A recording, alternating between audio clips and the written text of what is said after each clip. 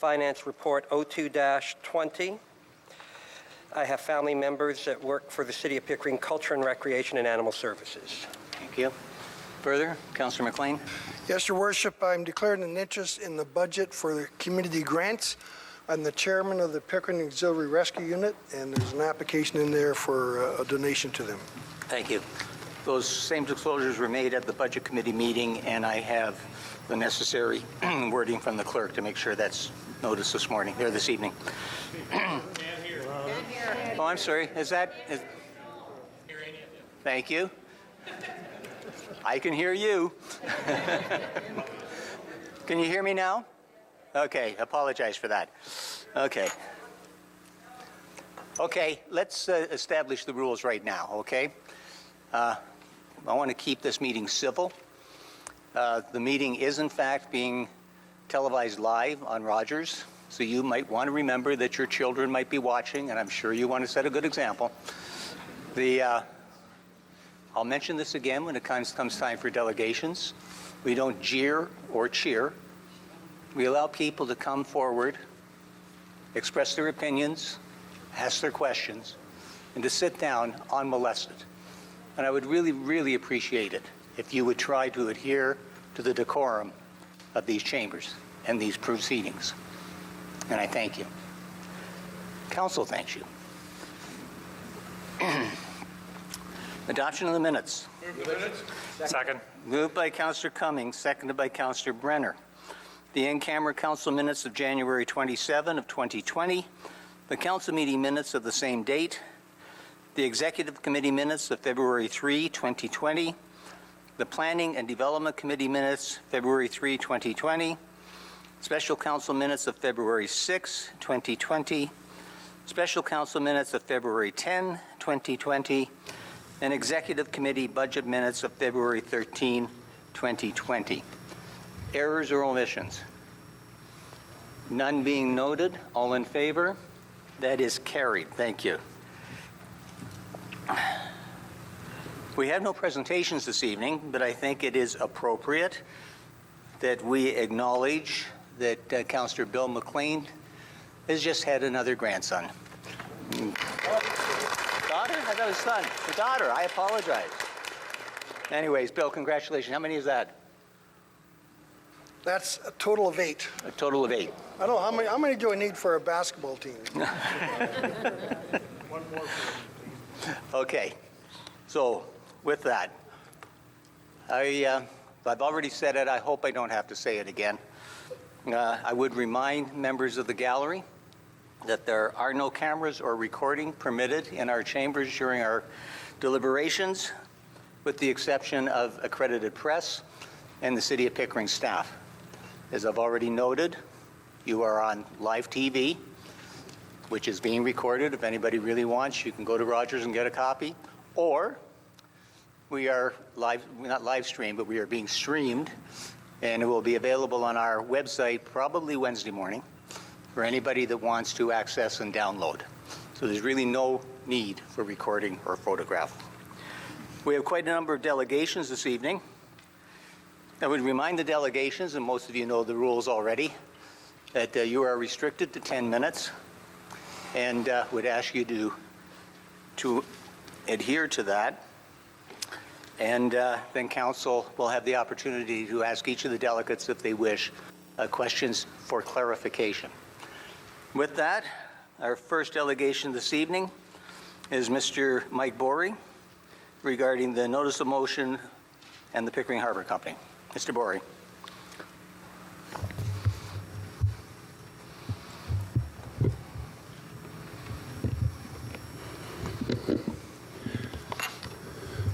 Hello, my name is Mike Bory.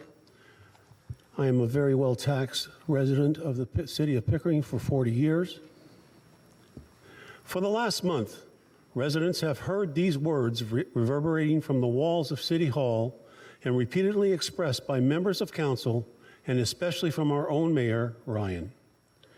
In an effort to change the atmosphere, deflect and distract from the current extremely negative backlash from thousands of Pickering residents surrounding the Pickering Harbor Company's proposal for two 23-story condominium towers located at the foot of Liverpool Road in our quaint nautical village.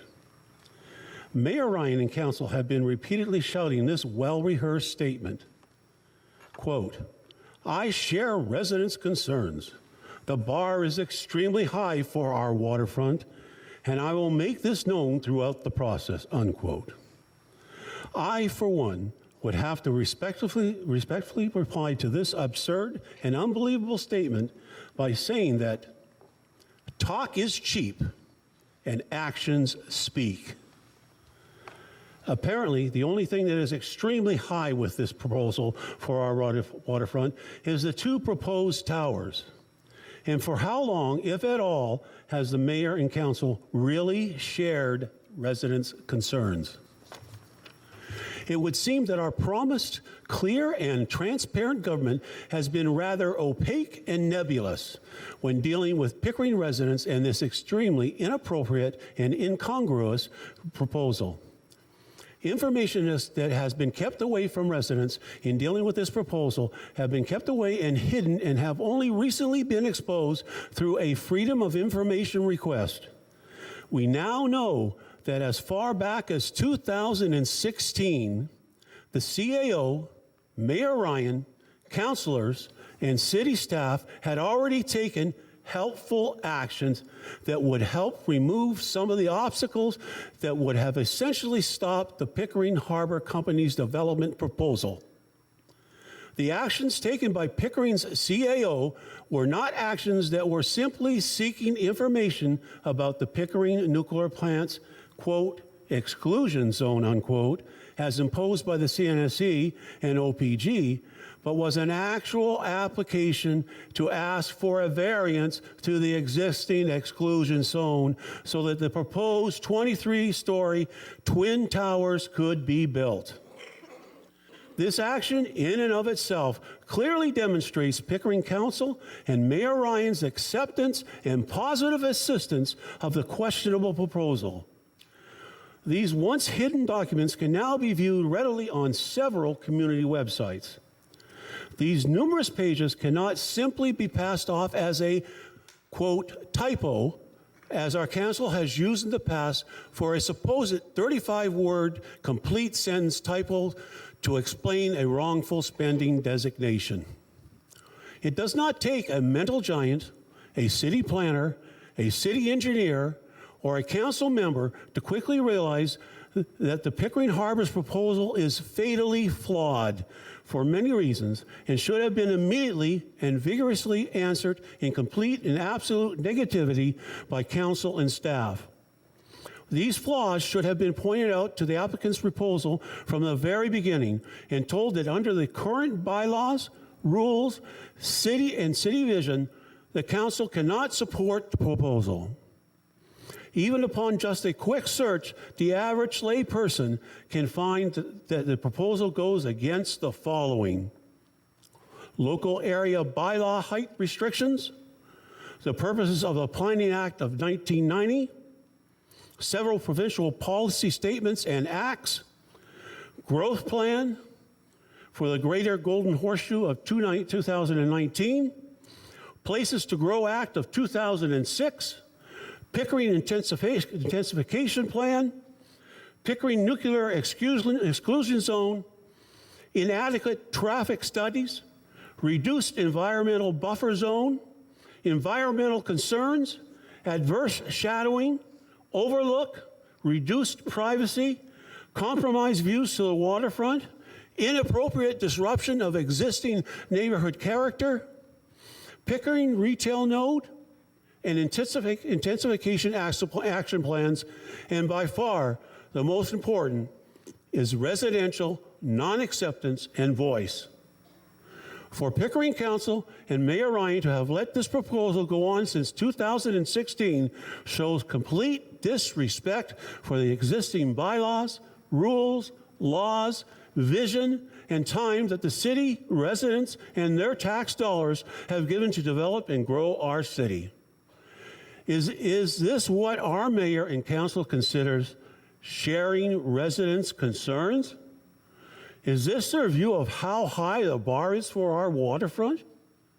I say never forget the actions and inactions of this council. To do so would only open the door to more of the same type of inappropriate and wrongful government.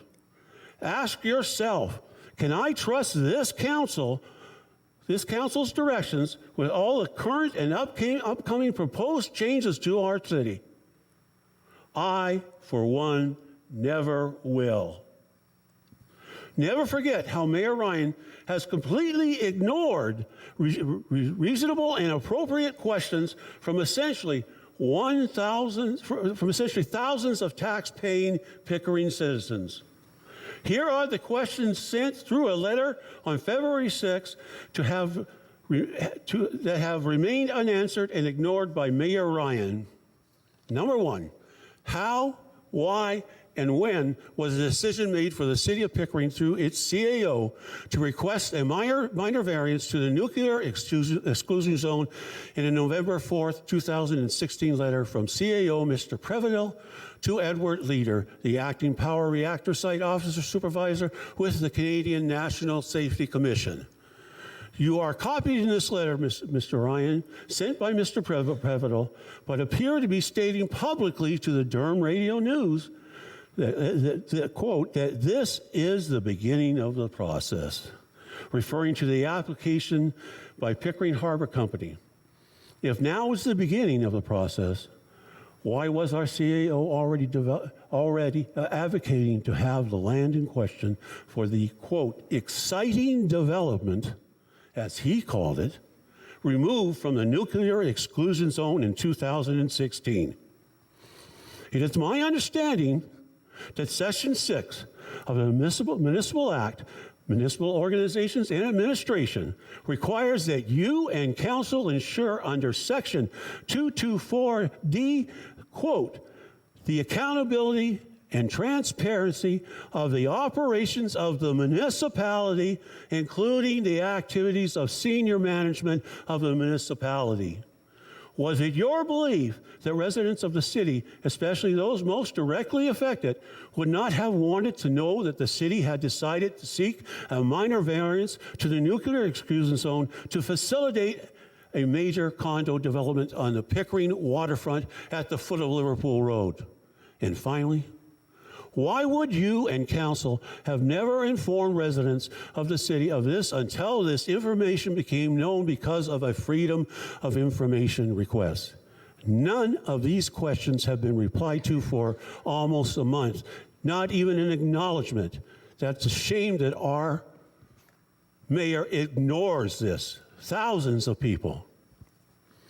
It is because of the already mentioned incidents and many unmentioned because of time constraints that I back the precedent-setting motion to be moved by Councilors McLean and Brenner. I do note it is a precedent-setting motion. Pickering residents must never forget the actions and inactions by Mayor Ryan and Council that has brought the city of Pickering to this point. Do not let their tactics of, quote, defer, deny, and deflect, and hope the voters forget, succeed. To do so will only guarantee that this type of inappropriate Pickering governance continues to repeat itself. I say, never forget. Mayor Ryan has lately said that it is the right of anybody that wants to make a proposal, and it's council's duty to consider all proposals. Mr. Borey, I have to ask you to wrap up, please. Sir? Council's duties? Yes, it is council's duties. It is also council's duties to note the bylaws and rules of the existing in the city of Pickering. It is also your job to say to somebody else, let them give their proposal, but you should step up and say, this is not what should be done in our city. Thank you.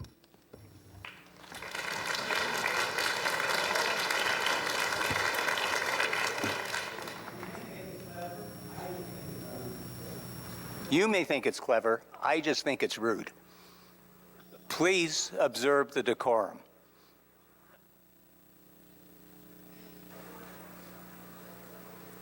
Philip Perrin, same topic.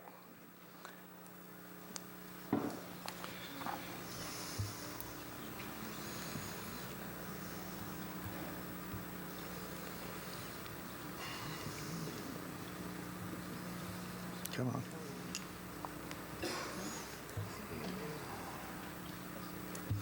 Not working. Your Worship, the Mayor, honorable members of council, I'm here to talk about the pros and cons of this proposed development. I was wrong in some of the things that I said factually. When I last spoke, I have done considerable research to ensure that doesn't happen again, and there's a fairer picture. To quote directly from what is on the City of Pickering site, the Pickering Harbor Company Limited is proposing a mixed-use development consisting of 2 buildings, having a height of 23 stories, containing a total of 498 apartments, with approximately 1,900 square meters, which is 2,500 square feet, of graded related commercial uses. The proposal also includes a total of 539 parking spaces for residents, visitors, and commercial uses. Okay. 498 units, 539, also for commercial uses. How many spots will be kept by for the retail uses, for the individuals and employees of those commercial uses? And yes, there's going to be some visitor spots. How many? And are there parking spaces for individuals visiting those businesses? They're going to be quickly used up. And there's 200 public spaces to serve the neighborhood. It looks like a definite addition of 121 spaces, as there were only 69, and I counted them, regular spaces at the waterfront, with 2 for mobility challenged individuals. I do not like the word disabled. Well, what about all the parking for the individuals who have boats down there, who are using the properties now owned by the city for parking, plus their guests? And very often boaters, we had a boat ourselves in Toronto waterfront, 36 feet. And yes, you like to stay on there for the weekend. And that's when the highest use is going to be. Plus, residents who have 2 cars in those towers will likely be using street parking and visitor parking. So that may have to be reviewed. Maybe there's going to have to be paid parking down at the waterfront. Another revenue source. And a revenue source, of course, for the city as it broadens the tax base a little bit and hopefully lessens any future rate hikes. Now, the talk of the 200 spots is a red herring, totally. It's called really an illusion. Because of the fact the city owns all that property down there, they would need to be complicit with the corporation to be able to sell that land to make this happen. The city could easily expand the parking area down there, could be have the marina be more efficient in the storage of boats. And I came from the Tawada waterfront. I know boatyards. And definitely even the structure which is being used by those members could be leveled, as there are other facilities available by the harbor for those members. And maybe the city could even add a skating rink, since we've recently lost a arena, and that would be of great benefit to the city and residents of Pickering. Now, going on, the directors of the Pickering Harbor Company Limited. The company was founded in 1877, which is impressive, and in 2009 was incorporated and has continued from that point. There are 5 members of the directorship listed on the major site, the corporate site. They're only required to have 5. 2 are from Pickering, or in Pickering, and they live well north of the 401 and Liverpool. And the others listed,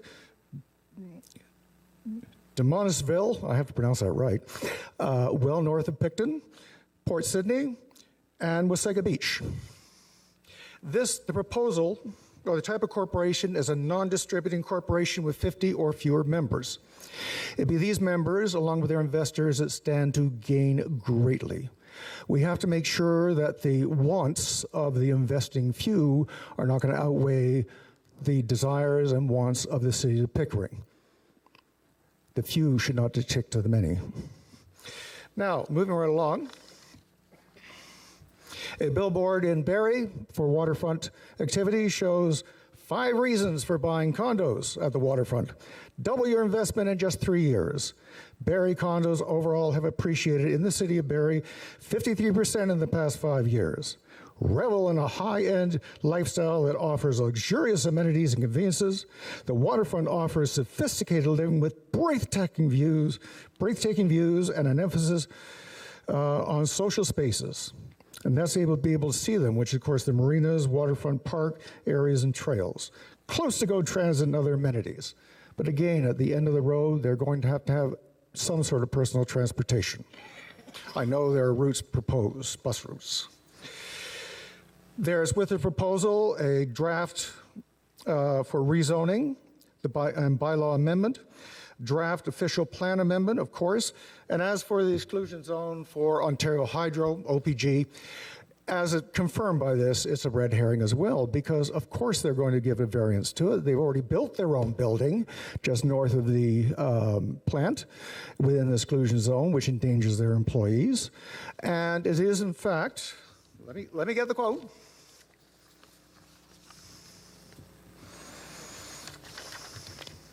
Oh, yes. Pickering Planning and Development Committee implemented that's another one. No, I didn't bring it. No, here it is. The city is responsible for implementing protective measures in the 10-kilometer zone around Pickering Nuclear Generating Station, of course, plus that exclusion zone, which includes the proposed development at 591 Liverpool Road. Amazing that's in there. And but don't worry, everybody will get their little pills, but it's the city of Pickering and the region that's responsible for safety. So that is going to go through. I have there are also some other proposals. A hearing into the controversial condo proposed near Pickering waterfront. Pickering Advertiser, Tuesday, August the 8th, 2019, by Judy Bobbitt. And there was a 6-day hearing in the controversial condo building proposed for Wharf Street in Pickering at Anland, with a decision reserved. Morgan, the developer, wants to build an 8-story condo building on 6 parcels of land on Wharf Street and Anland Street near the Nautical Village on Frenchman's Bay, while neighboring residents of the city oppose. Morgan's numbered Ontario company, et cetera, has an official plan to allow high-density residential zoning on the property for the 118-unit building. Regarding that, there was another story, 2018, Thursday, March 8th. New building height limits set for some Pickering areas. Pickering is working on ways to protect the city's established neighborhoods and is starting with an immediate restriction on the height of houses and being built in the Rosebank, West Shore, and Bay Ridges, our neighborhoods. Yes, I live down just off of Liverpool Road. Quote, thanks for getting this far this quickly, quote, Ward 1 City Councillor Maurice Brenner told staff. Very commendable. Brenner has long been pushing for building height guidelines for these neighborhoods, so it's no surprise that you are also supporting the motion, as is Bill. And by the way, that 9 meters equates to half an inch under 29 feet, and this particular building is proposed for more than 6 times that height limit. That is a concern.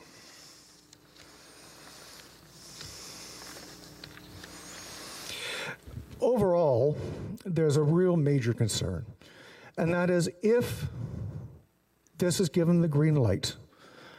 Council, I'm sorry, you're going to be giving away the current heritage and future heritage for this city, for the citizens of Pickering. Why? Because if you green light this one, how can you say no to other proposals? Mayor Ryan, you were absolutely right in saying that proposals need to be given a fair hearing, as by yourself and council, and I support that. And it has happened. It's done. Bill, the fact that you also support this, I was a little hard on you last time. When I talked about there's no redeeming qualities, you were agreeing with me all the way through, so I believe it to be genuine, as I do Maurice Brenner. And if you are instrumental, as you are now, in stopping this proposal, I'll be pleased to put a re-elect Bill McLean sign on my lawn. I don't put signs on my lawn, but I will this time. So overall, in giving the green light to those, now all the waterfront properties all the way along Frenchman's Bay, the lake shore, on the west shore. They're now open for grabs. And just like the city of Barrie, which gave city property to the developers to build a large row of condominiums, friends of mine actually live in one of them, was there Excuse me, recently. Mr. Perrin, I have to ask you to wrap up. Good, I'm just doing that. And just saying that things are remembered. Mike Harris is remembered for downloading and for the Walkerton fiasco and deaths. Diefenbaker was noted for one particular decision, and that was the Avro Arrow. That is his legacy. As Peter McKay said about Andrew James Scheer for not supporting the LGBT community, is a case that it would hang around his neck like a stinking albatross. I think that if this goes through, it will not be a dissimilar situation, and I mean absolutely no disrespect. Thank you. Thank you, Mr. Perrin. Questions of the delegation? Councillor Pickles? Thank you, Mayor Ryan. Excuse me, I just have a few. One, I just wanted to be clear. You said something about a green light for this project. You know there's nothing here in front of us tonight. Oh, I know. There's a motion to dismiss, which I absolutely support and I think is commendable. Okay. So- Second question is, you were speaking about the exclusion zone, and you said something about an OPG building or office. Yes. And at the same time, you went away from the mic to pick up a piece of paper. I didn't Oh, I'm hear sorry. Didn't hear your comment. Yes, it's at the base of Sandy Beach Road, and is a case as an OPG building directly north of the plant, and very close as a matter of fact, and it is within the inclusion zone, or disclusion zone, I should say, and in fact endangers those employees within that. But as I pointed out too, well, I'm going to leave that alone. I've already done that. So were you suggesting that's a precedent for exceptions to the exclusion zone? I didn't quite get the point. I noted that it has happened, and once it happens, how can you exclude others? And the harbor company would not be proceeding unless they were quite assured that they're going to get an exception. They're not going to throw away money. Third question, you referred to the Morgan proposal. I just Yes. wanted to make sure you're aware, you noted that council had refused that application. I looked that up as much as I could, and I couldn't see what the final result was, but I had to presume that it was rejected by council, particularly with the comments of Maurice Brenner. And again, but he's going to be back, because you greenlight this one, there are going to be other proposals for such buildings. And that is a certainty, and that's not a guess. That's not a guess on my part. You've gotten away from the question that I wanted to Oh, sorry, ask. go ahead. What I wanted to make you aware of is that I asked whether you are aware of this or not, but the refusal of that application came after a planning report and recommendation was submitted to council. Yes, and as I said, a 6-day hearing, the controversial condo building proposed for Wharf Street in Pickering has wrapped up, with a decision reserved on whether the development can go ahead. Thank you. That application was subject to a tribunal. Yes, thank you. And thank you, council, for rejecting that. Thank Any you, Mr. further Perrin. questions? Nope. Thank you. Thank you, Mr. Mayor, members of council, citizens of Pickering. Next delegation is Mr. David Steele. Same topic.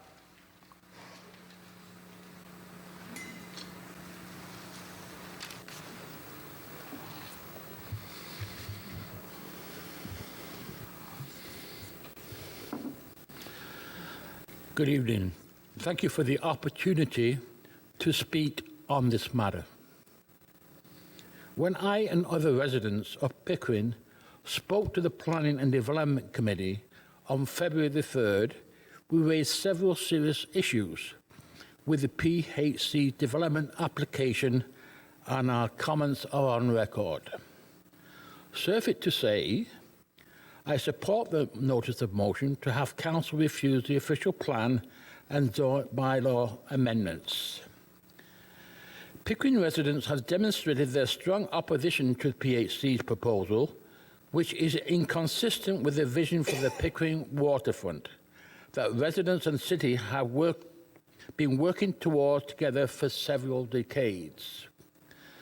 City policies in the official plan and zoning bylaw provisions were developed with residents' input and call for marina uses and a waterfront for all residents of Pickering. The PHC's development proposal is compatible with the city's OP and zoning. The city has developed a waterfront plan and Liverpool Node guideline that creates a vision for a nautical village, a people's place on the waterfront, ongoing marina activities, and a regenerated waterfront and French's Bay. The PHC's development proposal is detrimental to this vision. An OMB ruling from 2002, when the Liverpool townhouses were built with storefronts, they established, the chair of that committee hearing, that the marina boat storage lands were not to be used for any purposes other than for a marina and marina support users. That was the ruling from the chair of the OMB. This included boat storage and temporary related structures. The applicant was told early on by city staff in a meeting on January the 12th, 2017, that any proposal needs to be respectful of the nautical village and existing developments.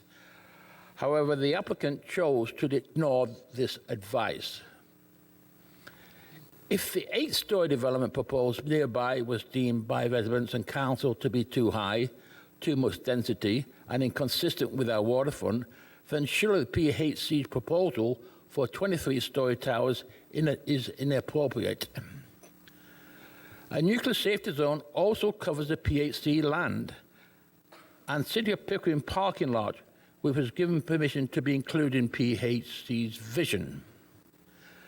Taxpayers contributed $9 million to the new entrance to enter French's Bay safely by boat.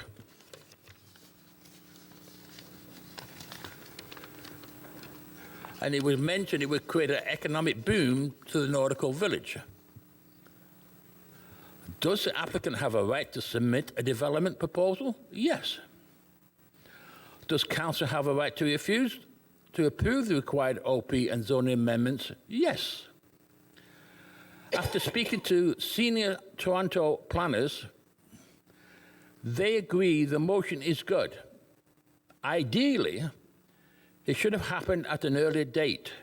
Perhaps City of Pickering procedures should be changed in that the developing their proposal to the planning department, who determine if the proposal meets present zoning and official plans, including interior growth management plan for Pickering. If it does not, then the planning department will recommend to council to object to the proposal. Council has an obligation to represent its residents and act in the public interest to protect our shared vision for our waterfront by refusing these amendments to the present zoning on PHC land. I would like you to consider going back to the French's Bay vision, the waterfront vision, and do a comprehensive study and bring it all up to date, what has been done and what has not been done, and where are we going. There's still lots of work to be done. On the other issue, I would like to think that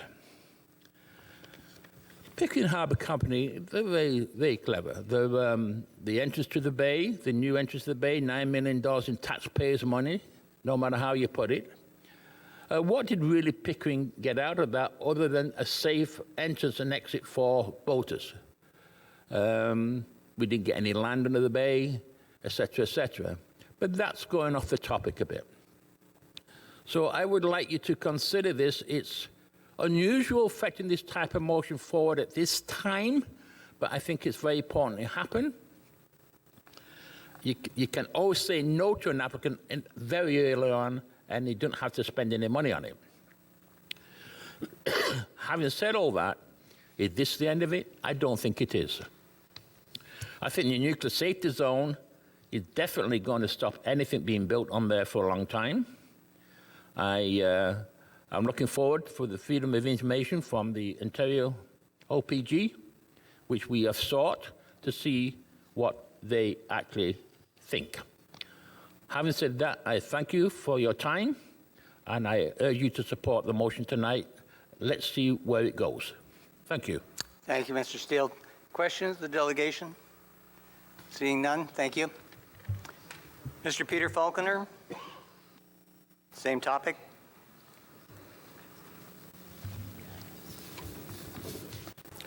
Mr. Mayor and members of council, my name is Peter Falconer. I'd like to thank Councillor McLean and Councillor Brenner for bringing forward this motion to refuse the application. Let me touch on a few issues from the last public meeting that we had on the Planning and Development Committee. Many residents raised concerns about the current traffic congestion on Liverpool and Bailey, where an additional 800 or perhaps more vehicles will simply compound that problem, particularly after an accident, say on the 401, or during an evacuation, such as the train derailments that have already happened twice in Pickering. Environmental experts identified issues around migratory birds, small mammals, and other wildlife in the wetlands. This is one of the only few places left for animals to live as nature truly intended. The 23-story buildings will devastate the entire aesthetic look of the Liverpool lakefront. It will significantly take away from the scenery that the waterfront trail is meant to convey to all residents. I strongly encourage council members to support this motion. Of course, this is not the end of these outrageous applications on our waterfront by developers. Developers are clearly driven by one thing, and that's pure greed. They don't live here and couldn't care less about the residents of Pickering. They want to build, sell for huge profits, and weasel out of any further responsibilities and move on to the next victim. This leaves the city and residents to pick up the pieces, such as additional roads that may have to be built or maintained, parking, and a host of other problems that will go with this. Council needs to permanently resolve this for the residents and future generations of people living in Pickering.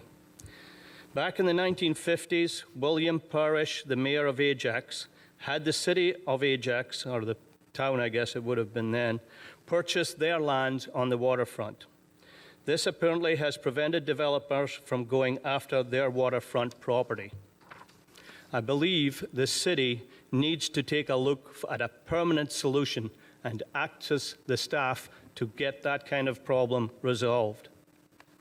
The waterfront and the waterfront trail is a jewel in the crown as showcased in the Pickering brochures. We must protect the waterfront from the hands of unscrupulous developers. Thank you very much. Thank you, sir. Questions of the delegation? Seeing none, thank you very much. Thank you. Next delegation is Mr. John Foster, Vice President of the Pickering Naturalists. Welcome.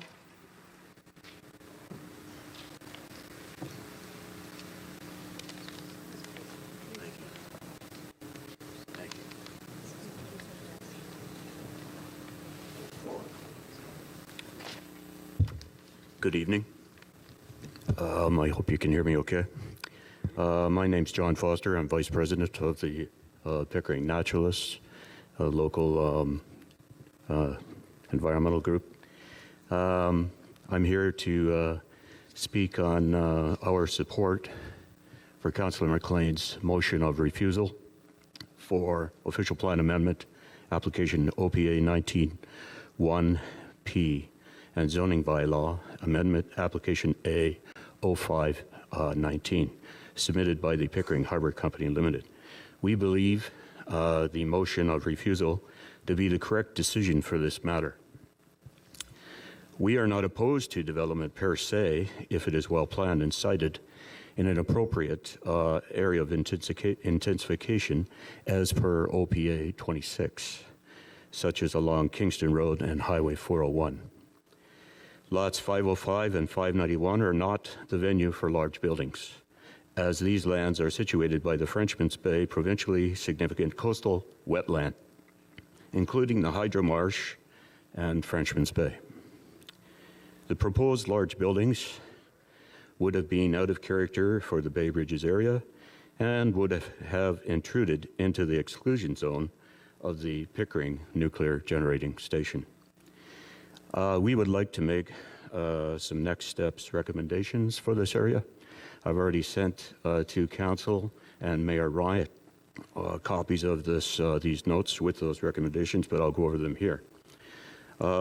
Maintain the present zoning of the Bay Ridges area such that large buildings, as were proposed for lots 505 and 591, so that these will not be built, and other buildings like them will not be built. Respect the views of the residents of the area by publicly stating that the City of Pickering does not support large-scale building development in the Bay Ridges neighborhood south of Bailey Street. Keep Lot 505 in the City of Pickering hands for parking into perpetuity. Continue to recognize that the exclusion zone around the Pickering Nuclear Generating Station is there for a purpose. It is there to protect the community that lives, works, pursues natural and recreational opportunities near the nuclear plant. Recognize that the area along the Lake Ontario shoreline is a proven migratory bird route used by many bird species such as peregrine falcons, bald eagles, and trumpeter swans. The same migratory pathway is also used by birds resident in the Hydro Marsh and at the marshes at the north end of Frenchman's Bay. We also suggest that you maintain a full 30-meter buffer where appropriate in the Frenchman's Bay provincially significant coastal wetland. Continue to maintain the 120-meter setback from the shoreline of Lake Ontario in the area of Frenchman's Bay, Millennium Square, and the Hydro Marsh. Also recognize how fortunate this city of Pickering is to have both the Frenchman's Bay and the Hydro Marsh, which can be used both as natural areas and for the recreation of the citizens of this city of yours. The city of Pickering must maintain the area's integrity for the upcoming future generations. Think about the removal of invasive plants and animals in the Frenchman's Bay provincially significant coastal wetland complex. There is an economic cost to the taxpayers of this city of Pickering by ignoring these invasives. Be aware of the heavy erosion that is occurring along the spit due to the high water levels of Lake Ontario. The erosion could cause breaks in the spit that would lower the environmental integrity of Frenchman's Bay and the Hydro Marsh. To prevent breaks and the great cost to taxpayers of the city of Pickering, the city would do well to preempt these breaks. Restore the waters of Frenchman's Bay such that people may safely swim there, sail and kayak there, and so that large fish may again exist in the bay, and that hiking and bird watching opportunities will continue around it. The area in the vicinity of Millennium Square, the Spit, the Waterfront Trail, and Frenchman's Bay, free of buildings, is aesthetically quite pleasing to the human eye and very photogenic. On an evening when there is a beautiful sunset, or when it is clear and the moon shines in the waters of Frenchman's Bay and or the Hydro Marsh, it is really quite beautiful. These values make the area popular. The citizens of Pickering are fortunate for this. On behalf of the Pickering Naturalists, I thank you, Mayor Ryan, councillors, and the City Pickering staff in front of me for the opportunity to speak to you this evening on this motion of refusal. Thank you, Mr. Foster. Excuse me, thank you. No clapping, please. Questions? Councillor McLean? Thank you, Your Worship, and thank you for... Sorry. Sorry. Yes. Thanks very much for your presentation. Could you talk a little bit about, you mentioned the Hydro Marsh and the Bay. Could you talk about a little bit about how its condition is today as far as its viability, its the life that it creates and the eco sensitivity of it? As of now, you mean? As of now, yes. There are a number of species at risk resident in the marsh. Some of these include the least bittern. They also include some of the rails like the sorrel and the Virginia rail. Trumpeter swans have only come back into the province in the last 15 years because of an introduction. They had been shot out by early settlers in the province, and they're now gradually increasing. It's a native bird in the province, so it's very sensitive to any environmental or developmental disturbances. Peregrine falcons have been nesting on top of the Pickering nuclear generating station. They use both the hydro and the Frenchman's Bay area for hunting. There's numerous plants in the marsh that are in danger because of plants like common reedgrass and yellow flag iris. These plants come in and displace the native plants. So it would behoove the city to actively pursue the removal of some of these invasives and thus increase the native plant diversity in both places. Also, you have 3 creeks coming into the north end of Frenchman's Bay. These creeks silt up in the north end of the bay and devastate the habitat for native plants, thus allowing the increase in amount of invasives that show up in the north end of the bay, and they also decrease recreational opportunities in the bay by decreasing places where fish can spawn, where turtles can lay eggs, and they reduce opportunities for people to go fishing in the bay. I hope that answers some of your questions. Yes, very, very well. Thank you. One other quick question, Your Worship. I'm not sure, did you mention, as you're aware, on the spit, the city's put a lot of money and effort into creating a monarch butterfly garden because of their endangerment. Did you speak about how these towers would affect, or was that somebody else that talked about that? The towers might affect the migration insofar as they would deflect the migration around the towers. Wind speed is increased around the towers and in between the two from a canyon effect. There would be construction debris. There would have been construction debris from the towers that might have denigrated this monarch butterfly habitat that you're talking about by covering it with construction dust and debris. Thus disallowing the butterflies to lay their eggs and reproduce. Also, the spit is eroding near the nuclear generating plants, and in one spot near one of the pagodas, you might want to do some armoring or amelioration of the spit so that it doesn't erode away and allow waters from Lake Ontario to go into the marsh. Thank you, Your Worship. Thank you, sir. Thank you, sir. Next delegate is Anne-Marie Guest, same topic.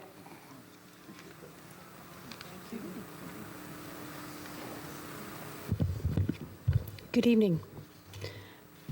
My name is Anne-Marie Guest, 1228 Charlotte Circle, Pickering. I live in Ward 2. I'd like to thank you for the opportunity to address City Council this evening regarding this development that's being proposed at 505 and 591 Liverpool. This development does not just affect neighboring neighborhoods, people in the residence. This development affects everyone at Pickering. We all use it. We all use this area. We use the boardwalk. Well, it's not a boardwalk anymore. It's a beachfront. It's now the lake washed out. We take our children to the park. We take our dogs down there. People have their boats down there. We use the restaurants down there. We come down on Canada Day to watch the fireworks.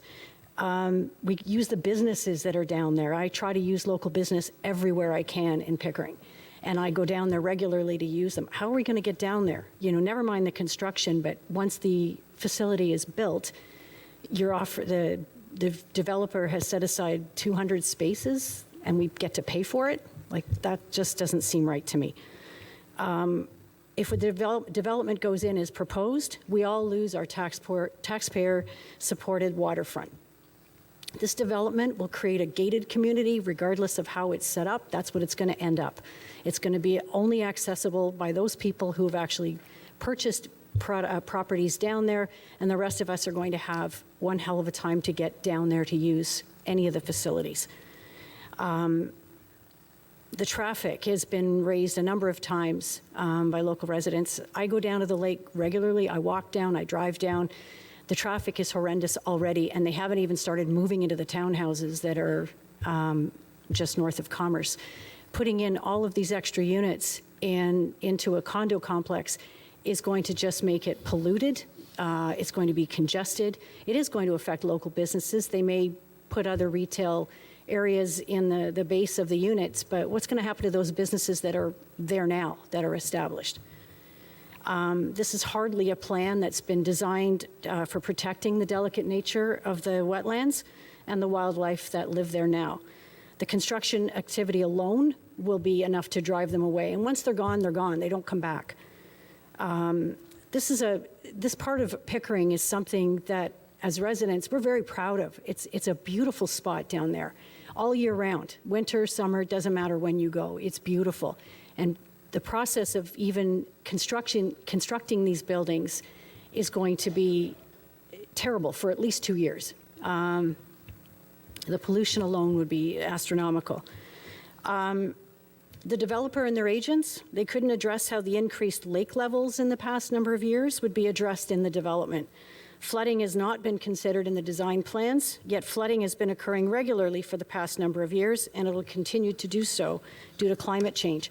I didn't see anything in any of the plans that addresses what's been considered for the water levels. At the public meeting, the open house on October 17th, representatives for the developer couldn't even answer how the protected wetlands would remain protected. They just said, we're working on that. We're going to have them protected. But nobody could offer any concrete plan for how that was going to be established. They couldn't even answer how the construction vehicles were going to have access to the building site. Those streets are so narrow, they can barely hold 2 cars as it is. I can't even imagine how you're going to get dump trucks and cranes and tractors and everything else down there. Now, the proximity of the nuclear power plant should have made this development a moot point. I didn't know until this evening about this letter from the city regarding the exclusion zone variance. But historically in Canada, exclusion zone sizing was conservatively set at 914 meters radially from the reactor building. The zone was applied to the power plant when it was constructed. And if the federal, provincial, and municipal authorities changed the exclusion zone, why was none of this made public? None of us knew of any of this. How is the entire development not in violation to the federal regulations prohibiting the building of residential buildings within the nuclear exclusion zone? Nuclear emergency readiness and response in Canada, it's a multi-jurisdictional responsibility shared by federal, provincial, territorial, and municipal governments and operators. Why has no preparedness plan been provided to the cities of Pickering related to this project? If there's an evacuation and you have all of these people heavily concentrated in one area, how are they going to get out? How are the rest of the residents going to get out? One car accident and that's it. Nobody's going anywhere. For this reason alone, even disregarding the impact to the environment, to the wildlife, and to the residents, and the other issues noted, the development should not be allowed to proceed. I sincerely thank Councillors McLean and Brennan for putting forth and supporting the motion to refuse the Harbour Company's application, and we appreciate that they've listened to and appreciate our concerns. Thank you. Thank you. Questions of the delegation? Seeing none, thank you very much. Mr. Sean Rickard, same topic.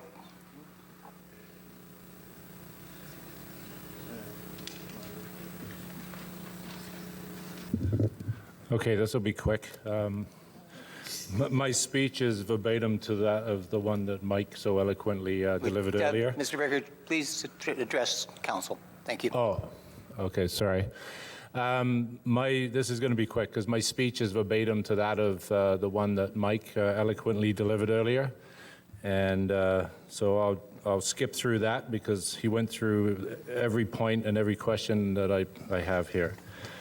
And but one thing I would like to do, I guess just to clarify for the public record, is there's a lot of people here tonight. And I was hoping that everybody could very quietly just put up your hands just to show how many here are against the proposal. Okay, pretty overwhelming. So I guess this is my final statement from my speech. As I said, you covered everything, or Mike covered everything on his end. But I would finally like to formally state to the public record also that I find the mayor's behind closed doors actions, intentions, and attempts to facilitate the development over the past 3+ years to be disgraceful, and his blatant disregard for the wishes and best interests of Pickering residents to be shameful. I'd like to go on to say thank you to Maurice Brenner and to Bill McLean for putting this motion forward. Thank you. Thank you. Questions of delegation? Being none, thank you. Mr. Caruso, Joseph Caruso, same topic.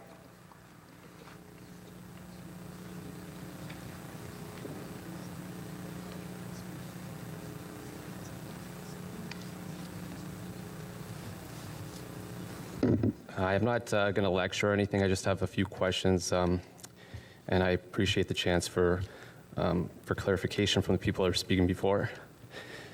So, having a young son, I worry about his future. If this proposal does go through, I just want to know if there has been a count of critical species of flora and fauna in the wetlands natural environment. If it does happen, will these critical species be transferred into another nearby similar habitat or destroyed during construction? If the proposed construction does occur, I wonder, will the lanes of Liverpool be extended to compensate for the extra vehicles going north and south on Liverpool to become 4 lanes to prevent congestion? And last, I'd like to know, will there be traffic lights put in place on Liverpool Road South, for example, Liverpool and Crosno, to assist vehicles and other pedestrians accessing and crossing the road safely? So again, I just have questions, just wondering if any of these have been reported, and you know, I did learn a lot from the previous people speaking, but these things go through my mind, and those are some things that I would like clarification on in the future. Thank you. Thank you, Mr. Caruso. Questions, delegation? Seeing none, Mr. Caruso, the answer to those questions, in fact, come through the planning report that we are awaiting from our planning professionals. Thank you. Thank you. Next delegation is Eileen Hayton, same topic.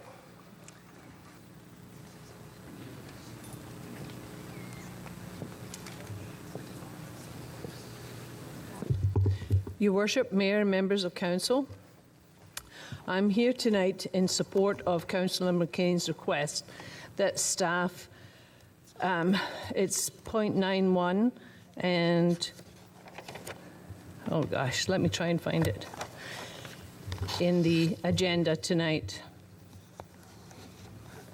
It's item number 3.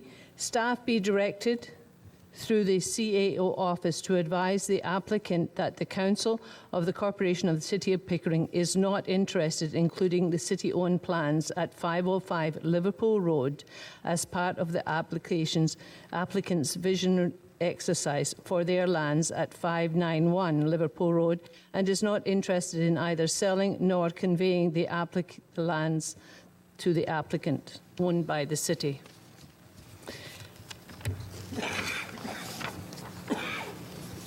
On reflection, this property within the nuclear exclusion zone is for sale. The purpose of the nuclear exclusion zone is public safety and restrict access to the nuclear plant. The hydro plant is closing. Discussions are underway with all levels of government as this process moves forward. I suggest that these lands in the nuclear exclusion zone are purchased by Ontario Hydro. The City of Pickering has been a good host to the hydro plant over the years.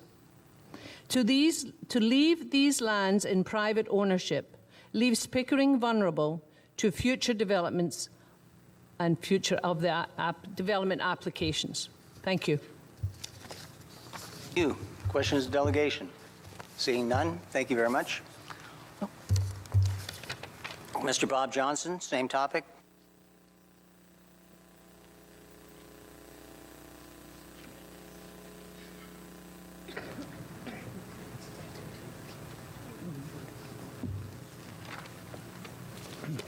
Thank you. I'm going to speak out of turn a little bit here in terms of Bill McLean's question regarding the health of the wetlands. I am a wetland biologist. Pickering has the Seton lands, has development in the north, has a casino, has an innovation, growth zones. These are all things that council has worked towards developing for the city of Pickering, yet we've ignored those wetlands and the waterfront. I know this isn't purely Pickering Council's responsibility. You must work with the Toronto Regional Conservation Authority, but with them, you can access infrastructure funds to maintain those wetlands in a good state of health. We don't ignore our roads, our sidewalks, our infrastructure. We repair those and keep them in a good state of health. We have, for 30 years, ignored the health of those wetlands and the waterfront. Unless this council takes some action and partners with those agencies are able to restore wetlands, we will lose that treasure that's on the waterfront by attrition. It doesn't take a lot of effort to maintain wetland function. We know the importance of wetlands in terms of wildlife habitat, water storage, water purification, and all those functions that are occurring on our waterfront and being ignored. Those are ecological services that have great costs to try and repair. It takes a little effort to maintain them in the state they are. Mr. McLean, I hope that helps answer your question. I have forwarded my comments previously to Council, so tonight I would like to spend a little bit of time appealing for Council to take action towards developing guidelines based on community expectations for an accessible waterfront. Otherwise, and as expected, private landowners will continue to maximize returns at the expense of public expectations, community standards, and existing official plans and zoning bylaws. We need to seek a lasting solution to these problems of continued development, or we'll be here time and time again over the next 10 or 15 years. I thank Councillor McLean for his motion. We have shaped the waterfront over time, and the waterfront has shaped us. This shared value has been expressed by all the delegations, comments at the microphone, 100 participants at 3 meetings, and 13,700 petitions. In witnessing the comments of residents, it becomes apparent that there is a convergence of shared values and expectations regarding the natural environment that maintains our waterfront. What are these shared values? For this or the Wharf Street high-rise developments, we heard clearly that we do not support high-rise buildings out of scale with the current nautical village and out of character with the open waterfront space. We do not support additional commuter traffic on Liverpool Road, our main street, and through traffic in surrounding neighborhoods that would result directly from this development or necessitating the linking of Liverpool with Sandy Beach through a designated wetland complex, roads that will disfigure and impact wildlife and wetland function. We want no disruption of our lake, beach, and natural heritage features celebrated by the city in its description of the Bay Ridges and West Shore communities. We do not want the sale or transfer of invaluable city-owned public lands or barriers to boating or lakefront recreation. This is what we do want. We want development along the waterfront at a scale that's keeping with the current nautical village. We want enhanced passive recreational activities and infrastructure support. We want reduced traffic to meet community safety standards, a protected wetland complex free of roads, and enhanced wetland function for wildlife, recreation, and water quality. We want clear guidelines for height and location that fairly guide developers to meet sustainability and community expectations. Our developers need to know up front what this community expects and what this council demands in their development proposals. We require a future-looking council that provides a waterfront community-based framework to guide future developments so that we do not need to have to react to every development proposal, a designated source of funds to purchase private lands so that they remain in public ownership for perpetuity. We understand the council must entertain all amendment applications, but one must ask why council would ever trade or sell existing land owned by the city of Pickering, allow exceptions to wetland buffers, and challenge residents' vision for preserving a publicly held waterfront. I would suggest that such misplaced density is a violation of public trust in Pickering's planning process. It violates a growth strategy that we have supported over several elections. Pickering has invested in a density corridor with urban intensification, along transit corridors and vibrant city facilities. Intensification along the lakefront belittles this planning strategy. This prime area for play and recreation will increase in value and should be accessible waterfront with natural features as outlined in Pickering's much heralded sustainability framework. Residents have expressed concerns over road access. Planners wish to link Liverpool with Sandy Beach. We need to provide transparency in where roads are built and details of their impacts on homeowners and wetlands in advance of any proposals for intensification. Not after, not as an afterthought, not because it is urgent, because there's so much growth that there is no place for cars or people or bicycles. We are proud that Pickering has maintained a human-scale waterfront in a natural heritage system in face of the growth of 4 million people around us. We have retained our neighborhood character and sense of identity, partly because of the unique landscape that defines us. One can stand on the lake shore and view an unaltered, human-scale landscape from Ajax to the Toronto boundary at Rouge River wetlands. No built structure south of Bailey dominates the natural features on this landscape. We ask you to share our vision that promotes a cohesive guide as to what is appropriate in keeping with community standards and to ensure decision makers and planners are not out of step with community expectations. The communities of West Shore and Bay Ridges are guardians and stakeholders of Pickering's waterfront. It is not us. If not us, who? And that helps define a further role for council in our sustainability and stewardship committees. We have committees that can define those community standards existing in this city. Indeed, it is not enough to share a vision. We further ask that in consultation with lakefront communities, you develop specific guidelines to protect the landscape that defines West Shore and Bay Ridges. It is not an accident that both communities have aquatic features as their namesakes, Bay Ridges, West Shore. We ask that you support this motion to reject, and this is important, all future development projects that are out of scale to our communities and waterfront neighborhoods. Without a council-approved plan, we will return year after year to debate issues that do not conform to master plan and community values. I urge council to consider using casino and infrastructure grants to purchase lands to support low-impact recreation, such as boat launches, dragon boat activities, boat storage, and maintain a natural feature-based waterfront that promotes wildlife conservation and passive recreation. These comments should not be viewed in the context of individual views, but provide a framework to be used to provide future community developments. Dare say, not to just guide, but to ensure our community's core values are realized through council planning designations and not altered through exemptions on a case-by-case basis. Ajax has recognized the importance of this healing environment. As quoted in the News Advertiser in October of last year, they reported the unveiling of a sign in honor of William A. Parrish, Ajax's third mayor, in recognition for his vision in preserving the waterfront that continues today. His son, the former mayor of Ajax, went on to say, "My dad felt passionately that the waterfront shouldn't belong to those who had power and money. It should belong to all the people." This vision included protecting the waterfront and assembling waterfront lands as a lasting legacy. It was not just a legacy on the ground. It's a cultural legacy. It's now part of our DNA. He went on to say, "No politician would ever think of developing the waterfront."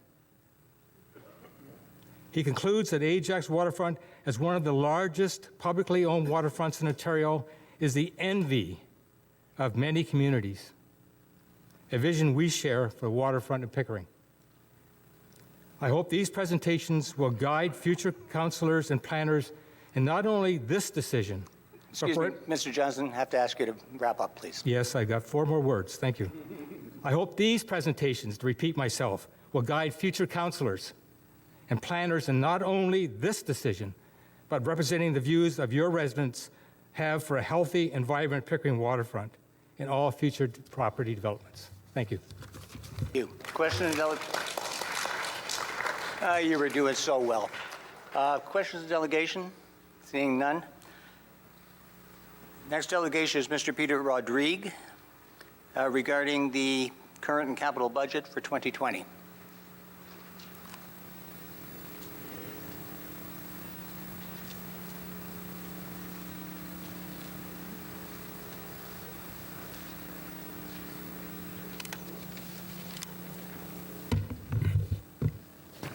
Good evening.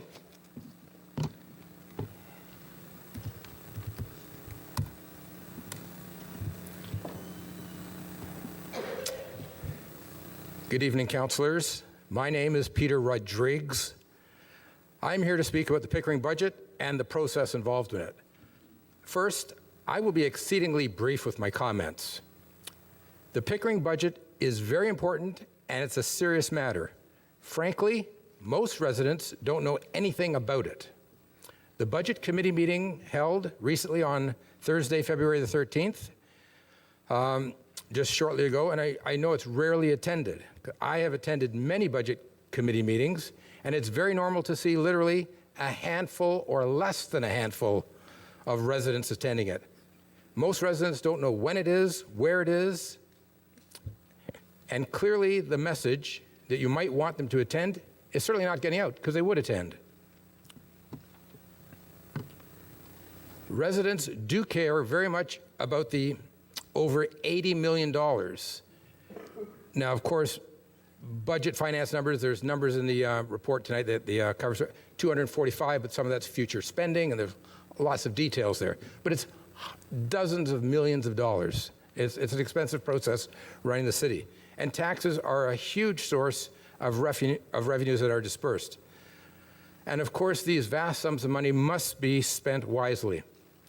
I have spoken with residents, and they would like a transparent and informative process. How can this be achieved?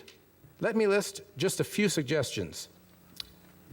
Have a pre-budget public information session, or more than one, to outline plans and explain budgetary issues with questions and answers from residents. And this should be published as well, at least in summary form, so people can get a grasp of what it means. They can't be instant experts, but you can sure give them some insight into the process and what's involved and the factors you have to weigh against each other. Also, to ask for input from residents about what their desired priorities are. Ajax has done this. They actually do it on their website.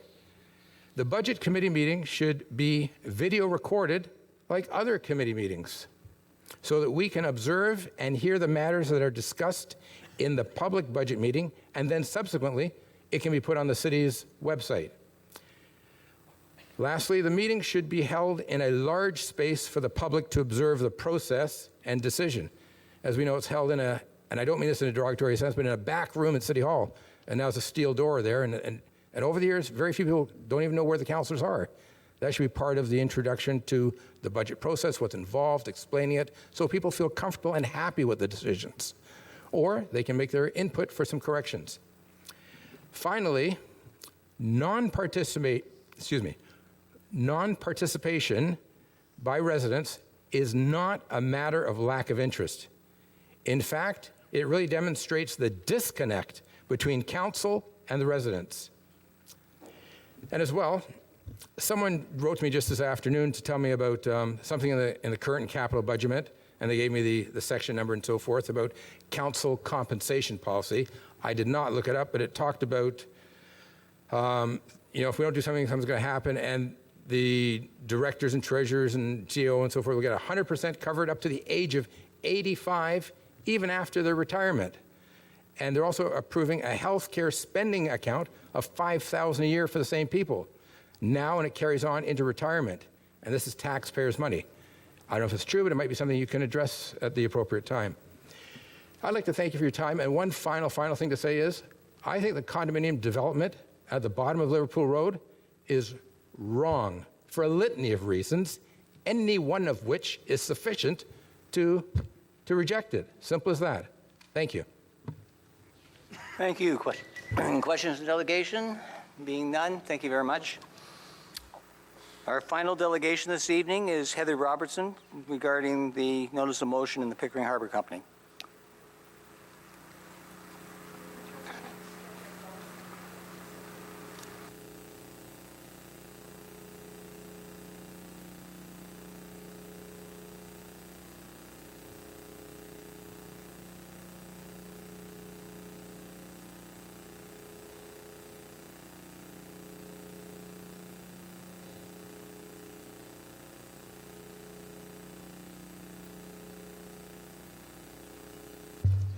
Gentlemen, thank you for your patience and letting me get down here. I'm just getting over a cracked fibula.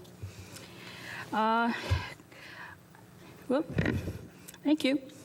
I have a thing that I had saved from the Star from April 27, 2019, and it's about the mayor of Burlington talking about being wary of high-rises.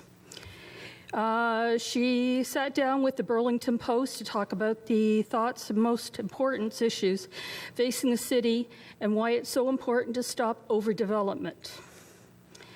And one of the other paragraphs goes down, with everybody saying with the condos, they're going to be affordable. And her quote back was, "We're promised affordable housing. We don't get that. We're promised it will attract young people. We don't get that. We're promised it will be good for business and and in fact, it's bad for business." And then she goes on to say, one of the common arguments with favor of more high-rise construction is that it helps check the well-known and seemingly ongoing escalation of housing prices. The simple idea being that greater supply in units will cause a decrease in demands and thus decrease price overall. Of course, we all know that's wrong. And that hasn't really played out in reality. In the past few years, even the cheapest units in Burlington, I'm sorry, I'm using Burlington as an example, new builds this is in 2019, are in the high 300,000s, and we know it's just gone up in 2020. And it just keeps on increasing. We won't see the end of that for sure, unless we had a financial advisor who told us by 2030 that the market is going to drop out of the housing market. And you get new high-rises popping up all over the place. She compared them to dandelions. A new one wants to pop up beside it, and then it gets just a domino effect. And I'm just conclude that basically we have to be wary of where high-rises are being placed.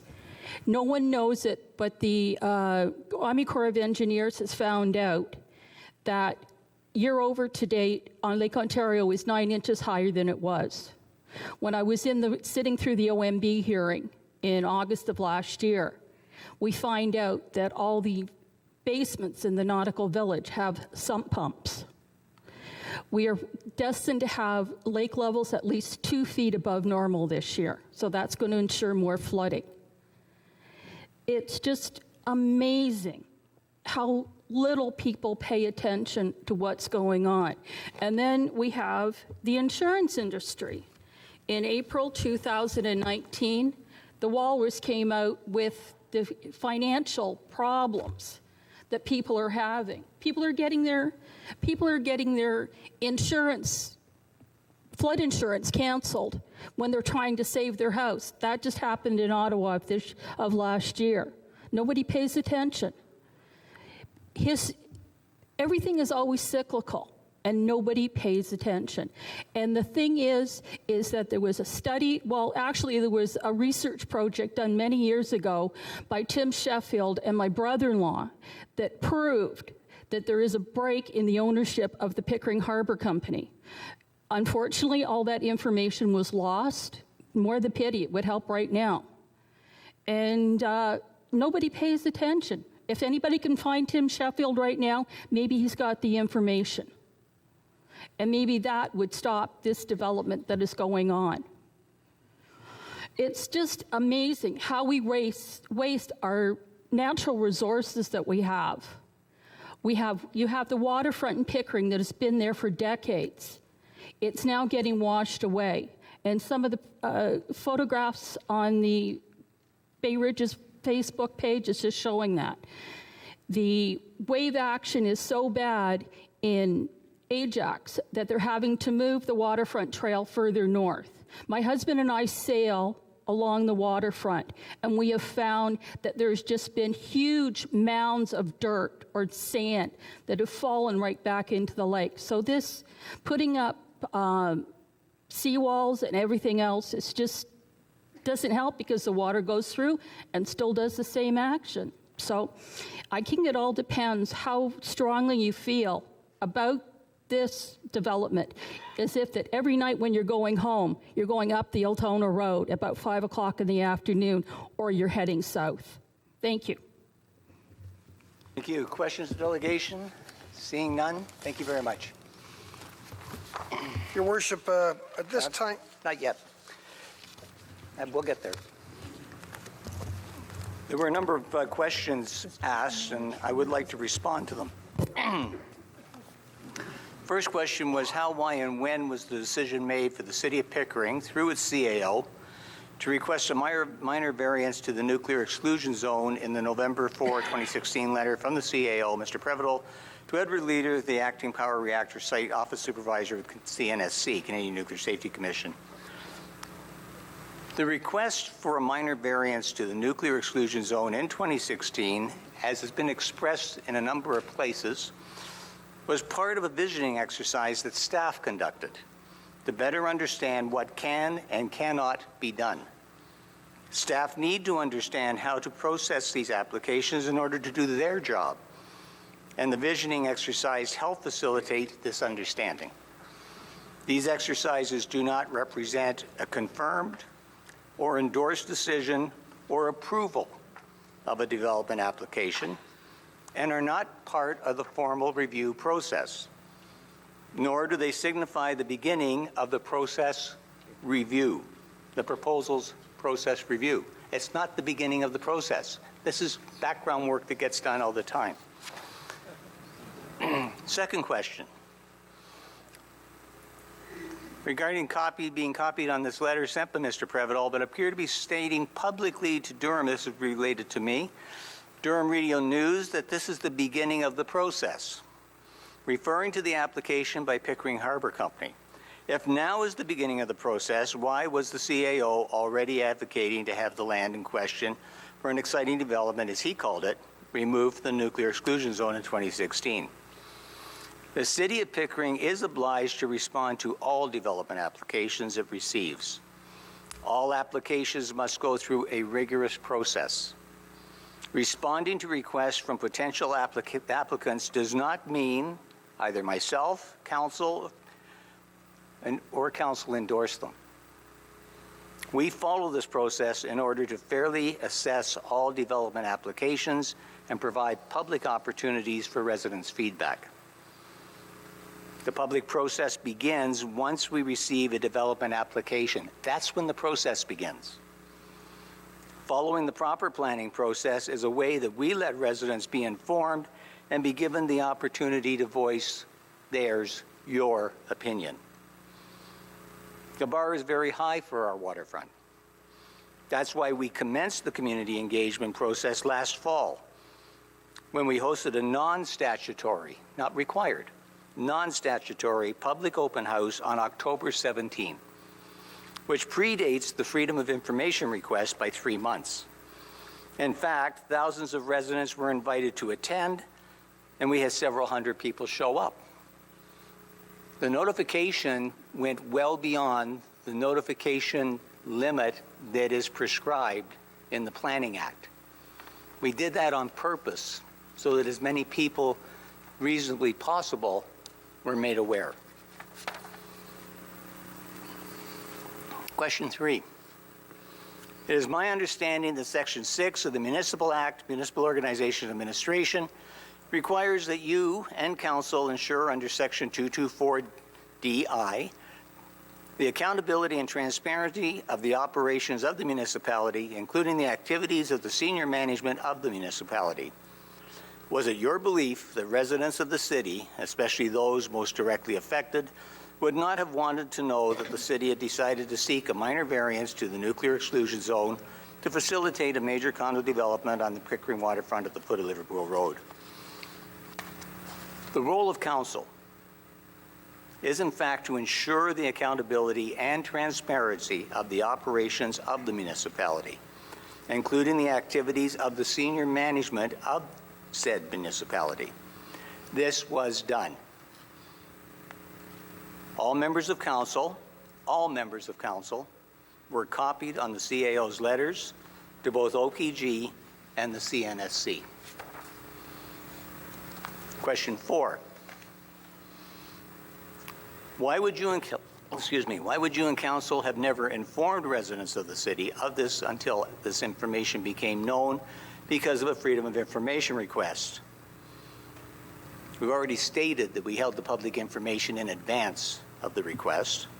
And again, the request for a minor variance to the nuclear exclusion zone in 2016 was part of a visioning exercise, an exploratory dialogue between our professional staff and outside agencies, which is commonplace.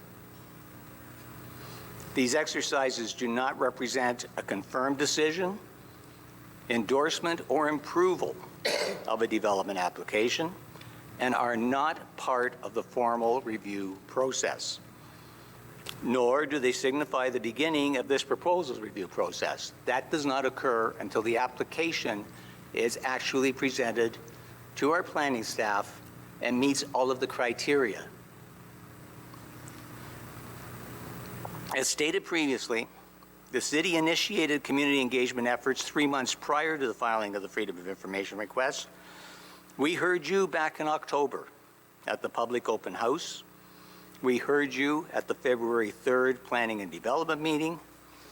We've heard you this evening, and we will continue to hear you. And thank you for listening.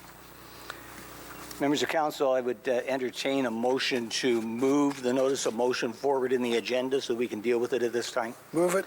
Moved by Second it. Councillor McLean, seconded by Councillor Brenner. Simple majority, all in favor? That's carried, thank you. The notice of motion. Don't read it all. The notice of motion. Moved by Councillor McLean, seconded by Councillor Brenner.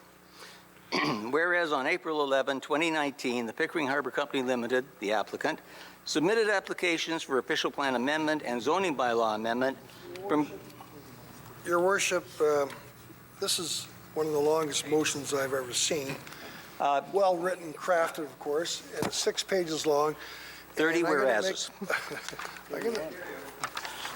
I'm going to make a motion to dispense on the reading of it, maybe just the operative. Okay, moved to dispense by Councillor McLean, seconded by Councillor Cumming. We'll skip to the operative.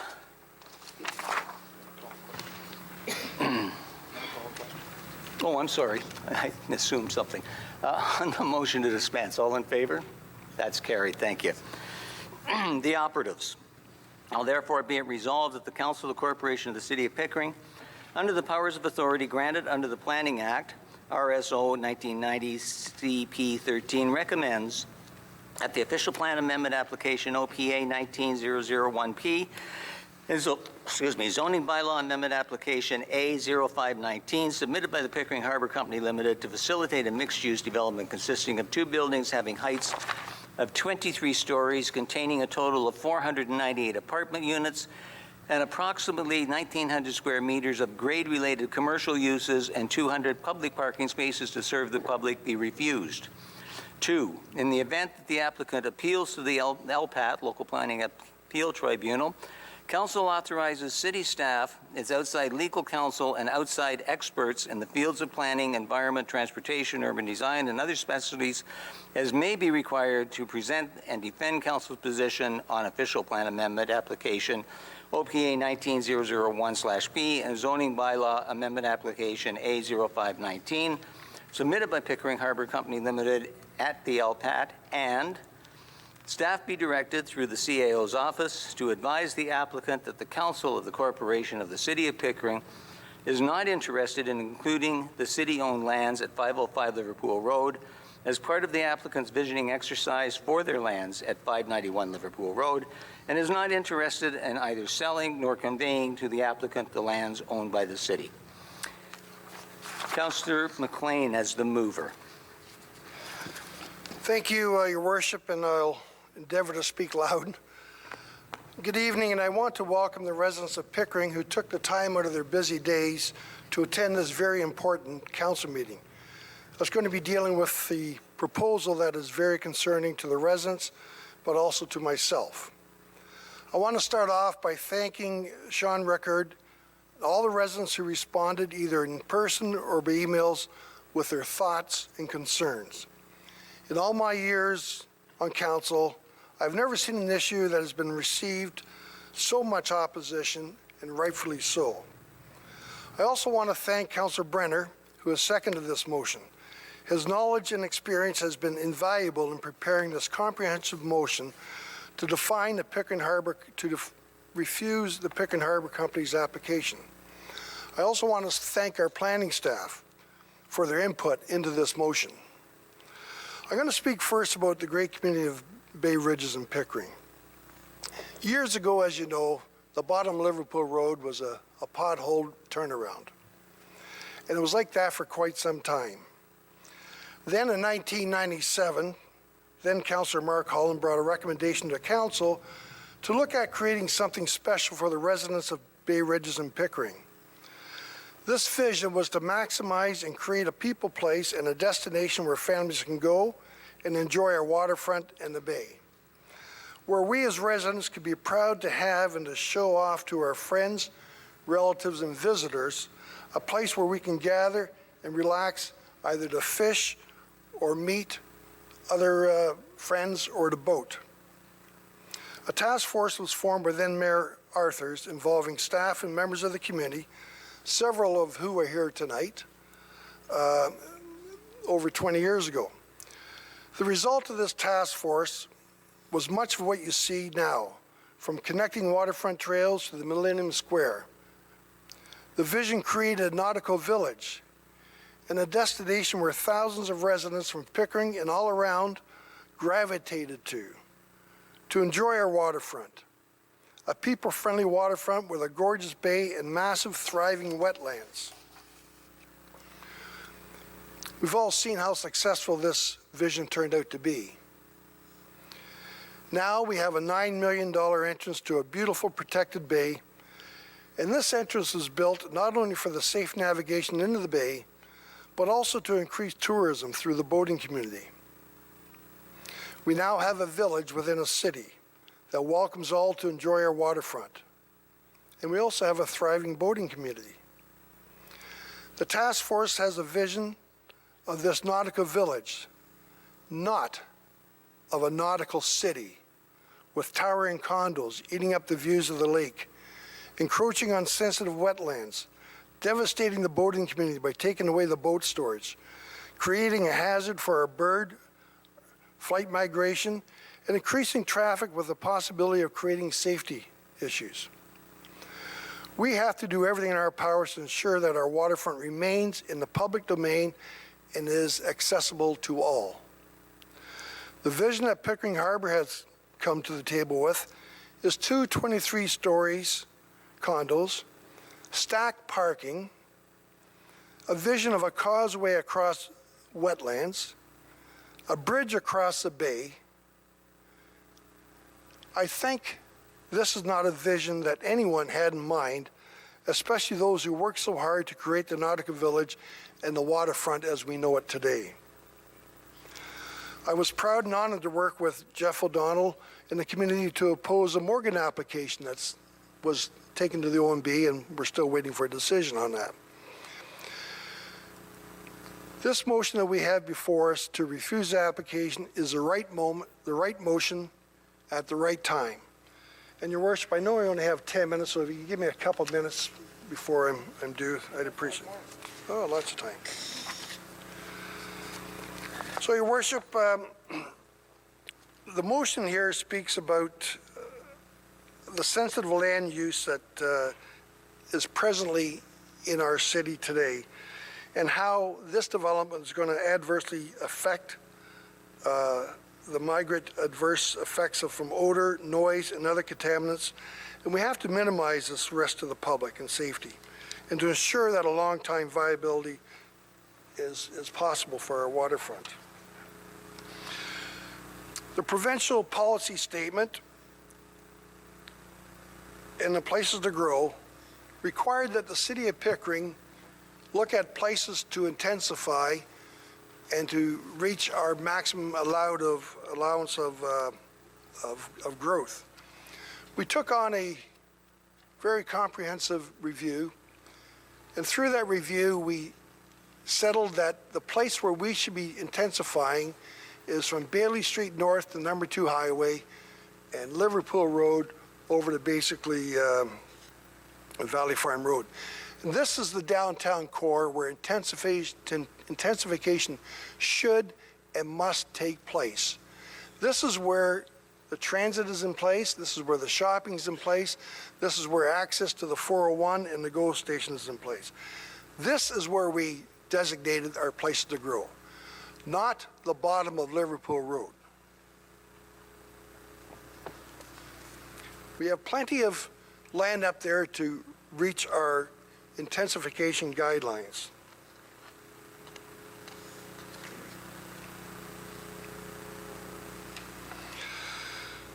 As you know, our city center and our mixed-use corridor are areas where growth will take place and where it should.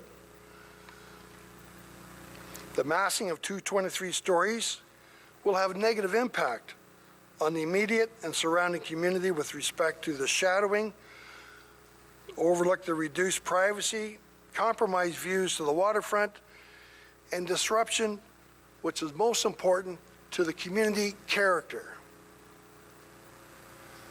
223 stories or an 8-story does not fit into the community character of our city. Also, this addresses the nuclear exclusion area where permanent dwelling units, are specifically prohibited to be located within the federally regulated nuclear exclusion zone. No permanent structures are allowed in that area, and that encompasses this whole application. This application, as I mentioned, is not consistent with our growth and our intensification, and it affects public health and safety, and it does not conform to the policy of growth management. This process, Your Worship, in my mind, has been very fair. We've talked about having a public meeting in October where we sent out letters to everybody in Bay Ridges to inform of this application. We had a great response at the October meeting and another great response in February. We're not fast-tracking this, Your Worship. This motion speaks to all the negative growth issues in regards to this project. And I request that every member of council support this motion to refuse the application. In my mind, if you don't support refusing it, you're endorsing it. I wouldn't, Your Worship, want to see this referred. The motion that Councillor Brennan is going to speak more on is the process of it. I wouldn't want to see this motion referred to another date. It has all the ingredients in here to defend the refusal of this application. It has all the ingredients in this motion to be defended at an OMB or a community appeals meeting. This council did not support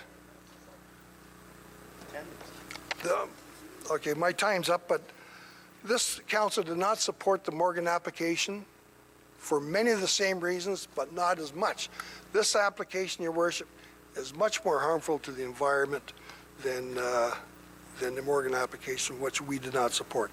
So in conclusion, I'm going to turn it over to Councillor Brennan to go into more details on the planning principles and the process. And Your Worship, I will be calling for a recorded vote on this. Thank you. Thank you. Please.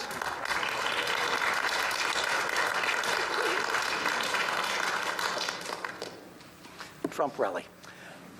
Councilor Brenner. Thank you very much, Mr. Mayor, and I'd like to thank the public for coming out again this evening. Your input is valuable. I want to start off by saying that this was not an easy motion that Councillor McLean and myself wrote. There's a lot of technical information in it. But that information came from our own planning department. It came from the information meeting that we all had copies of. It came from information that was provided by commenting agencies. Our staff had an opportunity to review that notice of motion. I'm not going to lie and say they endorsed it because their preference would be to allow them to write a refusal, and I'm going to use my own to write their own refusal report or whatever report they would bring forward. But what's interesting is that while I respect what our staff would prefer, the Planning Act is really clear. The process under the Planning Act does not require a planning report with a recommendation. It requires a statutory period of time for circulation. It requires a statutory public meeting. It requires an open house as part of that meeting. And it requires an opportunity for the public, the applicant, and anyone else to attend meetings when the matter is being discussed. Some 700 plus communications went out for tonight's meeting through our city clerk, planning department, and myself from Councillor McLean and myself to ensure that everybody who had an interest in this application, including the applicant, was aware that this was coming forward.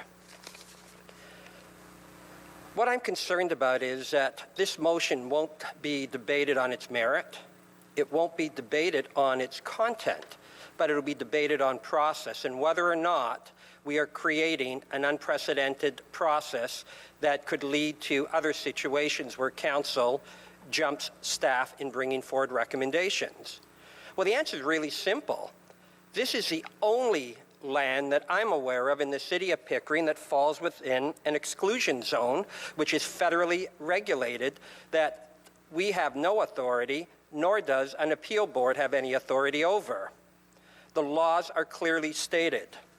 In fact, even if I remove my own bias for why we should not be adopting this recommendation, the Planning Act states very clearly that the purpose is, and I'll just read the relevant section, to integrate matters of provincial interest into provincial and municipal planning decisions by requiring that all decisions be consistent. And that's the key. Be consistent with the provincial policy statements and conform, not conflict, with provincial plans. So this isn't a discretionary. Everybody on this council would have to agree. The application does not conform. It does not conform because it creates a potential human-made hazard that's defined under the provincial policy statement. The OPG report itself, letter that was submitted as part of our information meeting back in November the 19th, clearly states that the proposal is premature. Clearly states it is in conflict with the provincial policy statement and policy directions under the Province of Ontario and the Planning Act. It talks about, the Planning Act talks about the role of municipalities. When they talk about that, they're talking about the role of the decision makers, the elected bodies that you elect as public. And one of the key things is to ensure that planning decisions and planning documents are consistent with the provincial policy statement and conform or do not conflict with provincial plans. Why am I reading it again? Because it's paramount to understand that this motion tonight is based on sound planning arguments, sound planning principles. A good person who I highly respect once said, sometimes you need to crayon outside the lines to do the best for the municipality. Members of council, this is really what's best for the municipality tonight. We're collectively riding on ensuring that the public has trust in us and has trust in our decision-making ability. Yes, there's a perception that it got off on the wrong foot. I'm not going to go backwards and try and defend or not defend how we got here. But one thing I do know for sure, it is in the best interest of this municipality, the public, the trust that the public has in us, to make the decision tonight to refuse this application. It's not a slight on our staff, because I'm sure that our planners, who are highly educated in planning principles, ironically would probably be bringing back pretty well the same recommendations that they actually had input into. When I first drafted the motion, it was 4 pages. With their input in terms of planning principles and ensuring that we dotted every I, we crossed every T, so that we could withstand any appeals, it's now 6 pages. When I sent it to all members of council, when it was finished, along with out to the public, I wanted to ensure that you had at least 2 weeks to read the content, not to make a decision because you feel that our staff had been slighted or we broke a process. I do understand that. And I do understand our desire to never interfere with our experts that we pay a lot of money to in terms of planning. But this is unique and it's different. There are no other lands that I'm aware of that would ever dictate a resolution of this nature to be brought forward. There is no likelihood, it is impossible, that this matter could succeed, even if you remove the intensification concerns and that it's contrary to our intensification in our city center. Even if you remove that it's contrary in terms of issues of traffic. Even if you removed the places to grow as it relates to the Highway 2 intensification. You could never remove the exclusive zone and exclusion zone that OPG and the federal government designates for a reason. Assuming for a moment that the motion that we passed previously, that the earliest that OPG could decommission, and that's the earliest in terms of radioactive waste on that site, is 2034 and beyond. OPG is asking for a deferral on decommissioning. We don't know if they're going to get it or not get it, but we do know best case scenario, it's still premature. Worst case scenario, in terms of a longer decommissioning process, this would go well into beyond 2045, 2050. The legislation is clear, and we are been mandated under that legislation. It is not our planning staff who have that decision-making power, members of council, it's us. And that's why I'm urging members of council, as Councillor McLean, let us move on. We have so much to do, so many challenges in the city. We've got our city center project and making sure that we can materialize a legacy for our future. It's interesting because when we did the Verizon or the Verain motion that I also wrote, it wasn't a planning report that talked about the future of a community in Northeast Pickering. It was members of council that voted on it. When council took the position pertaining to our innovation corridor, and we talked about an airport, it wasn't a report from the federal government with a business case we relied upon. It was a position and decision of council. No matter what we agree on or disagree on, I believe that all members of council do believe that this proposal is not in keeping with the City of Pickering's vision. It's not in keeping with the vision of the community, and it certainly is not in keeping, I believe, with the vision of this council. Let's put it to bed. Let's move on. We have so many challenges, and let's move forward cooperative with the community tonight and again, rebuild our level of trust and confidence in the decision-making of this council. This is a one-off. That's all it is. It's not a pattern that's going to be used over and over again. I've been involved in politics for over 25 years, 21 prior, and then the 4 years I've now been back. In 25 years, I can tell you, if I could have moved a motion like this, there's lots of development that I would have to kill it, but it would have been wrong. But this is the right one to move that motion for, and to move outside the realm of the planning staff and bring closure to something that the community really needs to close the chapter on tonight. Thank you very much, Mr. Mayor and member of the council, for listening.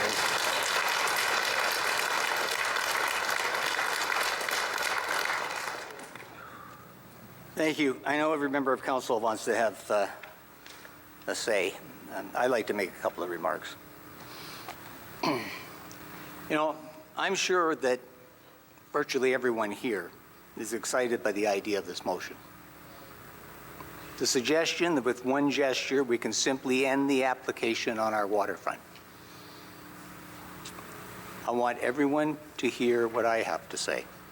You are being led astray. This motion is little more than political opportunism. This motion is possibly so short-sighted, it would actually achieve the exact opposite of what it sets out to accomplish. Ladies and gentlemen, with respect, I've listened to Councillor McLean as you have, Councillor Brenner as you have. I would ask that you now listen to me.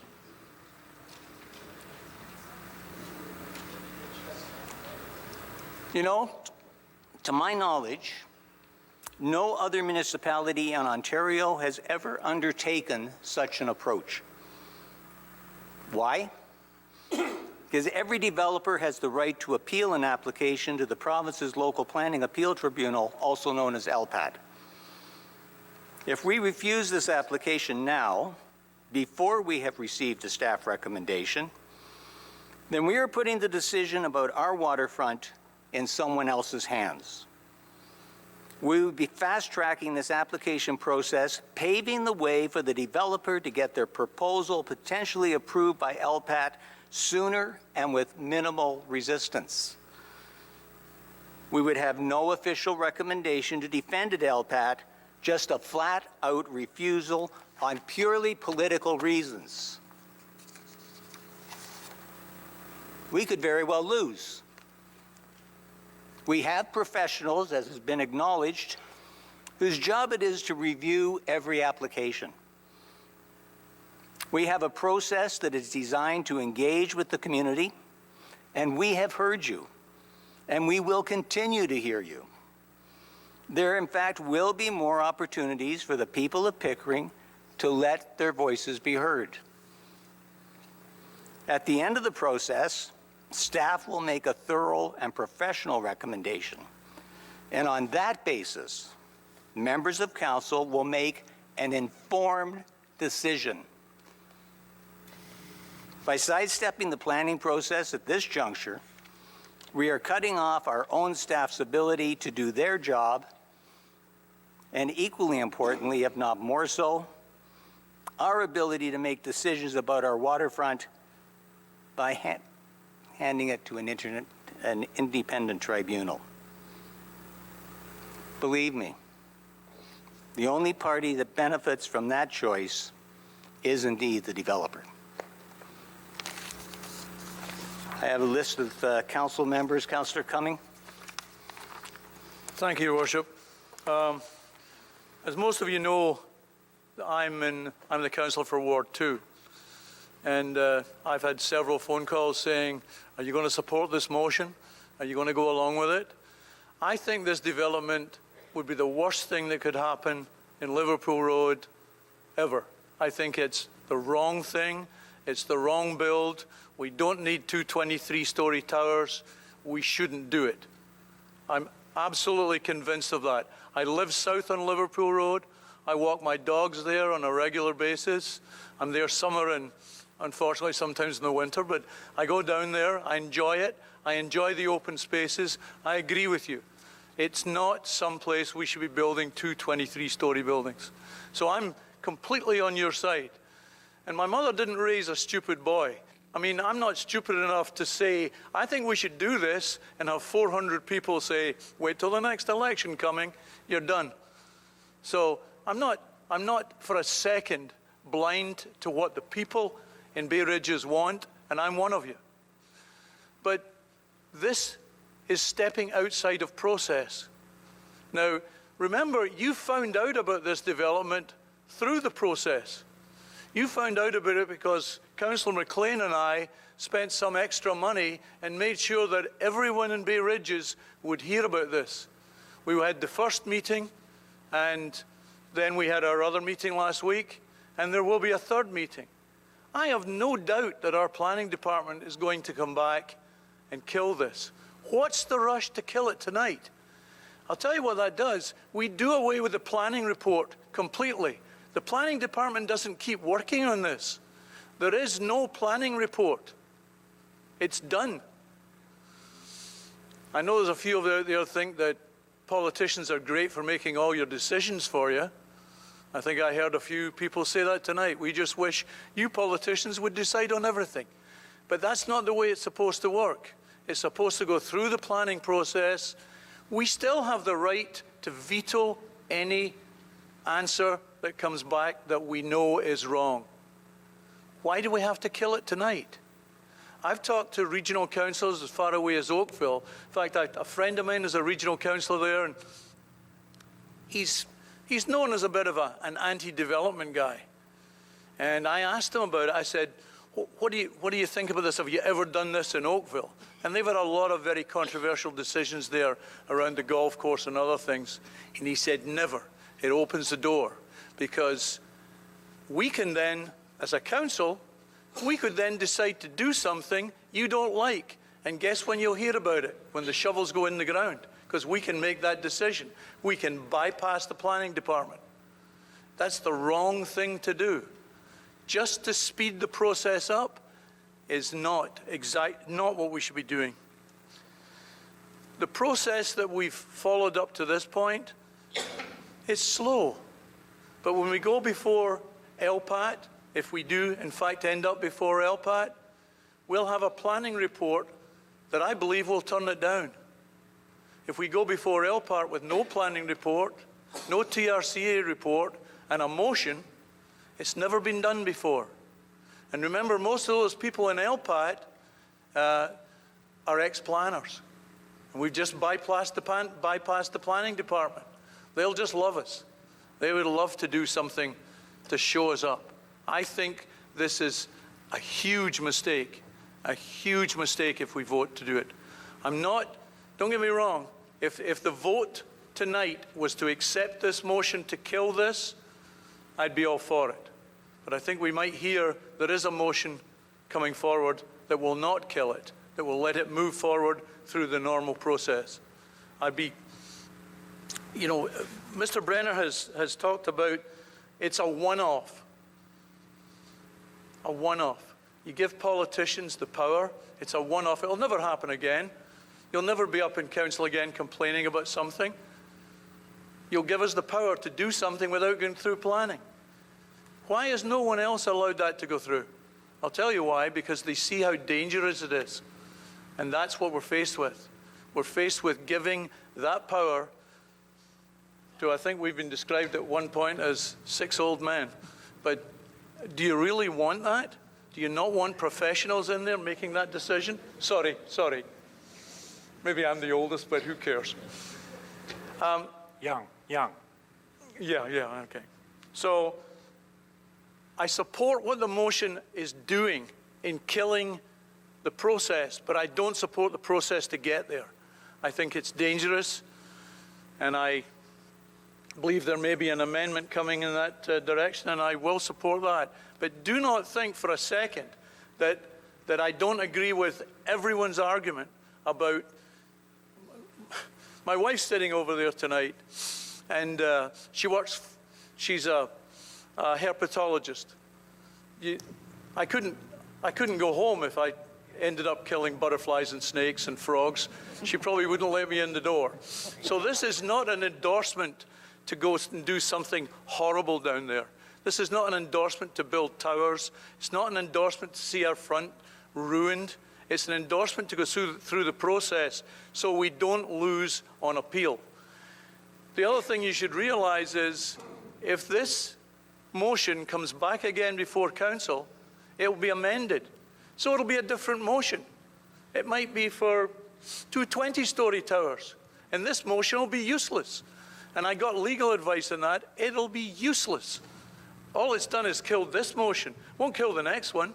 And they'll come back and we'll have to go through the planning process again. Or Mr. Brenner will have to write, Councillor Brenner will have to write another 31 statement motion. This does not solve the problem. It makes everyone go home and say, well, we killed that, that was good. But the net result of that is very little satisfaction. And at what price? Remember how you got here in the first place, because you found out about what a developer wanted to do. If the planning department's not involved in that, you might not next time. So be careful what you wish for. Thank you. Councillor Pickles? Thank you, Mr. Mayor. And I certainly, so first of all, for the record, I am a year younger than Councillor Ash. You know, I've received a lot of emails, overwhelmingly against the project. Most emails were reasonable. Many of them followed a form letter where people added to and gave some of their personal comments. Fortunately, very few misrepresented the facts or disrespectful. Those kind of emails and correspondence are not helpful. The biggest misunderstandings that I saw in the emails and in the posts, a lot of social media as well, were that somehow this was a city-initiated project. So I think, having heard a number of the delegations tonight, at least that's been clarified, that the city did not initiate this development proposal. This was the landowner, the applicant, so I'm very pleased to see that. But a lot of people were confused about the process, and I think are still confused about the process. There's a legislated review process under the Planning Act that the city is obligated to follow. And I see Mr. Bentley there from the Planning Department. I see Catherine Rose there. So I just want to set out what my understanding of the planning process is, having been here many years, seen many applications, which I have not seen deviated from. That generally the application comes in, it's deemed complete or not. It goes to a statutory public information meeting. Sometimes, as in this case, there might be an additional earlier planning or statutory public meeting. Then staff go back based on the information and the questions that they received at the statutory public information meeting, from all the questions from council or committee, from all the correspondence and questions and calls they received from residents, and they prepare a professional planning report that comes to council with a recommendation. Council or committee, in that case planning committee, which is the same people, accepts or sends back or refuses that application, and then that action is usually endorsed by council. Then an appeal period comes up. It used to be Ontario Municipal Board, now it's the LPAT, or I'll say the tribunal. So have I set out clearly, Mr. Bentley, what the legislated and contemplated planning process is for planning applications? Yes, that's correct. Okay, thank you. So in this case, we've had the statutory public information, we had an earlier meeting, we had the statutory public information meeting. The next step would be a professional planning report and recommendation from staff. Has that been completed? That step in the process, has that been completed? Councillor Pickles, the process is underway to formulate a report. It is not ready as of yet. Okay. If the motion tonight for refusal carries, what direction does that give planning staff with respect to completing that process, the review with agencies, the review of comments from the public and from members of committee, and the preparation of planning report and recommendation? I think it halts it. Does it halt it? It doesn't go forward in that contemplated planning process? Once council has rendered a decision regarding this, we would not need to pursue the report further at that point in time. So you would not pursue the report. There would be no professional planning report come to a planning and development committee meeting? Yes. Okay. So you've been a planner, you've been director of planning, and Catherine Rose is behind you. You've probably talked about this. Do you recall a case, an application in the city of Pickering that has come to this point in the process and has a notice of motion come forward for refusal without preparing, tabling, and providing to council a planning report and a recommendation? To the best of my knowledge, I am unaware of any previous circumstance at the city where council approved or refused an application by way of motion in the absence of a planning recommendation report. So even the earlier Morgan application that was referred to, and I spoke to the delegation about this, it was refused by council, but that was subsequent to a professional planning report from our staff to council. Staff did provide a recommendation report for council's consideration for the Morgan application. That's correct. Okay.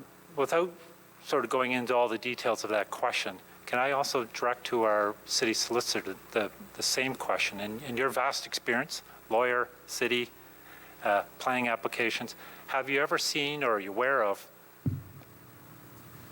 an application coming through the process where the process was halted, that a notice of motion from council directed it be refused without having a planning report and recommendation from the professional planning staff of a municipality presented to the committee and or council? I am not personally aware of that having happened before. Thank you. So we have a lot of people here with experience, so I'm not going to ask our chief planner, Catherine Rose, the same question, or our clerk the same question, because I think I'm going to get the same answer. So I want to talk, a couple of my colleagues have already spoken about the importance of completing the process and getting that staff report. If this application is appealed and it goes to the tribunal, I'm not giving anybody any suggestions that they probably already wouldn't have thought of, but that applicant is going to stand up in front of that tribunal, used to be a board, in front of the tribunal, and they're going to say, we weren't treated fairly in good faith. The process wasn't completed. Council and staff didn't finish their work. They didn't prepare the planning application. And to be clear, a lot of people here through this process, a lot of residents have asked a lot of questions that haven't been answered yet. One of the delegation talked about flooding, nuclear exclusion, wetlands, traffic, emergencies. There's a lot of other questions. The step in the planning process for the planning report is for staff to take all the questions from committee, all the questions from residents, and questions from staff and other agencies, and address them all and put them in a professional planning report that then supports the position that the committee or the council takes at a tribunal. So I'll go back to Mr. Bentley. Are we at a disadvantage? Do we hurt our credibility at a tribunal hearing when the question comes forward, well, let us see the professional planning report, and we say, Mr. Member of the tribunal, we don't have one. We stopped the process. We did a notice of motion, and we stopped the process. Are we at a disadvantage at that tribunal? What I can say is that the report that we would be normally preparing is a professionally prepared report that takes into account all of the available information, stakeholder comments, agency comments, and ultimately is endorsed by, endorsed by chief planner, the director, myself, and the CAO, and is a formal recommendation report for council's consideration. It gives a document that enables council to make a decision fully informed with the information that's available.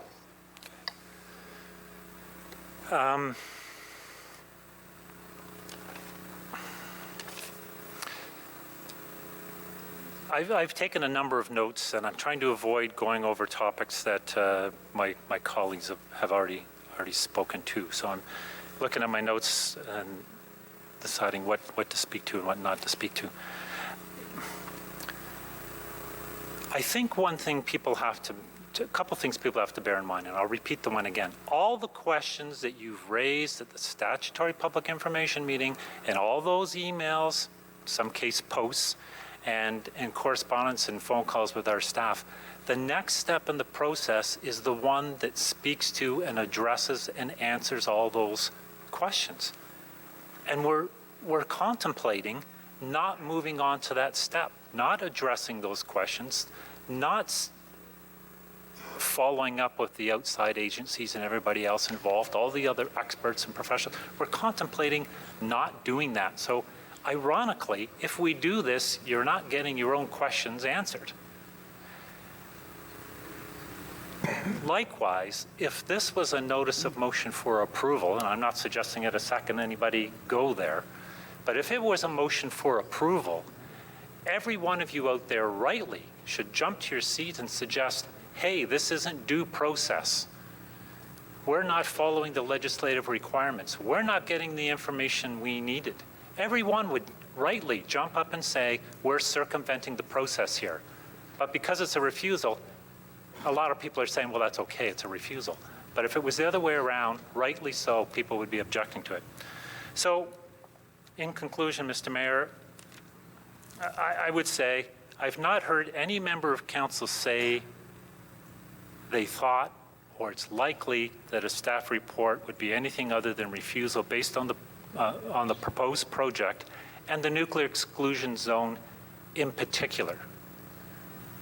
But it would be very helpful if that was completed by our professional staff, contained in a planning report, followed the process, landed on our desk in the public for transparency to review and get another opportunity and speak to the report. Everybody here could review that report and come out and speak to it again to see if their comments or questions were fulfilled or answered per the process. Thank you, Mr. Mayor. Thank you. Councillor Butt. Thank you, Mr. Mayor. This is an important application.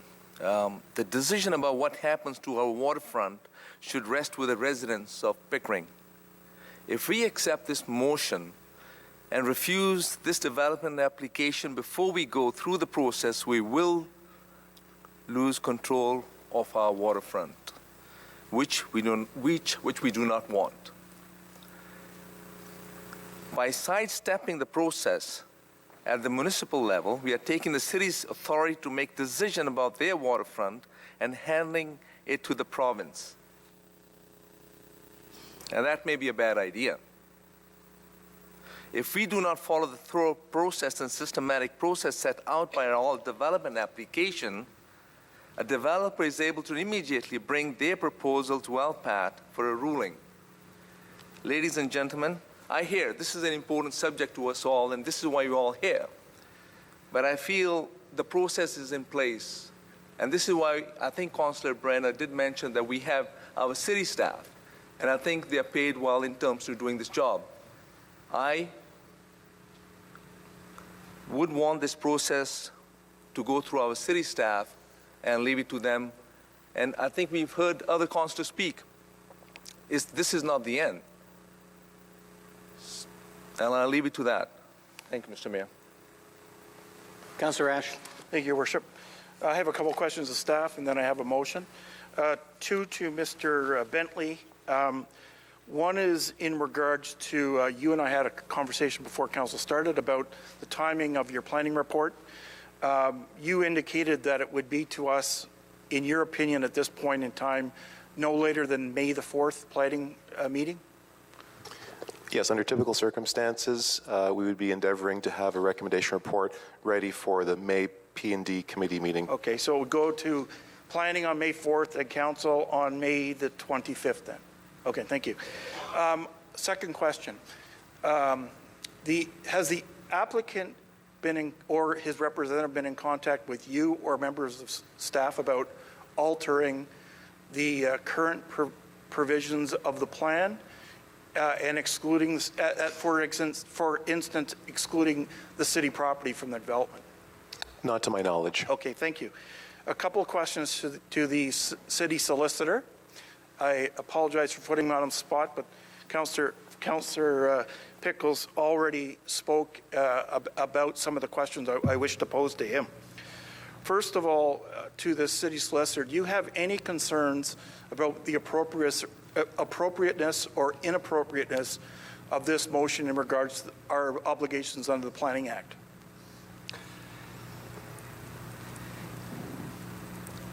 While not strictly speaking illegal, the motion would follow a process that really isn't contemplated by the Planning Act. Your Worship, I couldn't hear you there, Paul. Did you say, well, it's not strictly legal? I apologize. Is that better? Yeah. While not strictly speaking a violation of the Planning Act, the motion charts out a process which is not contemplated by the Planning Act. Okay. Councillor Pickles asked a question in a different way, but I'll ask it directly. There's 444 municipalities in the province of Ontario, all under the same planning regime. Do you know of any of those 440 municipalities that have declined, to your knowledge, that have declined a planning application before a planning report has been offered to council?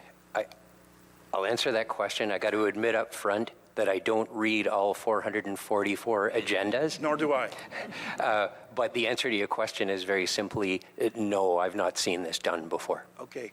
Do you have any concerns from council's legal position? And I shouldn't be asking legal questions because that's privileged, but as a professional opinion, if this was to go to the next logical step would be to the tribunal, from a tactical point of view, from a biased point of view, or a lack of procedural fairness point of view?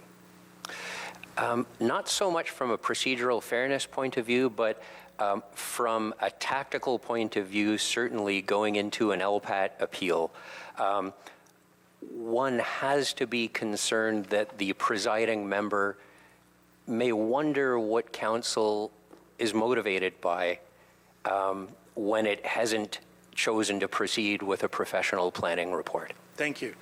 I think Mayor Ryan had the adjectives that I believe are the motives. So I have a motion. It's moved by myself and second by Councillor Pickles, and it reads as follows. That the notice of motion regarding refusal of the application by Pickering Harbor Company Limited to amend the city's official plan and zoning bylaw for 505 and 591 Liverpool Road be referred to City Development for consideration and a report back to the Planning and Development Committee on May the 4th, 2020, or earlier if deemed appropriate, in accordance with the standard process utilized to review, assess, and make recommendations on all planning applications. Referral motion is always in order. Moved by Councillor Ash, seconded by Councillor Pickles. Place and time has been determined. Anyone want to call for a recorded vote, Councillor McLean? I will call for a recorded vote. Could I ask any questions? For clarification. Place and time. So the only questions I could ask, I just want to get it straight. The only questions I could ask on a referral motion is for the place and time where this is going to go to. I can't ask any questions dealing with what's already been discussed. No, got a referral motion in front of us. Did you want that recorded vote? Yes. Recorded vote. Place and time. Councillor Brennan. Thank you. Through you to Mr. Bentley. I understand from meeting with your staff that you had discussed with me the possibility of bringing this matter back right to council. Can that still be done, Mr. Bentley? Yes, well, our typical process would be to target May. Certainly, we understand the heightened significance of this particular project, and if that's so chosen, we can reprioritize our efforts to expedite a report. Can you get a report to council in the April meeting? Yes. Point of order, Mr. Chair. Yeah, my motion speaks to that, or earlier if deemed appropriate. No, that's correct. I was going to ask another question, though, just on place and time. Please. Mr. Bentley, are you able to have it to council for the March meeting? It's a tall ask. Having said that, the earliest we could physically put something together would be to potentially walk it on to a council meeting in March. That would be the absolute earliest. That's outrageous. Procedurally, to our solicitor or to the clerk, procedurally, would it be appropriate? I heard the director refer to it as a walk-on. Is it still a walk-on if, in fact, that council gives direction tonight that it's part of the agenda?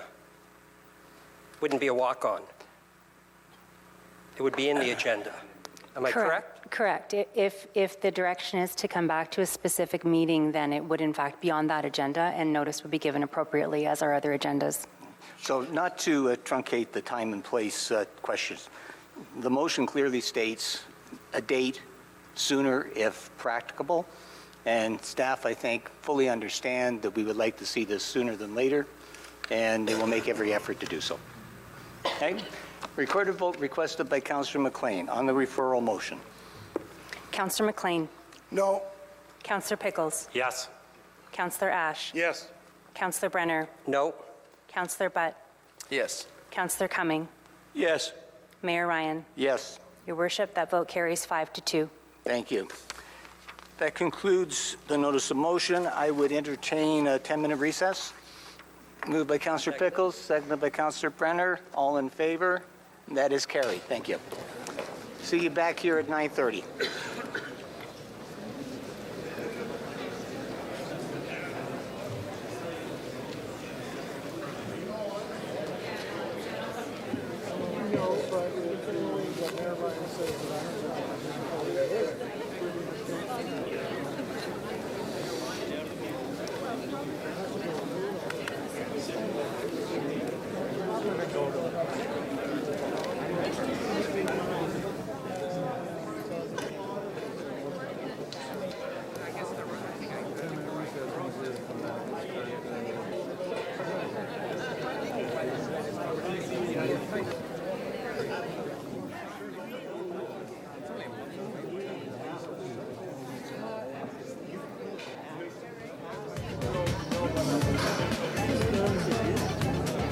Hey, Rich.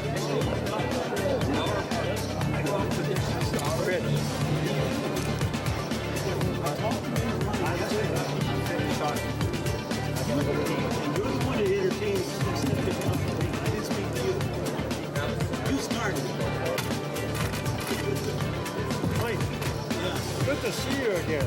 Haven't seen you in ages. Yes, congratulations. Need any help? No, I'm okay.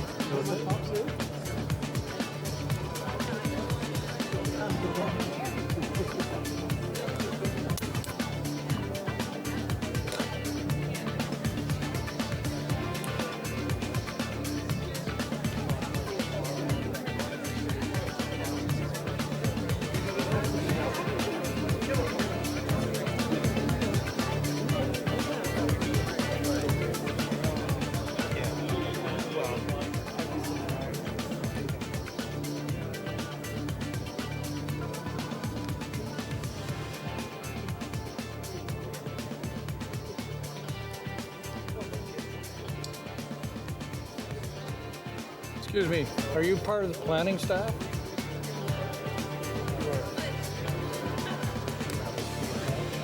David Smith. With the obvious.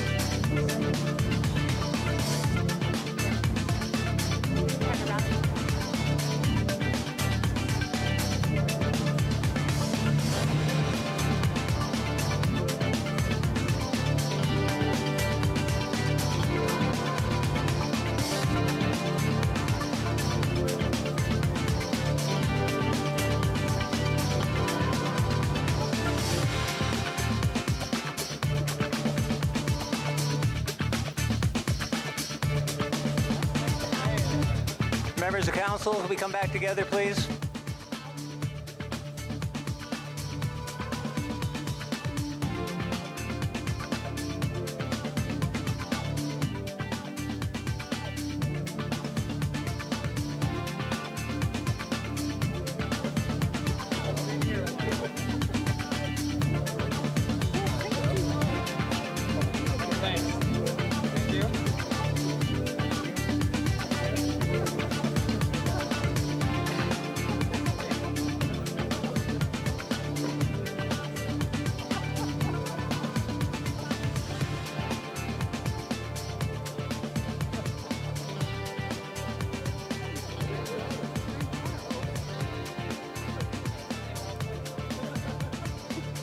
Well, these days, they're much more.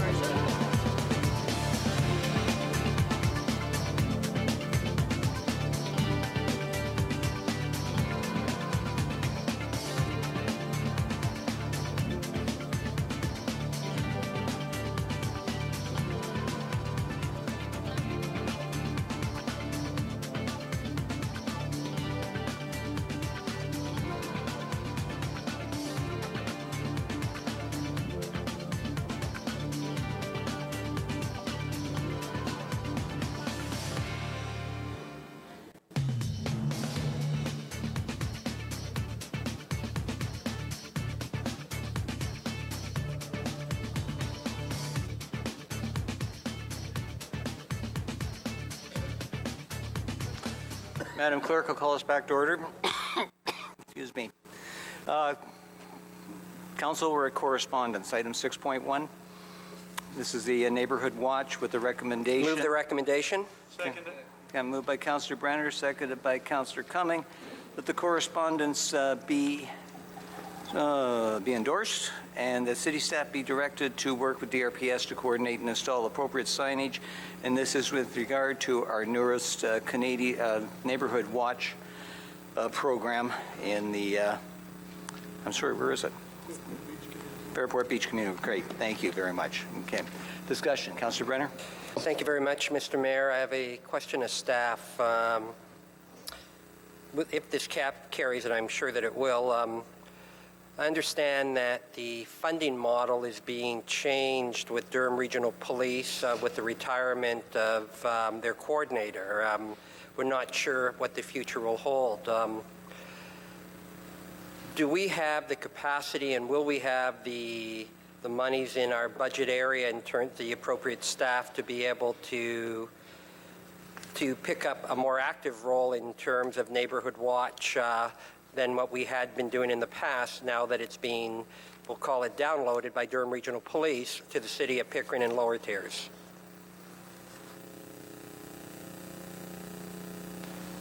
Councillor Brenner, we'll pick up the slack. I'm pretty sure we could manage.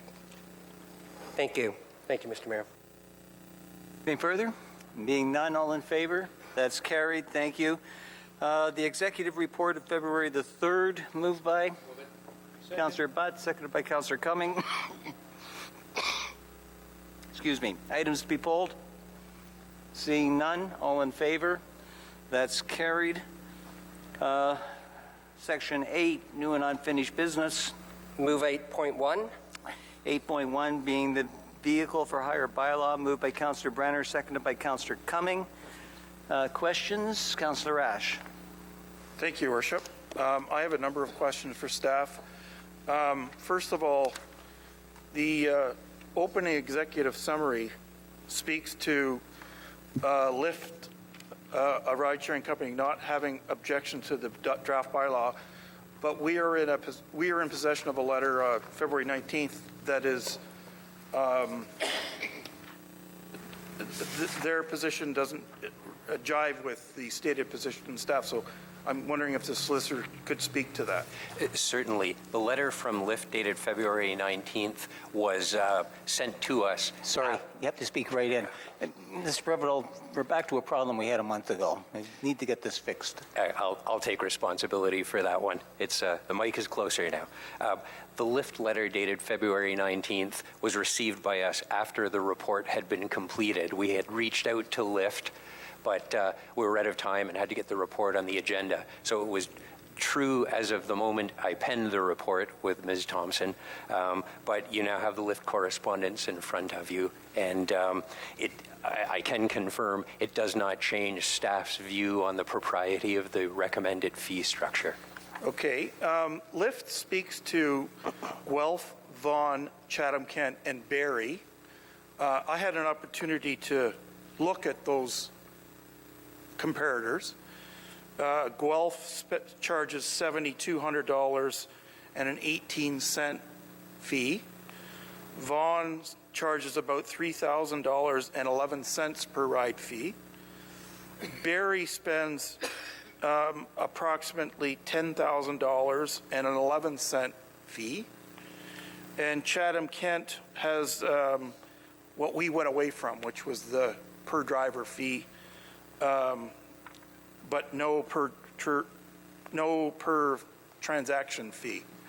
So I'm wondering why we went to Toronto, Mississauga, who have 3 and 1 million people, as opposed to Guelph, Vaughan, Barrie, or Chatham-Kent, who have a larger population than Pickering, but geographically, in terms of size. Why did we pick Toronto and Brampton as comparators to our model rather than cities of about 100 to 300,000? I'm going to address that in part and then ask Ms. Thompson to complete our answer. This is, of course, a list of certain comparators. City staff looked at a variety of different municipalities and examples in Ontario. So not only the ones set out in the lift letter. And we settled on this fee structure for a couple of reasons. Having a significant element of the fee structure on a per trip basis means it's scaled. What Toronto will collect on a per trip basis will obviously be radically more than what Pickering would collect if you deem fit to approve the bylaw this evening. So in that sense, it scales itself by volume of business. The other thing is that, as always, our fees must be keyed to cost recovery. We're not entitled to earn a profit under the Municipal Act, and we're not setting out to try and do that, especially in view of the referral back to staff from the first time it was before you. So we have done the very best we can with, frankly, very scant information inputs from Uber and essentially none from Lyft to match what we anticipate will be our actual expenses of administration and enforcement, which are unique to us. And we don't have lived experience. We're going to learn in this first year, and we're going to collaborate with the people we're regulating, and very probably after a year's experience, come back with some recommendations and, if necessary, adjustments to the fee structure based on our actual experience. Now, I'm going to ask Ms. Thompson if she has any other comments in terms of other appropriate comparisons for the fee amounts. If you could speak to me. Kim has nothing to add. The report speaks to revenues of $200,000 approximately, based on assumptions. Is your belief it's going to cost us $200,000 to regulate rideshare operations in the city of Pickering? I think that the answer is yes, that is a reasonable estimation of what our actual expenses are going to be. We are, as you'll recall from the Budget Committee deliberations, adding a full-time staff member to the budget for bylaw enforcement, and especially in the teething period, in the implementation period in the first year, most, if not all, of that new person's time will be focused on the vehicle for hire bylaw and setting up the regime for routine inspections and enforcement. In addition, we're learning by observing other municipalities, and I think Brampton in particular, that we're looking to, it looks like we're going to need to acquire or design some software to aid in the efficient administration of this thing that will in the longer run defray costs of enforcement. But that is, again, something that we're going to have to get into in the first couple of years of this new bylaw. So yes, I think that the amount of the fees is reasonably keyed to expected costs. What does a bylaw officer make in the city of Pickering as a salary and benefits?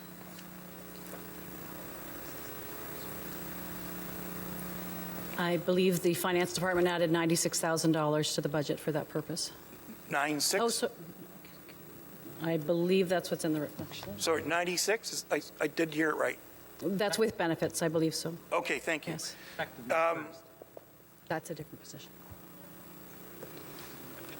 I go back to the flat fee. Mr. Bajoni and Ms. Thompson, I referenced the Guelph, Vaughan, Barrie 11 cents or 18 cents, the accessibility fee, which by the way, I support. Why is Pickering outside that a realm of comparison? I'm not saying it's wrong or right, but we have other jurisdictions that have been doing this. Barrie, for instance, 11 cents. Vaughan, the city above the Toronto, 11 cents. And Guelph, who has an 11 cents plus a 7 cents accessibility fee, 18 cents. Why did we pick 30? When we looked at the enforcement carried out by other municipalities, we found that the municipalities that undertook minimal licensing fees did very, very little enforcement, did not understand the data that they were receiving from Uber, and were really at a disadvantage to trying to understand what they were regulating with the vehicle for hire bylaw. We wanted to make sure that there was a high expectation from the taxi cab industry that we were going to be providing an equal playing field, that we were going to understand all of the data that we were provided and be able to enforce the provisions of the bylaw. So we wanted to make sure we had the appropriate resources to do that right from the start. And I do support a level playing field, but my playing field would be much lower as opposed to higher regulations. I'd have lower regulations. I've spoke to other jurisdictions of our size. I want to speak to other jurisdictions in Durham now. Ajax has no law and no intentions to have a law, as I understand. Correct? I'm not aware that they don't have any intention, but I know they don't have a bylaw. Whitby is the only one that has a bylaw at this point. And Whitby's fee is $15,000 and 10 cents a ride fee, correct? I believe they were just amending that, yes. So, and they have never done an inspection of a rideshare vehicle. So 15, but we're paying people to do inspections. So $15,000 and 10 cents. Again, that's a comparative for Durham. Oshawa doesn't have a rule now, but is developing it, correct? Correct. Okay. Do you have any idea what they're looking at in terms of fees? No, I do not. Clarington has a $25,000 fee, and Lyft has indicated that they will not be participating. That's one of the consequences of high fees, is a company won't participate, because that comes out of them, and the per ride comes by the user of the group. So Clarington residents are going to lose the opportunity to use Lyft because of the fee. Anyway, I've spent enough time on it. I know I don't have support of my colleagues on this. I will not be supporting it. We're opening a hornet's nest. They'll be back to us. There'll be court challenges somewhere else. I just think, and I appreciate staff doing what they're told to do. They went back, and we've went from way out here to here, and I wish we were over here, but I'm glad that we are doing some type of oversight to protect, A, our taxi drivers, B, our ride-share drivers, and C, our riding public. So I support what you're trying to do there. I just think the fees are too high. I just think 30 cents and $20,000 is too high, and maybe in a year you could tell me I'm right or tell me I'm wrong. So thank you. I'll be voting against it. Record the vote, please. Councillor Brenner. Thank you very much, Mr. Mayor.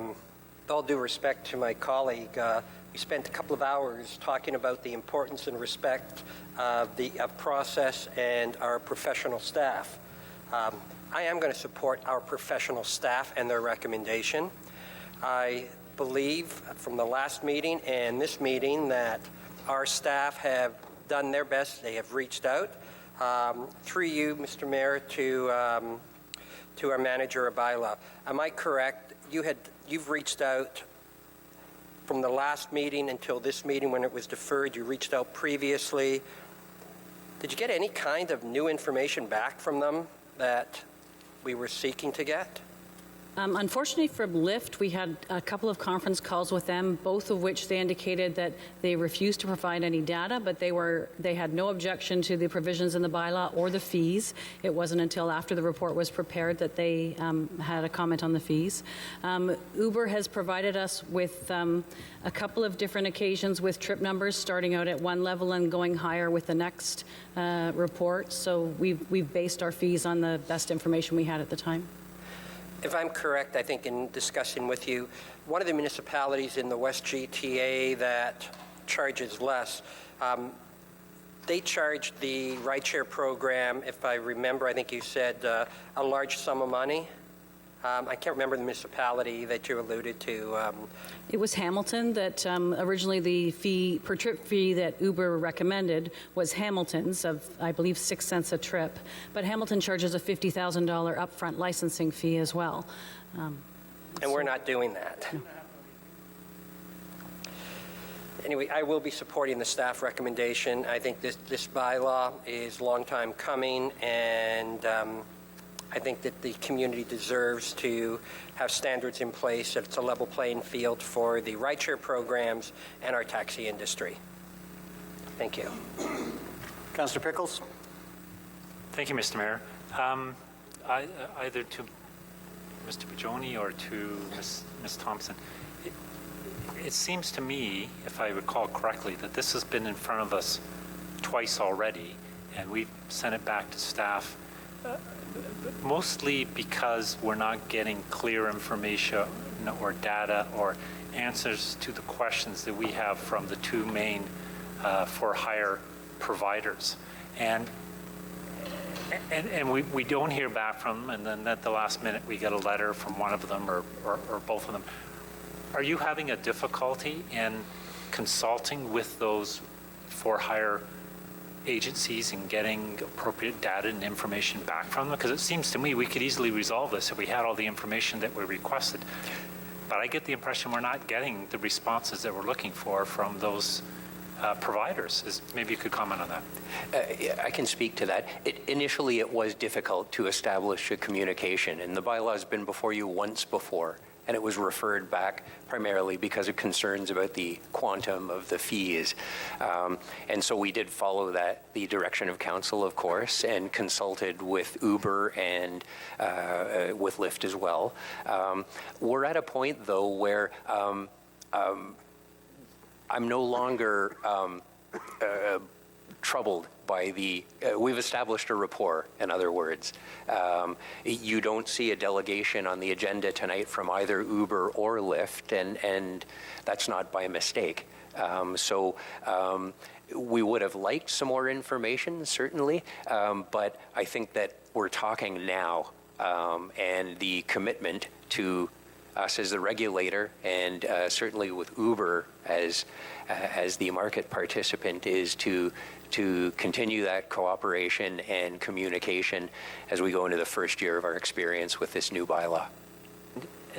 You know, and to follow up on that response, I'm concerned we forward this back, we give further direction to talk with the providers, and you come back and we're in the same place. We don't get the answers to the questions, we get late responses. So I'm going to support it this evening because I don't think going back to the providers and asking the same things that we had asked before and not getting answers is getting us anywhere. So I think we move on. I'm going to support the motion. I think, Mr. Bajoni, if I caught it correctly, you said we'd review this after a year and see where we are, and then maybe we'll get some more data and information and answers and suggestions from the providers, and we can deal with it at that time. Absolutely. That's our commitment to council and to the market, just as we review our user fee bylaw each year with the annual budget. Okay, thank you. I'll be supporting it. Further discussion? Seeing none, recorded vote requested by Councillor Ash. Councillor Ash. No. Councillor Brenner. Yes. Councillor Butt. Yes. Councillor Cumming. Yes. Councillor McLean. Yes. Councillor Pickles. Yes. Mayor Ryan. Yes. Your worship, that vote carries 6-1. Thank you. Move the next item, 8.2. 8.2 being the Marksbury Road outfall Seconded. replacement. This is to approve the tender. Moved by Councillor Brenner, seconded by Councillor Pickles. Discussion? Councillor Pickles? So, Mr. Mayor, maybe this is sort of a repeat of discussions we've had in the past, but I see the total tendered amounts, and it ranges from $271,000 to $1,500,000. So the range in these bids, one is the lowest, or sorry, the highest is 5 times greater than the lowest. Are they reading the tender documents correctly? Is somebody thinking this is a different project than somebody else? Or, and as often the explanation we get, sometimes somebody just throws it against the wall and see if it's going to stick and they get a good deal. So maybe you can just explain the variance that it's 5 times the lowest bid. Councillor Pickles, that Mike April at Elurpa Construction obviously has enough work ahead of him for the next 6 months, so he really wasn't very hungry when he priced the job. But we often see this kind of range. For the demolition of the operations center, I think we went from a low of $70,000 or $80,000 to a high of $1 million for the demolition of the operations center. So it all depends on the contractors, when we go to tender, what projects they have lined up for the next 12 months, and how badly they need to keep their men and their equipment working. Okay, thank you. You just wonder if they read it correctly, so thank you. Further discussion? Being none, all in favor? That's carried. Thank you. This brings us to the Finance and Treasurer's Report, 2020 Current Budget Financial Statements. Moved by Councillor Butt, seconded by Councillor Cumming. It's recommended that the report regarding exclusion of certain expenses from the 2020 budget be adopted in accordance with the provisions of the Ontario Regulation 28409 and the Municipal Act 2001. Discussion. Being none, all in favor? That's carried. Thank you. Current and capital budget. Moved by Councillor Butt, seconded by Councillor Cumming. So this is the state of the budgets, and we've had conflicts declared. I'm going to ask for a motion to divide. This would be due to the conflicts of interest declared by Councillor Brenner and McLean. Item 3A and 3B need to be divided from the main motion in order that they may be dealt with separately. So mover and seconder to divide the motion. Moved by Councillor Cumming, seconded by Councillor Butt. I have another division too. Another division? Which one? On the recommendation 2, item C. Clerk says I have to do that separately. So, yes, have to do it separately because these are specifically for conflicts of interest. Okay? Your worship, you can, if council wishes, you can include it in that motion now. If there's any debate, then I would recommend that you separate it out. Okay. What was the item? I didn't hear the item that you... The item is that Durham Region commits to reviewing the allocation of police services budget based on the principle of achieving property tax fairness. I don't support turning the burden to other taxpayers. So 2C. So if you'd like to add that to the motion now, you could do that. Okay, yes, and then we'll break it out which separate. Which section is that, please? It's the first page, Your Worship, 2C. Oh, that's what I wanted, 2C. Thank you. Okay. So we're dividing out 3A, 3B, and 2C. Okay? Same seconder and mover and seconder? Yes? Thank you. On the motion to divide, all in favor? That's carried. Thank you. I'm going to come back. Well, okay, let's do 2C. You want to speak to it? Yes, please. Okay. I asked the question of the treasurer at our planning meeting. I just think the region isn't built based on the use of services. I mean, it's based on assessment. We have different needs in the north who pay for transportation. We have residents that don't have water, who have to pay for water, et cetera, et cetera, et cetera. Transportation's one issue. I just think by doing the asking the regional budget to base it on population rather than assessment is wrong-headed. And I'm not suggesting the treasurer's wrong-headed. I'm suggesting the undertaking to have that debate at regional council is. So I won't be supporting this, although I support the overall fiscal plan of the city and the rest of the budget. I just draw council's attention to the fact that this item reads, the region commits to reviewing the allocation process. Right? It's not a commitment to do anything other than to look at it, and it may remain status quo. On the item 2C, all in favor, more comment? Councilor I'm McLean? just going to call for a recorded vote on that. Recorded vote? Recorded vote requested by Councilor McLean. Councillor McLean? Yes. Councillor Pickles? Yes. Councillor Ash? No. Councillor Brenner? Yes. Councillor Butt? Yes. Councillor Cumming? Yes. Mayor Ryan? Yes. Your worship, that vote carries 6-1. Thank you. Can we now deal with item 3A? This is the one which Councillor Brenner would abstain. I need a mover and a seconder. Moved by Councillor Ash, seconded by, come on guys, get up the phone and put the hands up. Councillor Pickles, thank you. On the item, all in favor? Thank you, that's carried. On item 3B, this is the one on which Councillor McLean would abstain. Moved by Councillor Ash, seconded by Councillor Pickles. Discussion, all in favor? That's carried, thank you. On the balance, discussion? It's already been moved and seconded. No further discussion, all in favor? That's carried, thank you. All right. Treasurer can take the rest of the year off.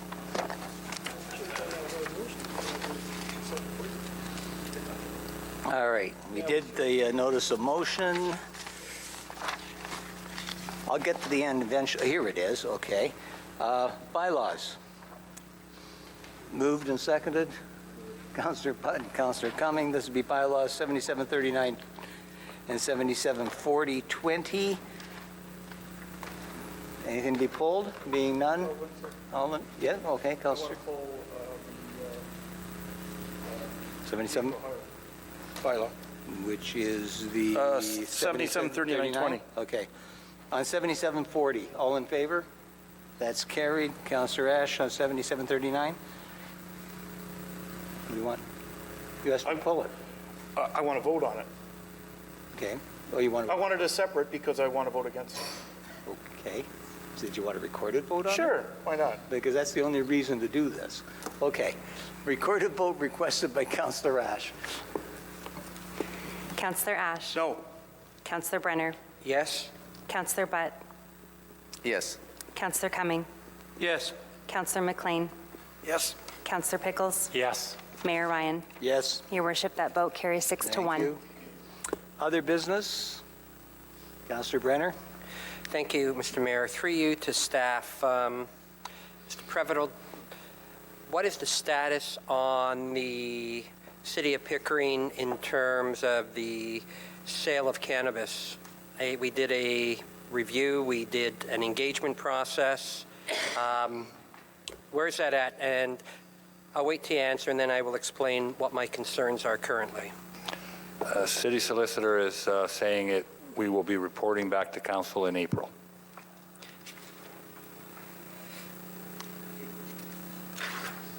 I'm pleased to hear that, because one of the things that has been brought to my attention that does concern me is that as we speak right this minute, there's over 26 different vehicles out there, weed on wheels, that can be dispatched just like Uber and just like Lyft, but it's not them, by the way.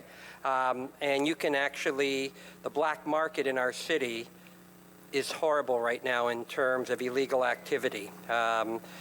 I can share it with staff. I've shown some staff the app. It's easy to get. It's pretty sad. It's pretty unfortunate because what it does mean is that we have a lot of vehicles in our city that are doing door-to-door delivery of illegal weed. And the sooner we become legalized in terms of giving people choices, that one area could be shut down. I'd also perhaps, I can meet offline with Councillor Ash, because I really think that this is something Durham Regional Police need to be pursuing. I understand that these vehicles make stops to our outside school areas, our own community centers at a given time. It's easy to get, and I think it's something that we need to do our part to shut down sooner than later.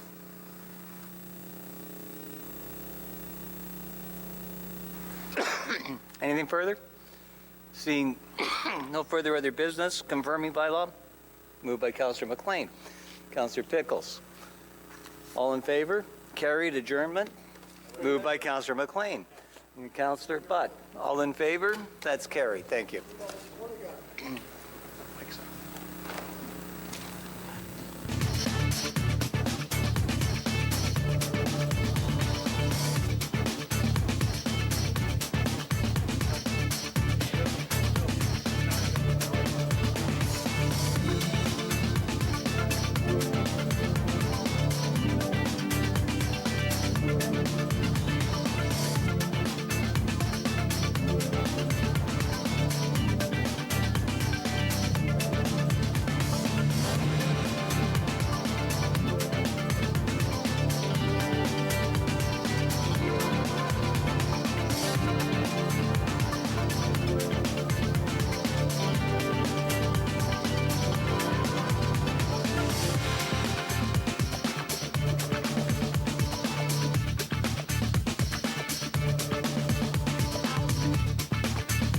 Which will be held at Pegasus, and that'll be held from 12 until 3.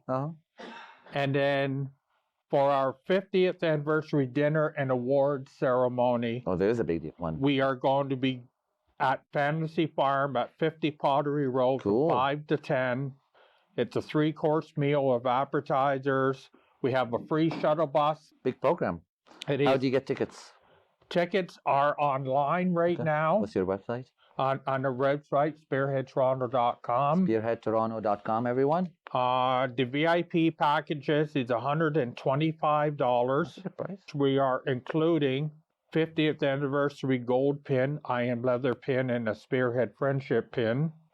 Also, 50th anniversary medallion, which is a limited edition custom dog tags, an 80-page full color Spearhead 50-year retrospective book.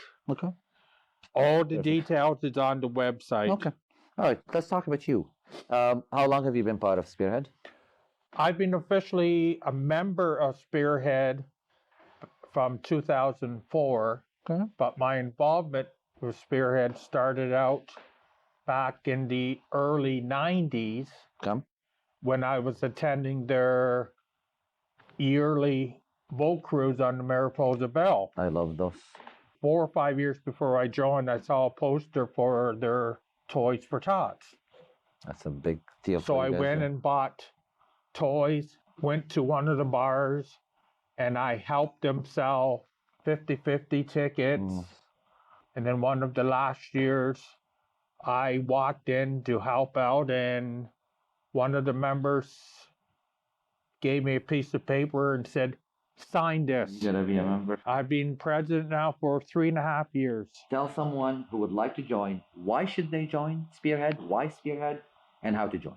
If you would like to join Spearhead, we encourage people to attend one of our events that we have during the year, like Easter Food Drive, Thanksgiving Food Drive, our boat cruise, Paint Your Burger, Toys for Tots. Come out to one of our quarterly general membership meetings so the members get to meet you. Okay.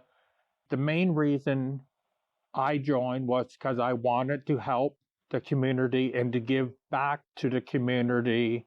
And it's a social time to make friends because our boat cruises is a fun time to meet a lot of friends. It's my favorite in the summer sometimes. Yes. Thank you, Robert. Thank you, everyone. Thank you. We're gonna take a little break.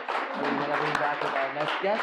So check out Spearhead, check out the celebration. Hopefully you join the organization. So we'll be right back. Don't go away.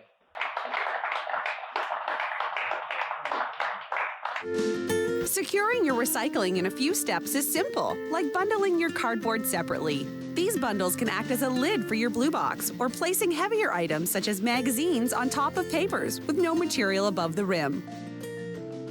My husband is a wonderful man and a great father when he's not drinking. I'm so angry he chooses alcohol over us. If he really loved us, he'd stop drinking, right? My counselor suggested I try Al-Anon. I didn't understand why. I'm not the one with the problem, but I'm glad I went. Do you worry about someone's drinking? You are not alone. Al-Anon or Alateen can help. Call 866-200-0033 or visit alanon.org/hope.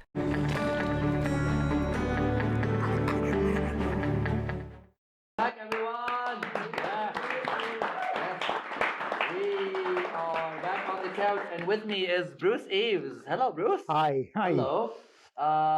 You are the archivist I am the archivist. of Spearhead. Yes. What does that role entail? I'm the new kid in town. I only became a member of Spearhead this past July. Wow. I was inducted on the July 1st boat cruise. On the cruise. And the first thing I learned was that I make one crap of a sailor.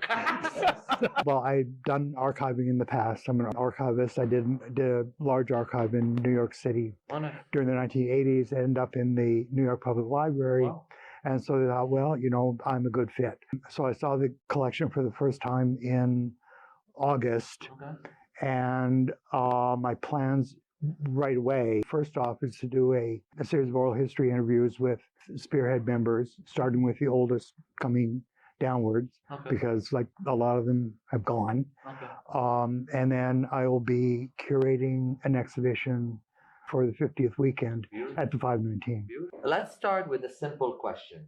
How many members does Spearhead have? And I'm assuming that you come from all walks of life? At the moment, there are 49. I think the largest number was, I think, around 150. Oh, wow. Yeah.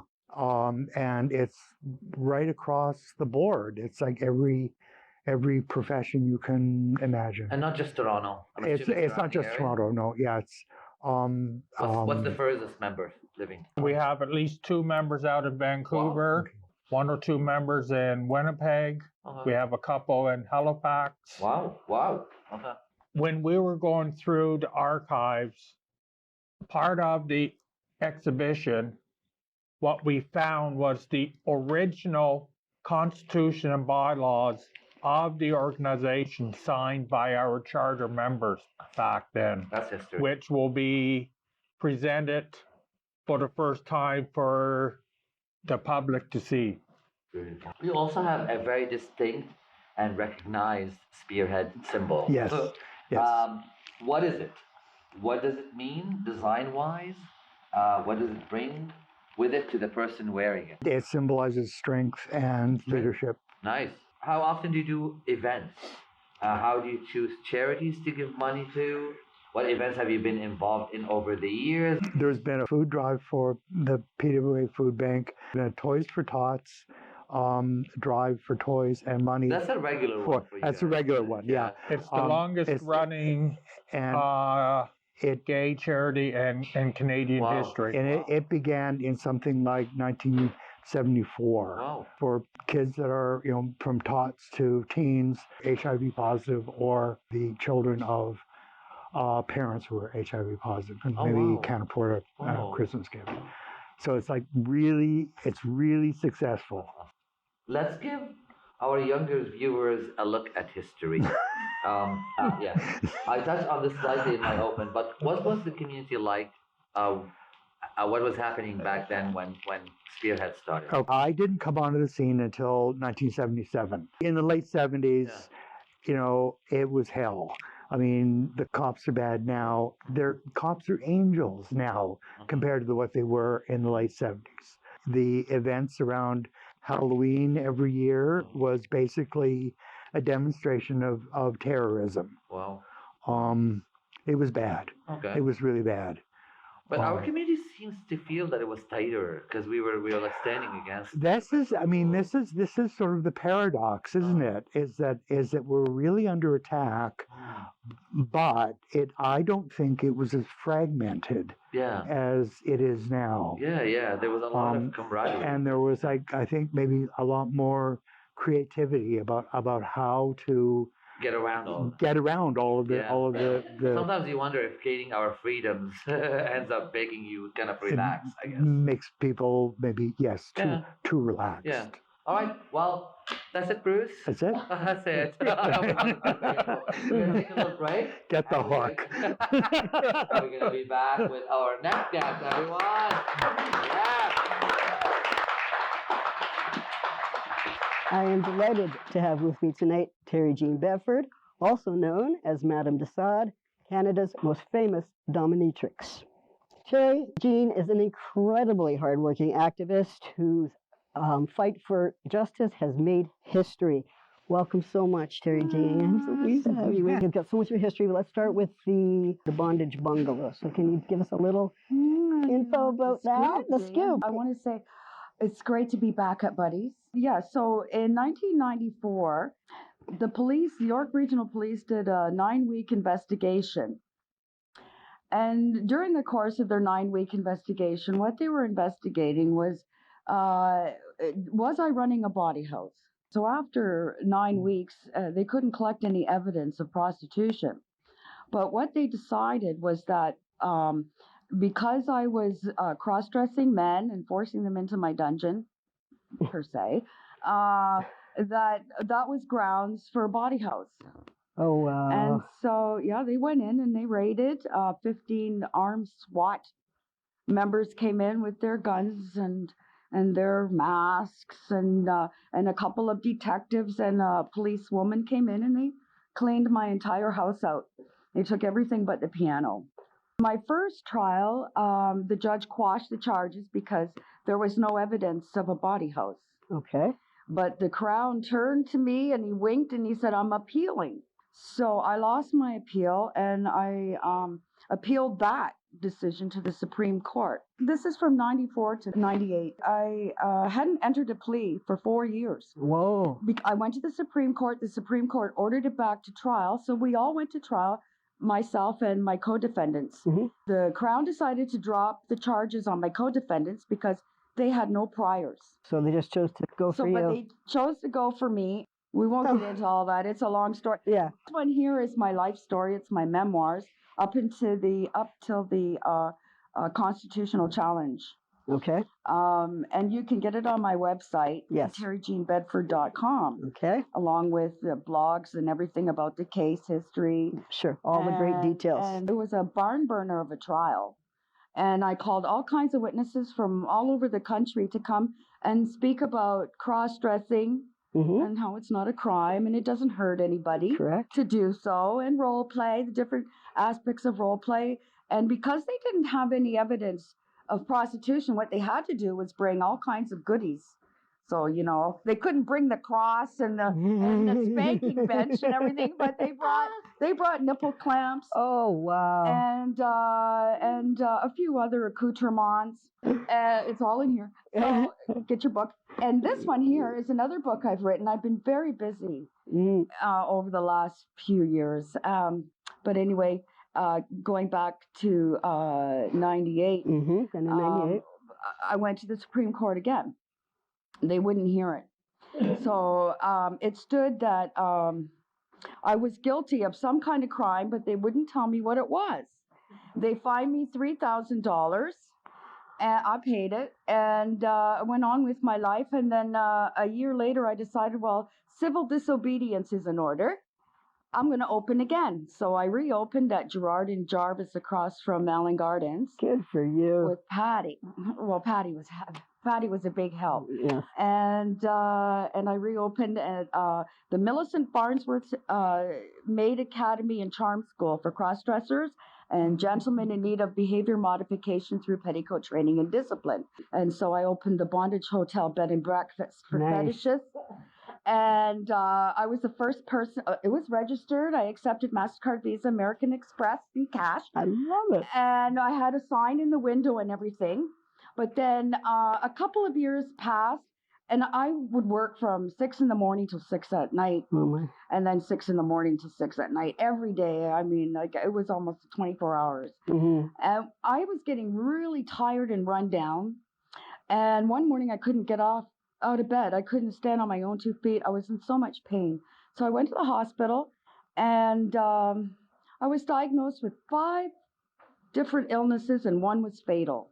Oh my God. Yeah, so I had to have 3 rounds of chemotherapy, which were unsuccessful. And during which time I started losing my mind. Things were getting foggy. The pain was tremendous.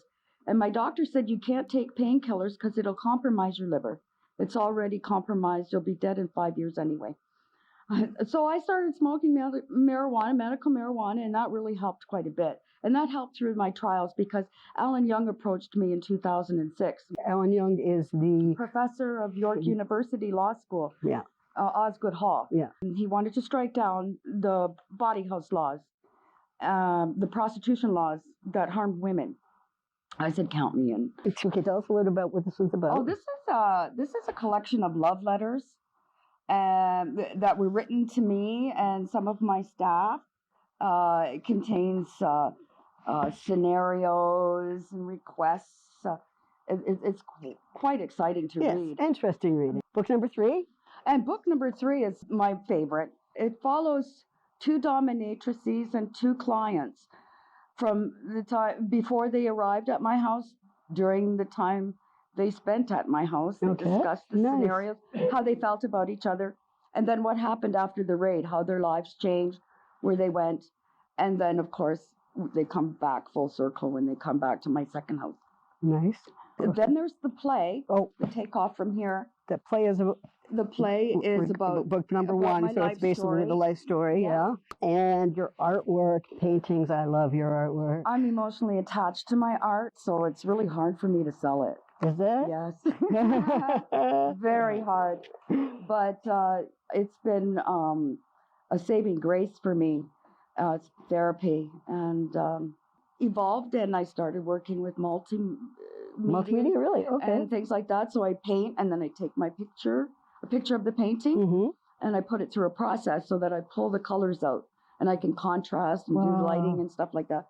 So I've got some really phenomenal work. Yeah. And like I said, it's really hard to find.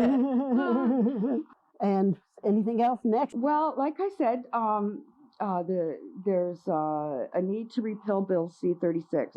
Oh, right, and that's probably something I'm going to get involved in. Great. Yeah. We need you. I'm feeling pretty good, you know. Good. You're looking great. Thank you.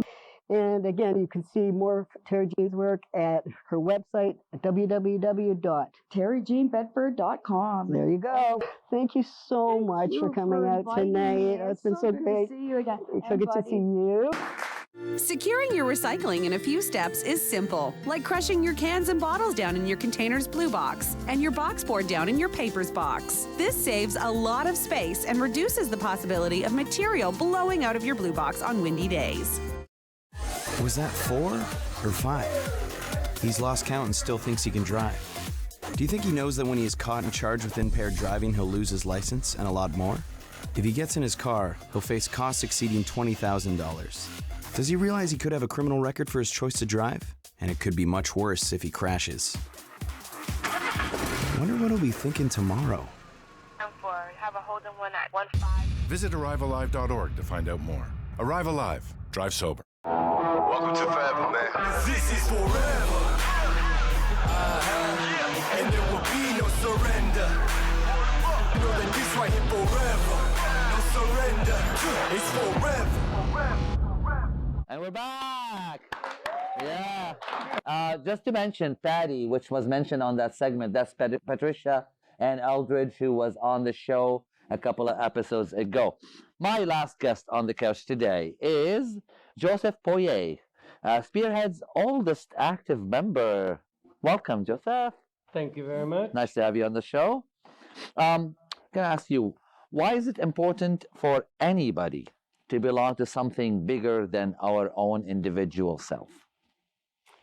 Well, as far as I'm concerned, in my days, it was to get into a group and to really enjoy the people in that particular group. And I did. They knew me as Dominion Joe in the old days because I supplied them for all the condiments that you had for the picture burgers. I worked at Dominion, so I supplied them with all the tomatoes, the lettuce, everything that you could think of, because I was what they call the produce specialist at that time. So then I decided, hey, become a member, and I've been a member for going on Since 41 72? years. Spearhead is a leather and denim club. Let's talk about the leather scene. I think a lot of people have the wrong idea of the scene. I personally see it as a very respectful and affirming group of our community. What do you know of the leather scene? At the time that I was around and started to see it, the guys tried to hide it. At one time, leather was looked down upon. It was supposed to be rough, motorcycle gang type thing and that. And I mean, we even had a problem of one of our boat cruises. The captain did not even want to take us on the boat cruise because we had so much leather on. He thought that we were a bunch of a gang. Wow. See, that's what I mean by I think there's people has the wrong idea of what leather means. They did with the leather. Yeah. There was... You've been around the community for a while. I've been around the community for a while. How are we doing these days as a community, in your opinion? What's really good that we're doing and positive? A lot of people know us for what we do for the community. Charities that you support, and everything that we've been doing, and people love us because of what we did. And like we had a hack committee, which started actually on the island. It was a bunch of guys were going over having a picnic, and they said, while we're having this picnic, why don't you bring over a toy for the children? And that's how the children's got started with Toys for Tots. And I've been a fighter for that for so goddamn many years. It's unbelievable. Awesome. And I mean, I really push it like a son of a gun. Joseph, we wrap up with the show with what we call quick questions. Since you are the last guest from Spearhead and you are a long member of the community, so let's get to know you a little bit on a personal level with those questions. Just answer whatever comes to mind first thing, all right? And you can jump in. A community cause or advocacy you are most passionate about? Well, my biggest thing is for the children. Leather or denim, personally, for you on a night out? Personally, I still love denim. Tell us what's your favorite club or venue of any period over the last few decades in the community. You named a few earlier. Well, I like going to Flash because I like bingo. Now, okay. Oh yeah, Staples was one of the bars that we used to go to because it had 3 floors that we used to go to. That's the Barn Stables, everyone? Yeah, Barn Stables, I always loved that place. Yeah, no, that was a very, very good place. The best gay spot in the world to vacation in? Well, as far as I'm concerned, is the Canary Islands. I've been going there for years. You? Toronto. I love it. You? Key West. Really? You go to Key West? Visit Key Good West. man. Good school. That's it. Last words on behalf of Spearhead to our LGBT community and everyone watching. Who wants to take that? Look at the camera. That everyone will come out and see our archives during our anniversary weekend, or even join us during our anniversary weekend at some point, because it's going to be one of the spectacular events of the year. Nice. Thank you. Thank you, everyone. Thank you for being here, guys. You are awesome. I love your organization. Thank you for all the work that you do for our community. And this was a really great episode to do. Thank you for being with us. And again, big congratulations to Spearhead. Thank you, Terry Jean Bedford, for being here. And thank you, audience and crew. Hope 2020 is an awesome one for everyone. As usual, big shout out to Got Style, the awesome fashion store for my today's wardrobe. I'm really liking it.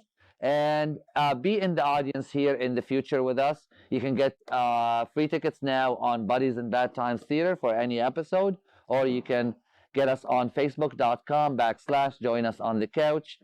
Be good to yourselves in this new year and love one another. Our world needs more love, and know that we love you back. See you soon, everyone. Thank you for being here. Yes!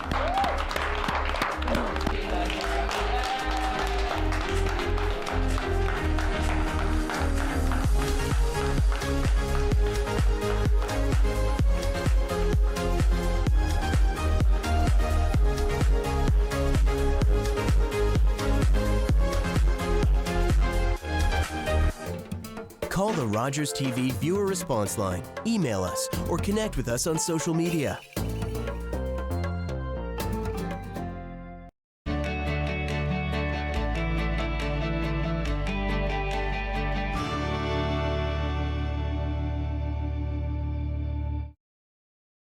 For 25 years, you've been helping to make our roads safer by doing the right thing.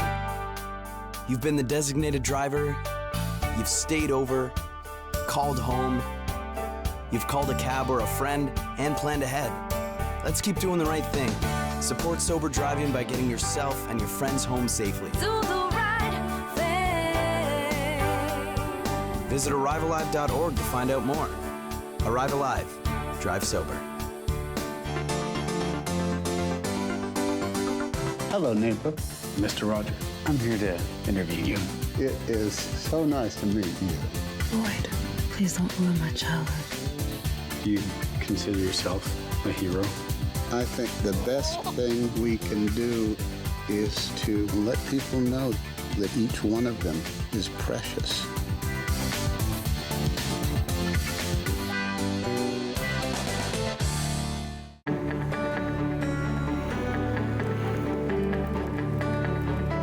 You're watching Rogers TV.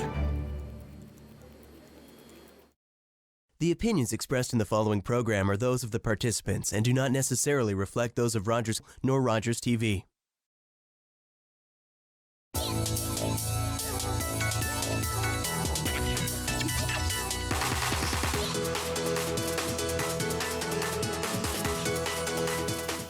Hi, welcome back to The Social Life right here on Rogers TV. We're your hosts, Ksenia Shpak. And I'm Stephanie Luero, and we talk about all things trending. And one of the stories trending, which is kind of funny, interesting. I don't know if you've heard about Twiggy the squirrel.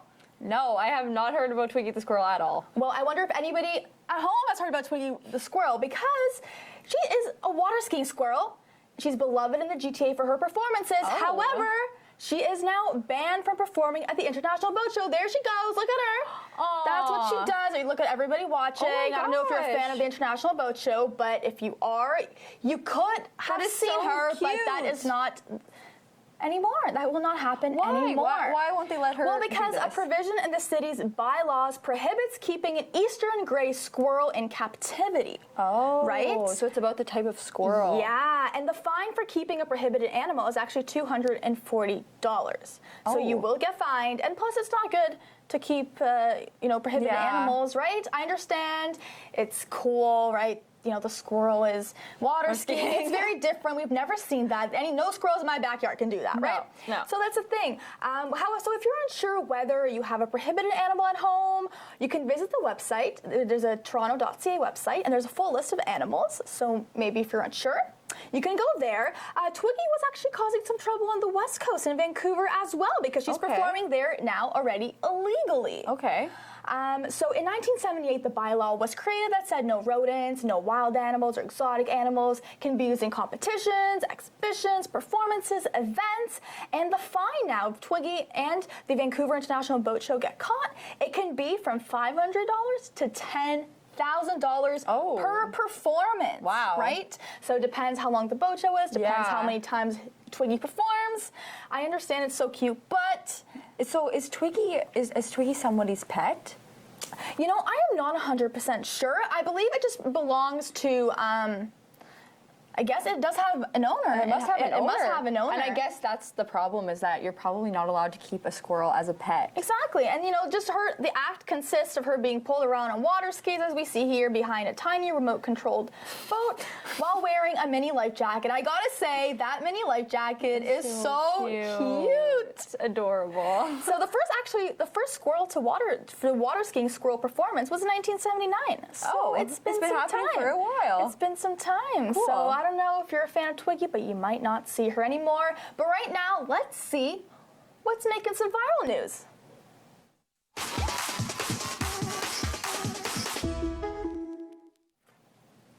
So guys, another trending story that we're following is former NBA superstar Shaquille O'Neal is selling his California mansion. Okay. Which is pretty ordinary, but he's doing it in an interesting way. He's actually posting on Instagram asking his followers if they want to buy his house. He posted an IGTV video. Here it is. Oh, it is basically a house tour. Yeah. Ooh, look at that kitchen. Marble countertops, custom cabinets. It's a beautiful home, but it's interesting that he's posting Superman this. sign? Potentially. I didn't catch that.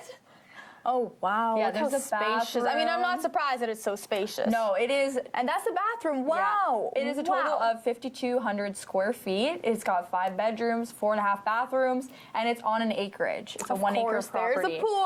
And all this can be yours for only really $2.5 million. Oh, wow. That's actually... It's kind of a steal, honestly. Yeah. And it's not that big, but it's on an acre. And so he's been selling it on Instagram? Yes, he posts That's his this on marketing IGTV. point? That is his marketing. That's his marketing. I guess he figures a lot of his followers maybe can afford to buy his house, so why not post it and see if anyone's interested? He actually posted an email of his agent. He said, if you're interested, so everyone listening, if anyone wants a California mansion for $2.5 million, you email sellingbellcanyon@gmail.com for more information. Oh, wow. That's very interesting. It's actually kind of not that bad of an idea, and only because you would assume that you have a lot of fans. Obviously, Shaquille O'Neal has a lot of fans, and maybe if they bought the house, they take very good care of it, I assume. true. Like, if I owned a house that belonged to Shaq or anybody, Any right? celebrity. Right. I would make sure, obviously, I take care of my own house, regardless if it's not owned previously by a celebrity, but especially if it's owned previously by a celebrity. That's kind of cool, right? And then when you sell it again, you have a good marketing point. This house was previously owned by Shaq. Exactly. It's kind of cool to give his fans that opportunity. It's like a unique opportunity to live in someone that you admire's house. Right. Now, speaking of another viral story, in our past show, we talked about TikTok. I hope everybody remembers what TikTok is. You can create viral videos. But sometimes you gotta be careful what you post online, where you do it. I understand some people want to go viral. We've seen it happen. They're doing anything. Here in the GTA, they do some crazy stuff, not cool at all. But this story comes from Fresno. So a group of employees from Fresno International Airport said they actually lost their jobs after their TikTok video went viral. So let's take a look at the video. Yeah. There they go. So look what they're doing. They're out there on the runway, on the tarmac. Yeah, they're doing some kind of dances. They're doing the TikTok dances. So they got fired for doing this on the job? Yeah. Aw. And That's then sad.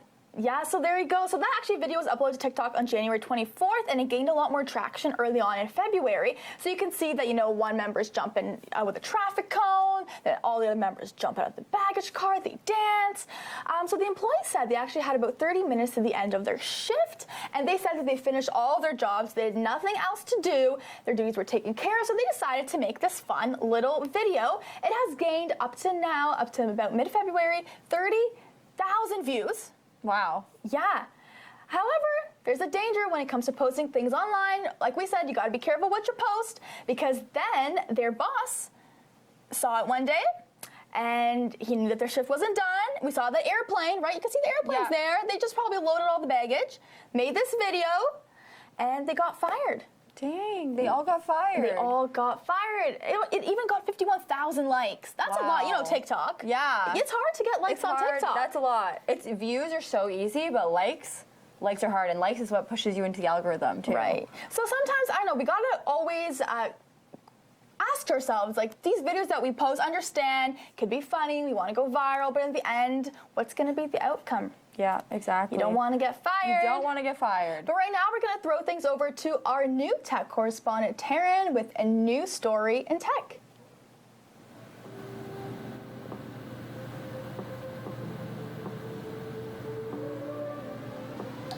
Hey Social Life, my name is Taryn and I'm this week's tech correspondent.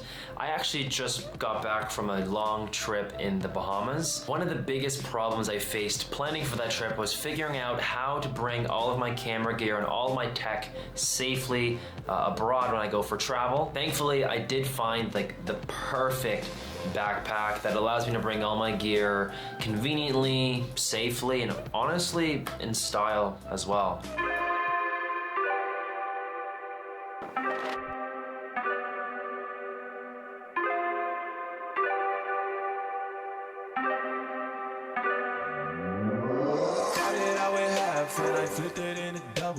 So what I'm holding in front of me is the Peak Design Everyday Backpack. It has so many features built into the bag that it just take me way too long to explain all of it. So I'll tell you guys my favorite features and personally why I went out and bought this. First thing is that I love their patented magnetic latch system. It allows you to get quick access to the top of the bag, and the bag itself is height adjustable, so you can choose which latch you want to lock your bag at depending on how much stuff you're storing at the top of the bag. Another feature that I love about this bag is that it is accessible on both sides. You simply turn the bag onto its side with the handle, you unzip, and then you open and you can get right into where you store your gear. Inside the backpack itself, it does have dividers, so it does allow you to organize your backpack with all your gear however you'd like.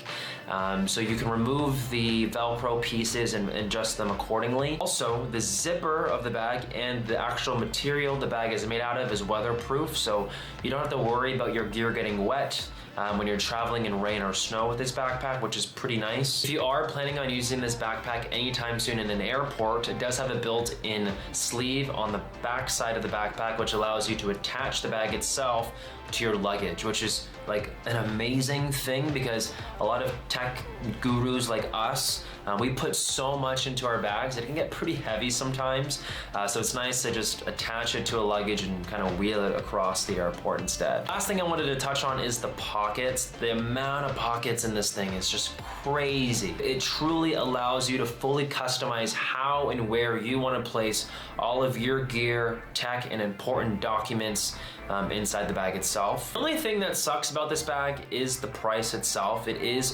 $350 Canadian before tax, so this is easily the most expensive backpack that I've ever purchased. But at the same time, I do think the price is justified. The amount of convenience you get from this backpack and the ability to actually transport your gear in a safe manner without it just breaking and hitting each other is pretty good value, especially for the amount of money we spend on stuff these days, as well as the fact that the bag itself actually looks really nice in person. Like, it does look like a $400 bag. They're not overcharging you here. So if you are looking for the perfect tech travel backpack, the Peak Design Everyday Backpack is my recommendation to you guys. Anyways, back to the girls on Social Life. Thank you so much, Taryn, for that great review. But now let's see what's happening in news.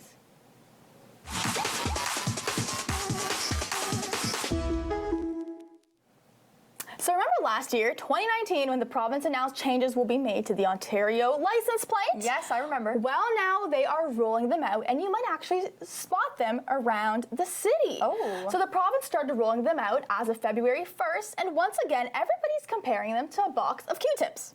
Okay. Because they're blue, there you go. Oh. So now it's going to say a place to grow. It's going to be more reflective. We've updated the font and the colors. I like that What it's do you blue. think? Like, what do you think of it? Okay. I like that there's more going on because I think our old ones are a little plain. Really? You know, I'm from Manitoba. And ours has, you know, some green, some orange. It's got a little bit of like a nice prairie scape going on in the background.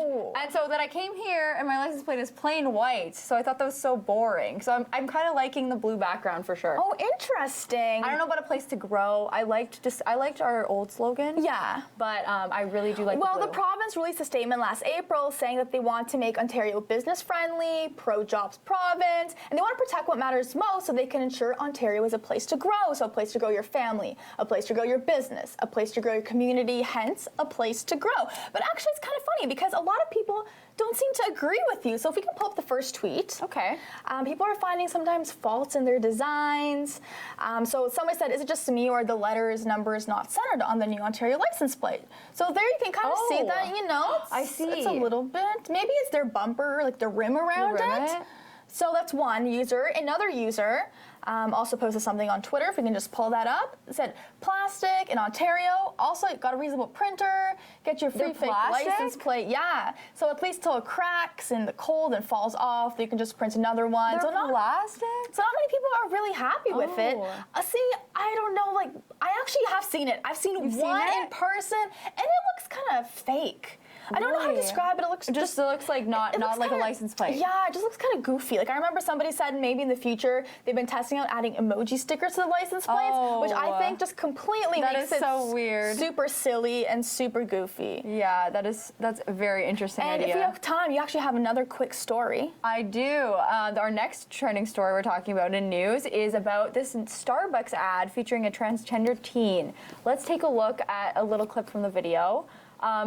Basically, this teen's name is James, and he's going around his life, and no one will call him by his new name. They keep referring to him as Gemma, his old name. And finally, when he goes to Starbucks, and they ask him his name, and they write James on the cup. And it just means so much to him. You can see here, and he smiles for the first time in this commercial. Yeah, I think in the whole commercial, you can see that not very happy, and then there you see a smile. It just makes such a difference, and it really shows kind of the struggles that young people are going through when they're transitioning and how you should support them and call them by the right name. A little thing that makes such a difference. We'll be right back, guys, right after the break. This program is brought to you by Ignite TV. Now you're in command. Visit Rogers.com for more details.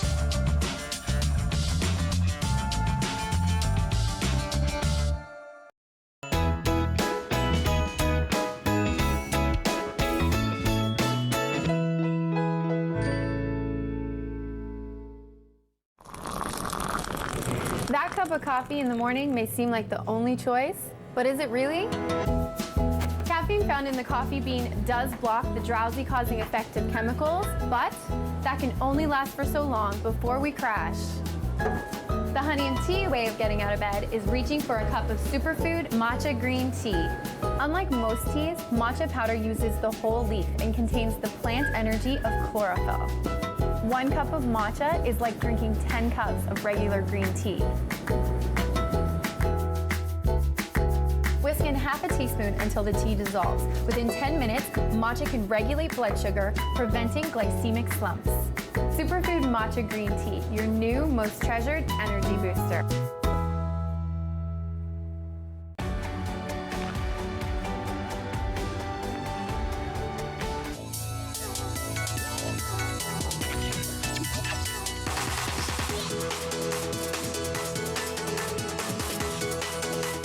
Welcome back to Social Life right here on Rogers TV. Now our next guest is a Canadian singer-songwriter from Toronto. His multicultural fusion hit Dancing Kizomba took over the music charts by storm back in 2015. And we're not just talking locally, we're talking globally as well. And his recent single, Boom Bye Bye, marked his comeback after a long hiatus. Yeah, we had the chance to sit down with Alex Feliz and talk about his newest collaboration, his music, and much more. So let's check it out. Well, first of all, we want to say congratulations on releasing your newest collab, Till We Fall in Love, with Charlie Black and Devolve. It already has so many views on YouTube, right? The lyric video. So how did this opportunity come about? Oh man, it's a funny story. That song has been it's been a long time coming. I actually wrote that song before Dancing Kizomba. Yeah, so it has a long lifeline. And originally it was for Devolve, and over time it was just like, yeah, we're gonna release it, we're gonna release it, we're gonna release it, and then over time I just kept releasing music, and before I knew it, he just called me. He's like, yeah, Charlie Black's gonna jump on the song, let's release it now, and I'm like, okay, let's go for it. That's exciting. And Boom Bye Bye. Yeah. It has over 220,000 streams on Spotify, and it marked a comeback after a long hiatus. Yeah. So why was this the song to mark your comeback? Oh man, I just personally loved the song when I wrote it. But I just loved the theme of it. I loved everything about the song, like the rhythm. And I actually didn't even know how many streams it had. So thank you for letting me know. Lots. Lots, yeah. And you mentioned the theme. Yeah. So it actually is a very relatable message. Can you tell us a little bit about it? Yeah. So basically, the song I wrote it for, everybody that's experienced heartbreak, which is basically all of us. Yeah. And not even just specifically heartbreak, but I think all of us, we've experienced people in our lives that have been there when we were in the up and coming, working towards our goals and our dreams. And then at one point or another, they just disappear and they give up on you. And then when you finally made it, they want to come back into your life. And then that's when Boom Bye Bye comes into There play. you go. Say Boom Bye Bye. Yeah. And your EP, Love Has No Language, was released in 2015. And you've had so many singles, like you say, you're always playing the songs, but there hasn't been another album. I know. I'm actually currently working on another one. All right. I think it's very rare to find a fan that would want an album. A lot of people just fall in love with the single. The single. Yeah. But the artist itself, it's as if we're writing a book. And a single is a chapter. Mm-hmm. So for us as the artists, like me specifically speaking, I love releasing albums because it's the whole novel. It's not just a chapter. It gives you the whole storyline of everything. So yeah, we're currently in the works of an album. Well, it's very exciting. Thank you. Let's take it back in your career a little bit. 2017, when you Yes. went on tour with Nicky Jam. Yeah. One of the big reggaeton Yeah. pioneers. What was that Yeah. experience like for you? Oh, it was surreal. It was so surreal. Beyond Nicky Jam, because for me, I grew up listening to Nicky Jam, but it was one of my favorite all-time artists are Zion and Lennox. So they were on tour with us as well. So for me, it was every night on tour after I would perform, I would go into the crowd and look at Zion and Lennox perform, and it was just so surreal because it's people you grew up listening to their music. Never did I believe I would be, opening up for Zion and Lennox. And I think that was my first experience in regards to like a world tour, like a tour bus and, staying in hotels and doing that for I don't even know how long the tour lasted, but it was amazing. It was an amazing experience. Let's talk about 2020 vision though. What is All coming? right. What can we expect? Yeah, man, you can expect new music. This year, I think I was on a bit of a hiatus for almost 2 years, Yeah. right? Like it was a long process, personal stuff, business stuff, legal stuff, so many things that kind of forced me to take a pause and a hiatus. But 2020, I'm finally in the headspace and in the position where I can finally release music again, which is why Till We Fall in Love with Evolve and Charlie Black came out. We got a new song coming out mid-February. Then I Can you got. tell us anything about that song, or is it a secret? No, yeah, it's called Priceless. Okay. And it English, has Spanish? It's English. English, okay. Yeah, and it has that Caribbean vibe, like what I was saying. Like I've been exploring a lot of my Caribbean roots. So that one comes out mid-February. We also have a lot of music coming out later down this year. My goal is to release like I said, the album, and just release a bunch of singles for the public that I've had there for a while, but I wasn't able to take it out. But now that we're here, I'm like, okay, now's the time. So Well, that's exciting. Well, we hope to see you around Toronto, Thank you, opening thank for you. another, potentially your concert sometime soon, right? Yeah, that's the goal. That's the goal. Well, thank you so much for joining us here, Alex. We can't wait to hear your music when it comes out later this month. Yeah, Alex Veliz, I love his music, and I'm so excited to listen to the new song that is on Spotify, so go check it out or anywhere you stream your music. Yeah, exactly. He's so sweet. That was so much fun to meet him and chat with him for a while. Thank you again, Alex. Right now, we're going to talk about another entertainment story, which has to do with the Jonas Brothers. Okay, everybody loves the Jonas Brothers. Yep. This one actually has to do specifically with Joe. Him and Sophie Turner, his wife, they are now expecting a baby together. Aww. I know, Aww. it's so sweet. I'm so excited for them. It's funny because we kind of grew up not with them because they are a little bit older, but we were Yeah. there from their Camp Rock days. They had another show, right? They had Jonas. The Jonas. So Yeah. they were young, and then we grew up with them, right? And now they're married and they're now having they're married babies. and they're having a baby. And I love that the band is back together.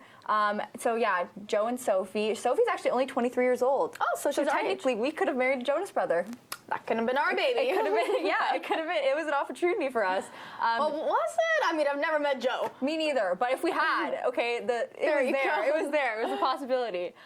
Sophie's only 23. They were married in actually May of last year only. So they haven't been married for that long, but they've been together since November 2016. Okay, so it's been time. So it's been time, and they met through mutual friends, which, you know, classic story. Right. So congratulations, Joe and Sophie. Very excited to see this adorable baby. Oh, I'm excited. I wonder what they're going to name it. And we don't know the gender yet, right? No, we don't know the gender. They're keeping it pretty quiet. Oh, I wonder if they're going to do like a gender reveal, because gender reveals now are becoming so popular. They're like almost trending, right? You can do balloons, you can do a cake. Yeah. You can do whatever you want. Yeah, balloons, cakes, cookies. I've seen like cupcakes. I've seen dartboards. Yeah, I see like you pop the balloon, right? And then a color comes out. You're like, hey! Yeah, I think that's a new thing. Like 2020, everyone's doing gender reveal parties. So maybe they will. Maybe they'll share it with us. I guess we'll have to wait and see. I know. We're going to have to keep it locked on the socials. Yeah, and that's coming soon. But other than that, another trending topic we were gonna visit today is fashion. We always love fashion here on Social Life. We do, and right now is actually New York Fashion Week 2020. Fall Fashion Week is happening in February. Fall fashion? Yes. Wow. So, you know, everyone talks about Fashion Week in September, but that is for the spring and summer. Oh, wow. And then in the winter seasons, we talk about Fall Fashion Week. So we're already preparing. We're in winter, and we're already sad that it's cold, and now we got to think to fall, which is next year. Hot, but it's also not too cold, but it's still kind of cold. I know, but on the bright side, guys, you can apply these fashion looks to your everyday winter wear because it's still pretty applicable and be ahead of the curve. Let's take a look at some of the most wearable looks on the runway. This first one here. This is a plaid jumpsuit. Would you wear this? I don't know if I would wear that. It's pajama vibes. It is pajama vibes, but you know, like I know now the pajama vibe, blazer and pants are in style as well. Yeah. But it just looks so much like pajamas. You're gonna go to the office and what you're gonna like wear pajamas? I don't know how I feel about that. I think I would totally wear it if it was a suit. And there was like but that is a jumpsuit. Trousers. Yeah, this is a jumpsuit. I would wear it if it was like trousers and a blazer. Okay. With the top underneath. I think that would look a little bit more like clothes. Right. But then the jumpsuit I think adds like a little onesie aspect to it that we're not so sure and it's about. plaid, or what's the name of that Yeah, style? it's plaid. It's Okay. plaid. And that is from Zimmerman. Let's see the next look. I love this one. I like that. It's a skirt? Yeah, this is Brennan Maxwell. It is like a long skirt. Ooh, I'm happy that like maxi skirts. Like I feel like they've never. I love the slit on this too. I don't know if they've fallen out of. Like I don't think they've fallen out of style, but they're kind of making a comeback because I've seen a lot of things in catalogs or even online a lot of or in minis, stores. right? And the slit, I love the slit. I'm a fan of the slit. And the boots with the skirt, I love that. Oh, they're tall boots, yeah, right? tall boots, the skirt, and the fanny pack. Oh, fanny packs are still in, guys. Packs are in. It was not a fad. They are still here in 2020. So if you got one, you can rock still rock it. Yeah, bring it back out. The next one we have here, let's take a look. This one is from a brand that I actually never heard before, but I looked at a lot of their looks and it's really cool. It's called R13. Okay, is that a jacket? Like, what are we looking at? It's this big green jacket, like a camo jacket, which I've had in my closet and loved for a while. And then denim, lots of denim. Denim, yeah. Denim never falls out of fashion. Never falls out of fashion. And then we've got the long boots again, which I'm happy they're still in style because I just love the long boots in the winter and the fall. Oh yeah, I know. I love so that I'm happy look. they're not going anywhere. It's very classic. Let's take a look at the next look. This one is from the Longchamp runway, which had some really great looks this year. I loved it. I love that they're mixing brown and black together. So the brown boots, right? Yeah, brown boots and then black on top, which was kind of like a no for a while. Like you pick black or you pick brown. Right. But I think now in 2020 we're seeing like a mix of that, and black and brown is actually like cool. Well, I feel like any kind of you could rock any kind of color with black, right? Yeah, so it's true. So why not brown? Two neutrals. Right. Yeah, I think it just makes total sense, and I'm excited for it. Let's look at the next look. That's also a Longchamp look. We have Kaya Gerber here. Ooh, she has this. I love It's like a matching set. It's suede green. Would you wear this? Suede. Yeah. Ooh. I love suede in the fall. Yeah, you know what? It cools down a bit, so you can actually wear that suede without like sweating too much. Yeah, I love the color. I'm like really into the darker like olive green. Olive green is a really big color, and I'm obsessed. Let's look at the next look. This one is from Rag & Bone. What do you think of this? I don't even know what I'm looking at. Is that like a jacket? It's got the cardigan. I don't love. It's kind of like homeless vibes. But the pants I love. They're burgundy leather like trousers. Okay, that's cute. Which I'm really into. I saw leather like trousers really like I'm wearing leather leggings today, Right. but the trouser cut was really in this season. So I'm excited that it's still around, and now I might invest now that it's back for another season. Yeah, there you go. Now you know what to invest. Now you know what to invest in. So let's take a look at the very last look. Oh, it's like a frilly Beautiful dress. tulle dress. Yeah, I think this one's super pretty for like prom or anything like that. Very nice. I love the color. I think like a nice dark blue. It's like, you know, blues are in, all the colors are in. Jewel tones. Jewel tones, there you go. Well, unfortunately, time is up and we gotta go. Big thanks to Niche Decor, our set sponsor for all these lovely pieces. Visit nichedecor.ca. We'll be back next time with more social life right here on Rogers TV. Bye. Have a great day.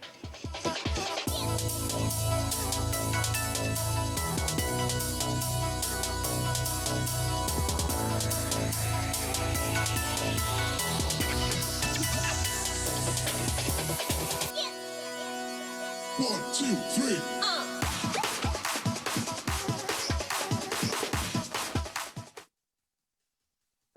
Call the Rogers TV viewer response line, email us, or connect with us on social media.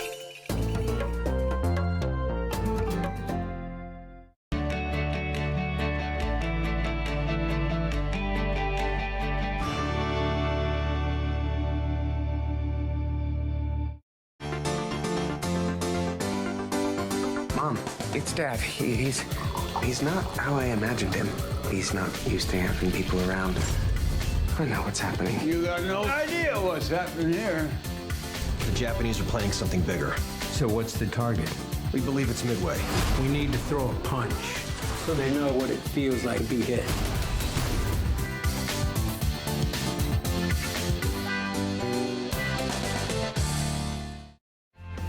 Family, it's just extremely important. People move around. Connected for Success has just made it so much easier.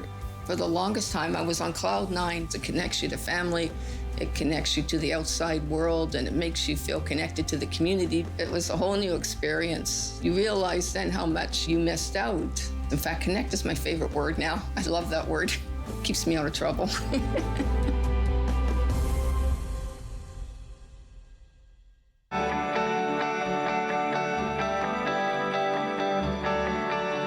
This is Rogers TV, Durham Region.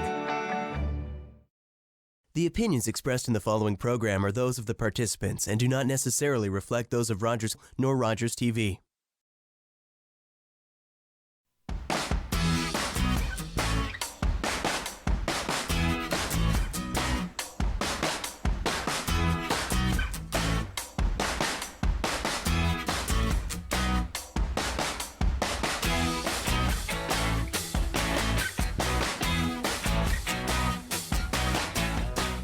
Thanks for joining us on another episode of Inside Durham.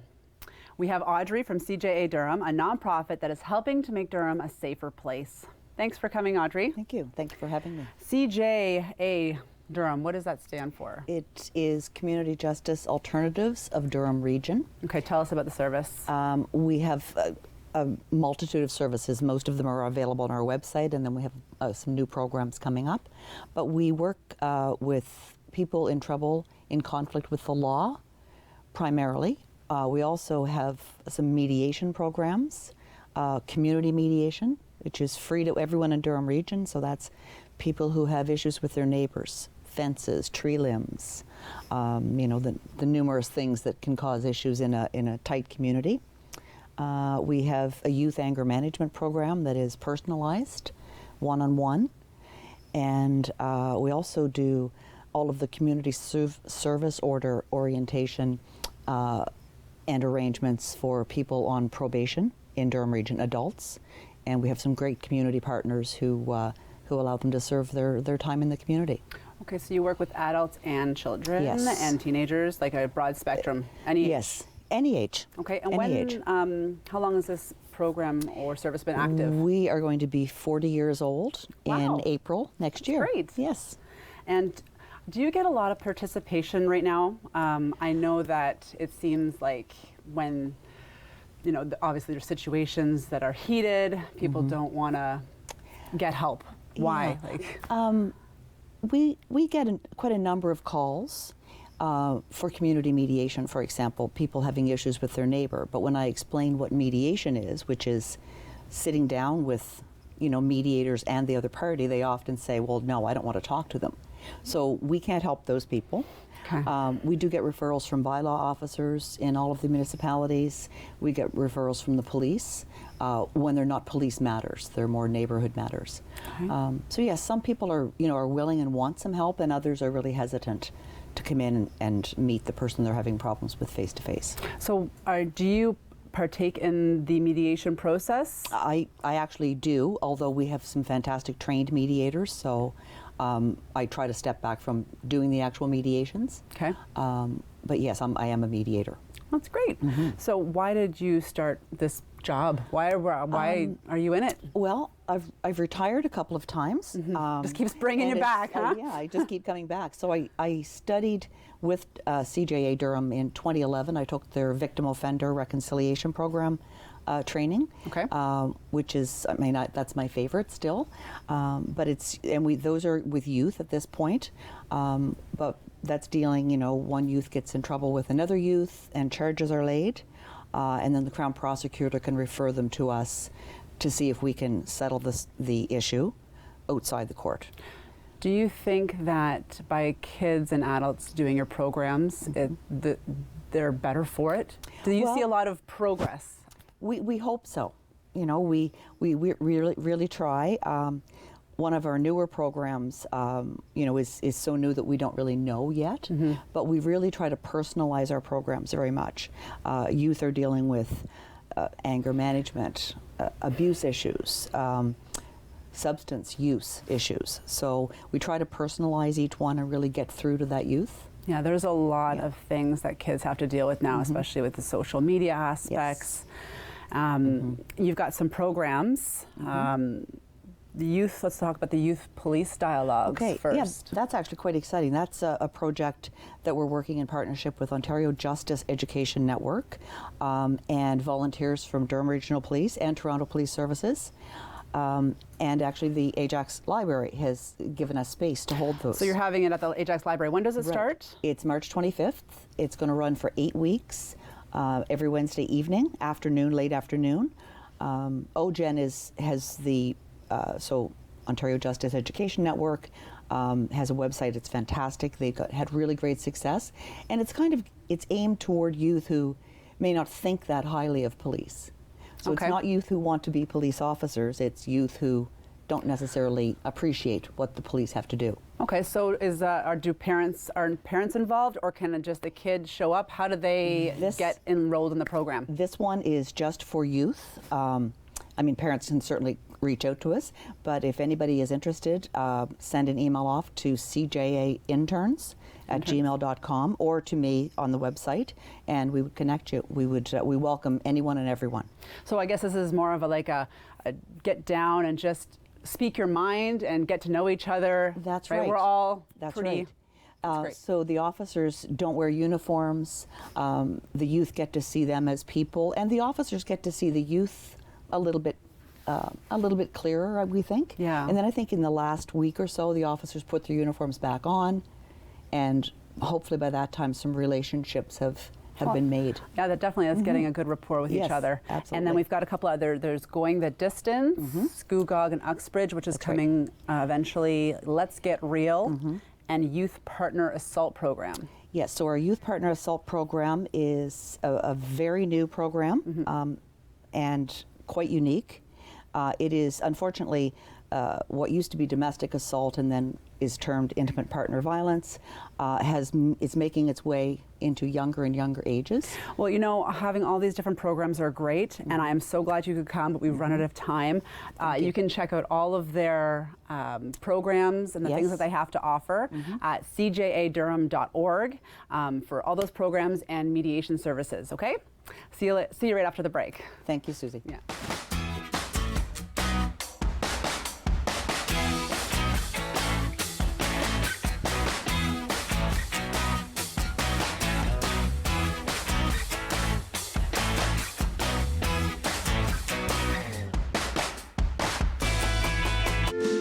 Securing your recycling in a few steps is simple, like bundling your cardboard separately. These bundles can act as a lid for your blue box or placing heavier items such as magazines on top of papers with no material above the rim. They served to protect our homes. Now many are homeless. They fought for our way of life. Now many are fighting personal battles of their own. They answered the call for our country. Now we honor them by serving our communities. Help us help Canada's veterans. Become a Legion member today.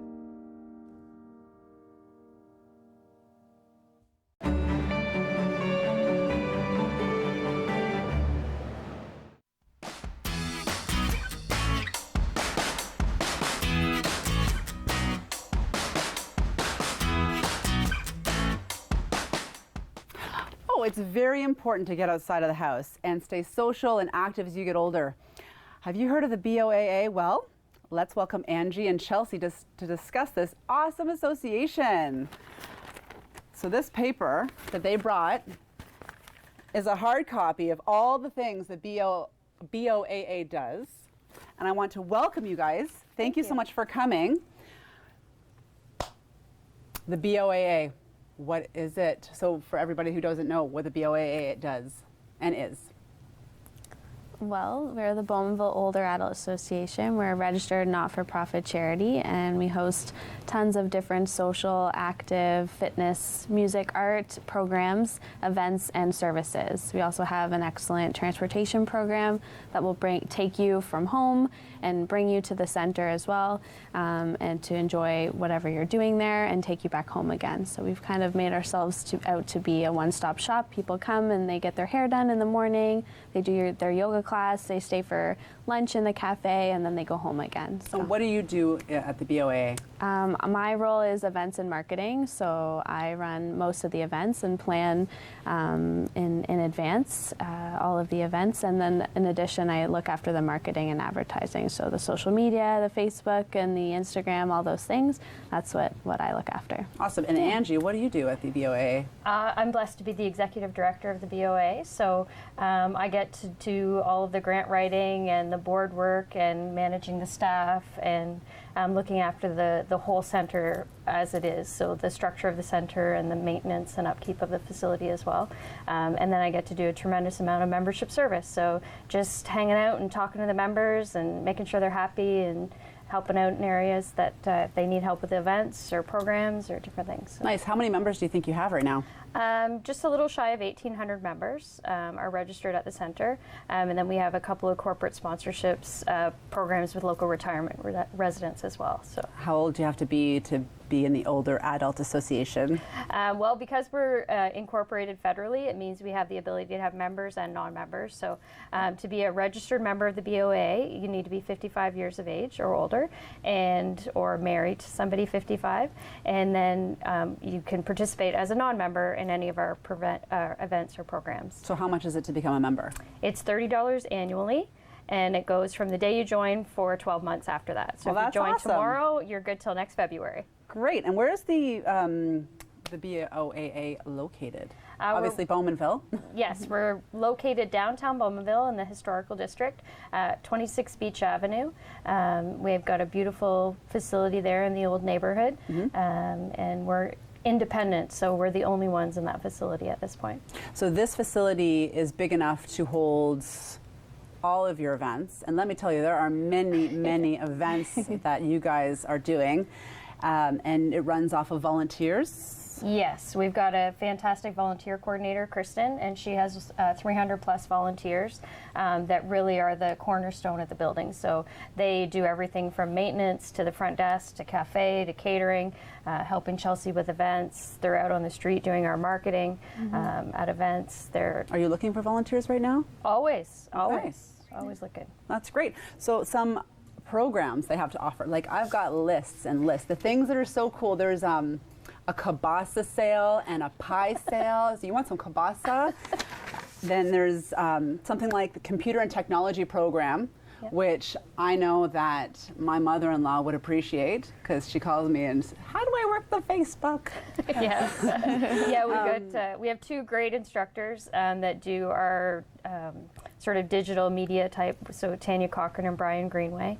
And one specializes in sort of the Android and Microsoft applications, and then the other does Apple and iPads and iMacs. So it's a good complement there. And then we also have a photography club that is partnered with us. So the Clarington Photography Club is also in our building. So if you've got photography type questions, they're able to help as well. That's great. There's a whole bunch of different drop-in programs. Do you want to list a couple? I know that there's the Brainwaves Cafe. That's a partnership with Alzheimer's Durham. So they come once a month on the first Tuesday of the month, and they host a free program just to kind of stimulate your brain and help with the stigma that's around dementia. They like to talk about what's going on, and yeah, it's a great program with free tea and coffee and refreshments. We've got some pictures up about some of the different programs. That's like a paint night? Yeah, so this is with Shirley Banky, one of our program instructors, and what they do is Shirley will have one of the paintings already put together, and then week by week they will do different steps to make the final product look like awesome. that. Yeah, so that's a registered program versus a drop-in program. And those are some of our fantastic Zumba ladies. We've got one of the best Zumba instructors in all of Durham, Veronica Vargas, is also our program coordinator at the BOA, so she pulls a lot of that stuff together. Well, staying active, right? You got to stay active as you get older. You got to keep the oxygen moving and pumping. Yeah, no, it's great. What about this one? That's Robbie Burns just a couple of weeks ago. Yeah. So once a year we host a Robbie Burns event to kind of celebrate the life of the famous Scottish poet. We also have a St. Patrick's Day luncheon. So every Tuesday we host a lunch just so people can get together and be social and enjoy food. And some of them are themed, so that's what that looks like. So like you're making friends, you are getting out there, you're getting active, and you're getting your mind right and meeting new people. You don't want to just stay in your house and do nothing and watch Netflix all the time, right? You want to get out and be active at the BOAA. Well, we're going to check out, you have to check out their website, BowmanvilleOlderAdults.com, for program and membership information.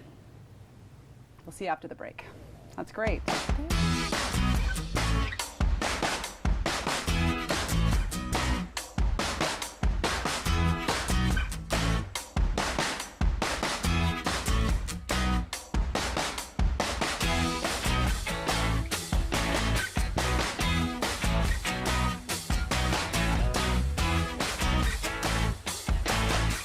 Securing your recycling in a few steps is simple, like crushing your cans and bottles down in your container's blue box and your box board down in your papers box. This saves a lot of space and reduces the possibility of material blowing out of your blue box on windy days.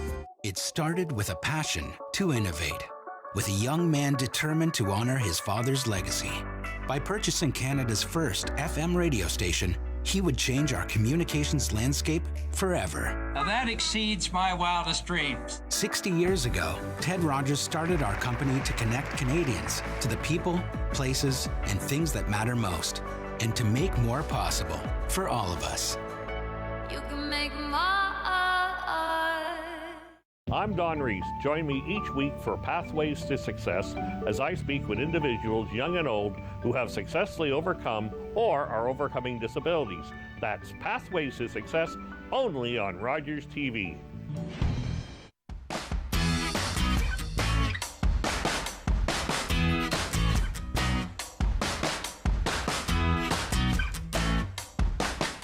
Welcome back. Last week, we had the pleasure of meeting Rima, a 2020 Mompreneur Award nominee. Let's check out the interview.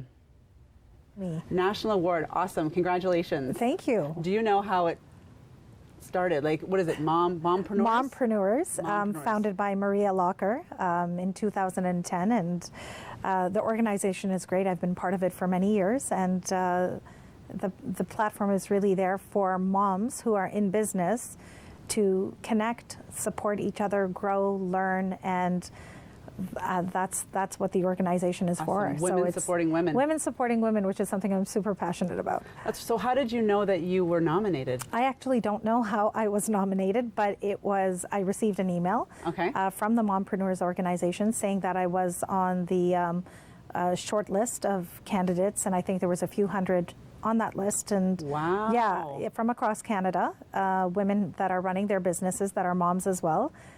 And so you obviously you're doing something right. Yes, that's the hope, right? That's Always great.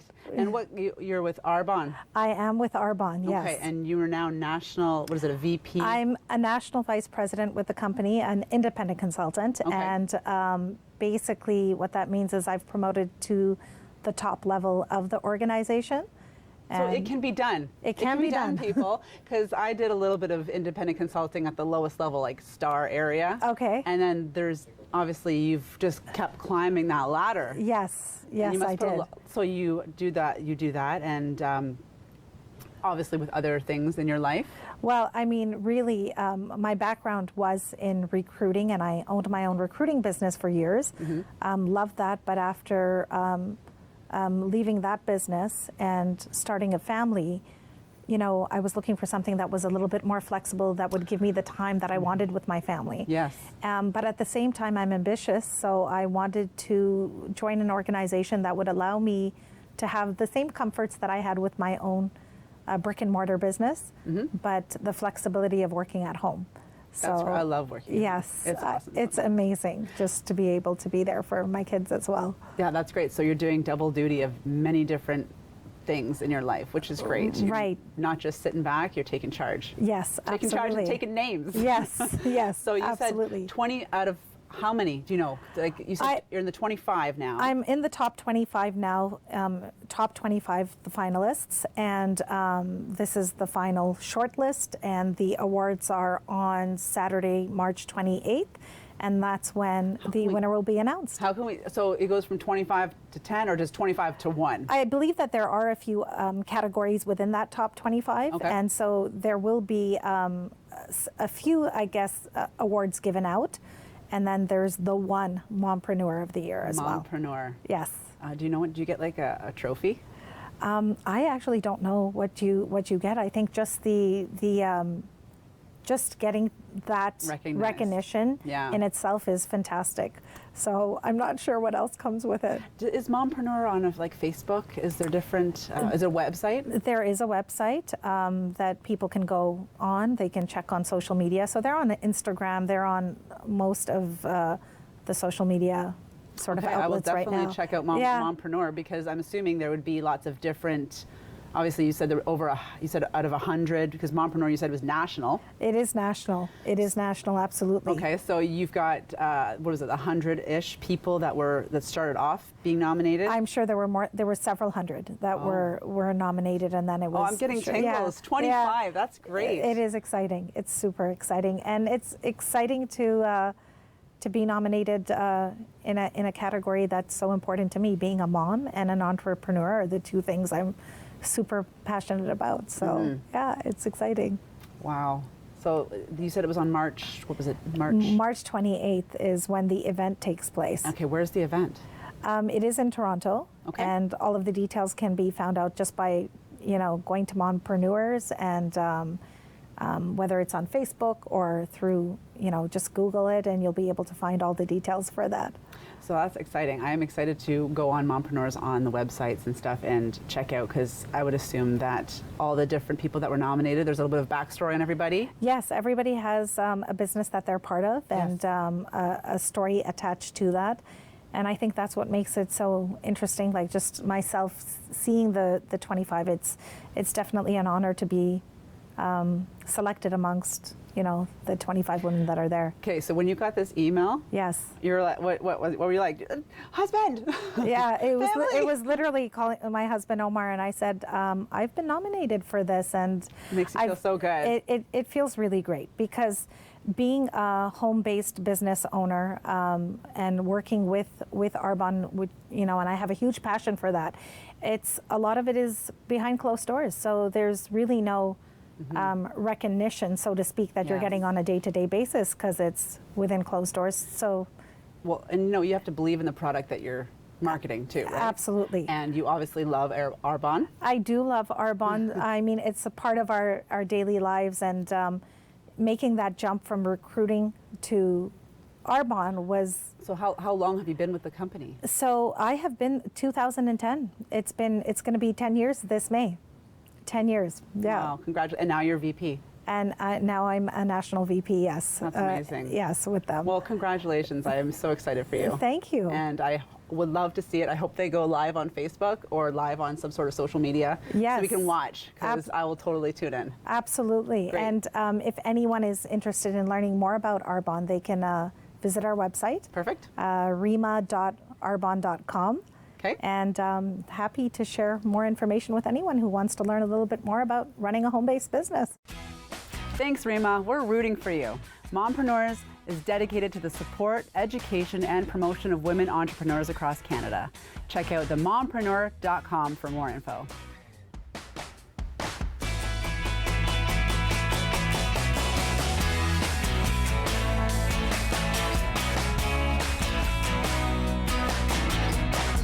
Do you worry about how much someone drinks?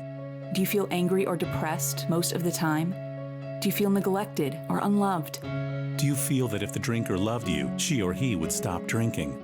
If you answered yes to any of these questions, you are not alone. Not everyone trapped by alcohol is an alcoholic. Families and friends are suffering too. Al-Anon and Alateen can help. Call 1-866-200-0223 or visit alanon.org/help.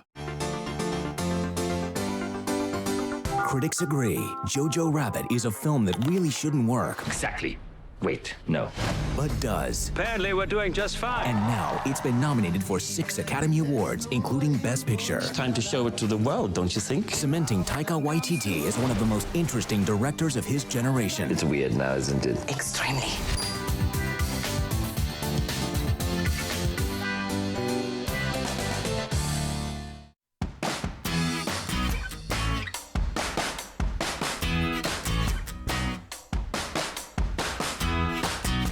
Joining us in the studio this week is Elizabeth from the Humane Society of Durham Region. Hey, how are ya? Good. So we've got a bunny. We do. We have a little rabbit here. This is my first bunny. Oh, really? Okay, bunny, rabbit, same thing? Same thing. Or is there a bunny, a small rabbit? Rabbit's an adult bunny? I think I'm getting it's confused. interchangeable. Okay, so this is, what's this? This is Fluffy. Fluffy. Yes, and Fluffy's only 3 months old, so she's just a baby still. She looks huge. I don't know. Is that? She's actually really very tiny, very Really? tiny. So she's an American rabbit, Okay. and they can actually grow 10 to 12 pounds. How much pounds is she now, would you say? Oh, she's probably only maybe 3 or 4. Okay. Yeah, she's tiny. That's She's just a baby. She's very sweet. She'll give you kisses if you ask for it. Aww. So. Oh, her ears are up now. They're Yeah. pulled back before, and I was asking, I'm like, every time I see a bunny, the ears are always back.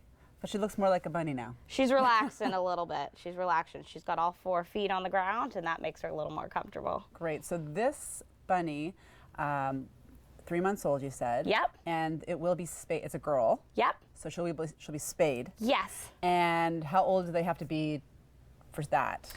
So it really depends on the vet clinic that you go to. Rabbits, you want to take them to an exotic vet.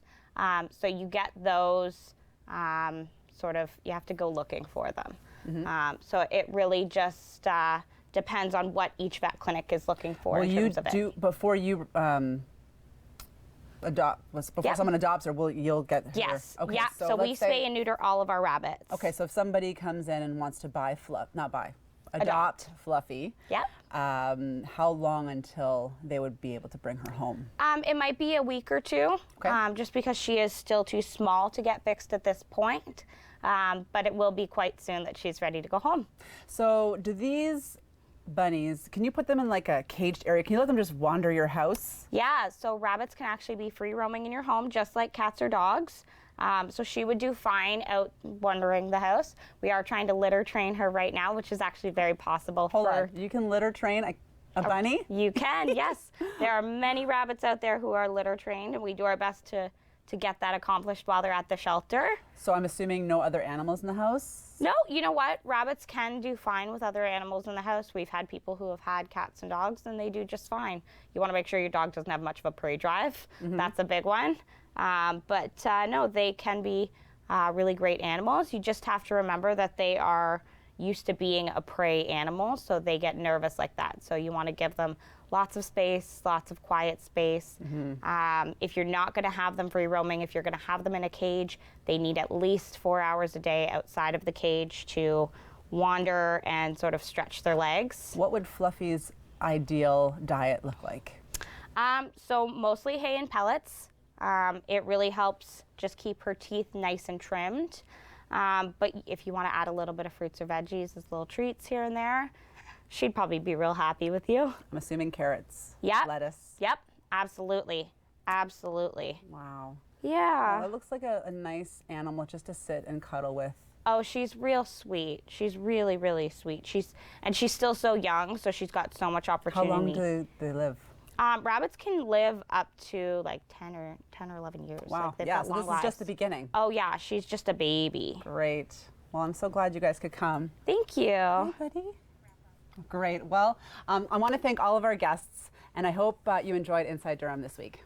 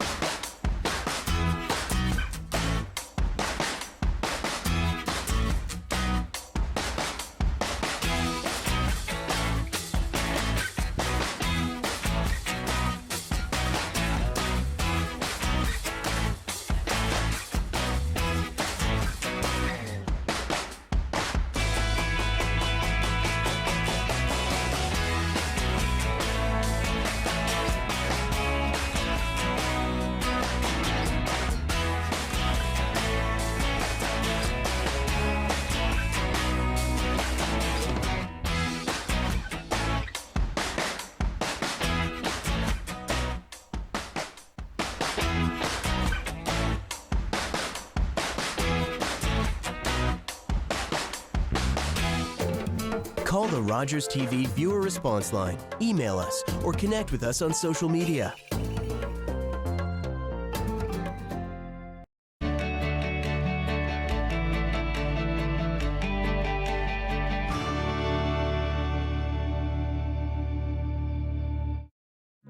Everybody knows not to drink and drive, but some people still think it's okay to take drugs and drive. Police have the authority, the ability, and the tools to determine if drivers are impaired by legal or illegal drugs. And because drug-impaired drivers can pose just as great a risk as drunk drivers, they face the same penalties, like the loss of their driver's license, a criminal record, fines, and more. A message from the RCMP, the Canadian Association of Chiefs of Police, and Arrive Alive, Drive Sober.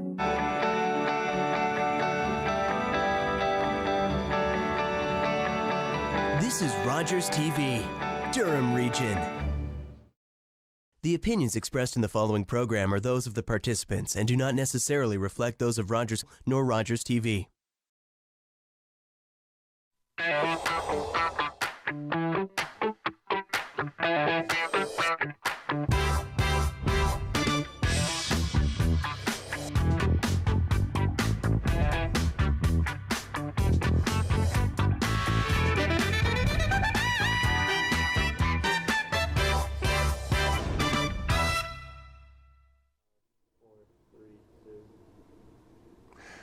Welcome to the wonderful world of real estate on Sold with Sean Lackey. I'm Sean, and now for some fun.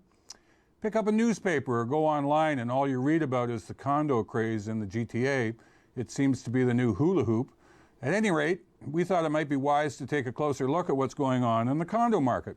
So today we're joined by Dominika Stolar from Coldwell Banker RMR. She's in the Brooklyn office. She's seen her fair share of condo deals and will help us get a better idea of just what's involved with the most popular trend in housing these days. Welcome, Dominica. I know I want you to talk a little bit about yourself, and don't be shy. You said I'll keep this short. Just give us a little backgrounder. You're out of the Brooklyn office? And Yep. I've been with Coldwell Banker RMR for about 3 years now, and I mainly concentrate on the Durham region, the GTA, a little bit of work in the Kawartha Lakes as well. So I'm fairly well-rounded in all the different aspects of both residential. You're not going to say Rookie of the Year, but I can. Rookie of the Year as well for, there you go. For 2016. So a great accomplishment. I was very proud of that, and I've worked hard. You know, business is good. I keep busy, and I love what I do, which also helps. Well, we talk quite a bit. You're constantly advertising and promoting listings that you have, which is good. Yep. So, we want to talk about condos. They've been around a long time, but they seem to have been in the news a lot recently. Absolutely. Why is that? Well, where do we start with condos?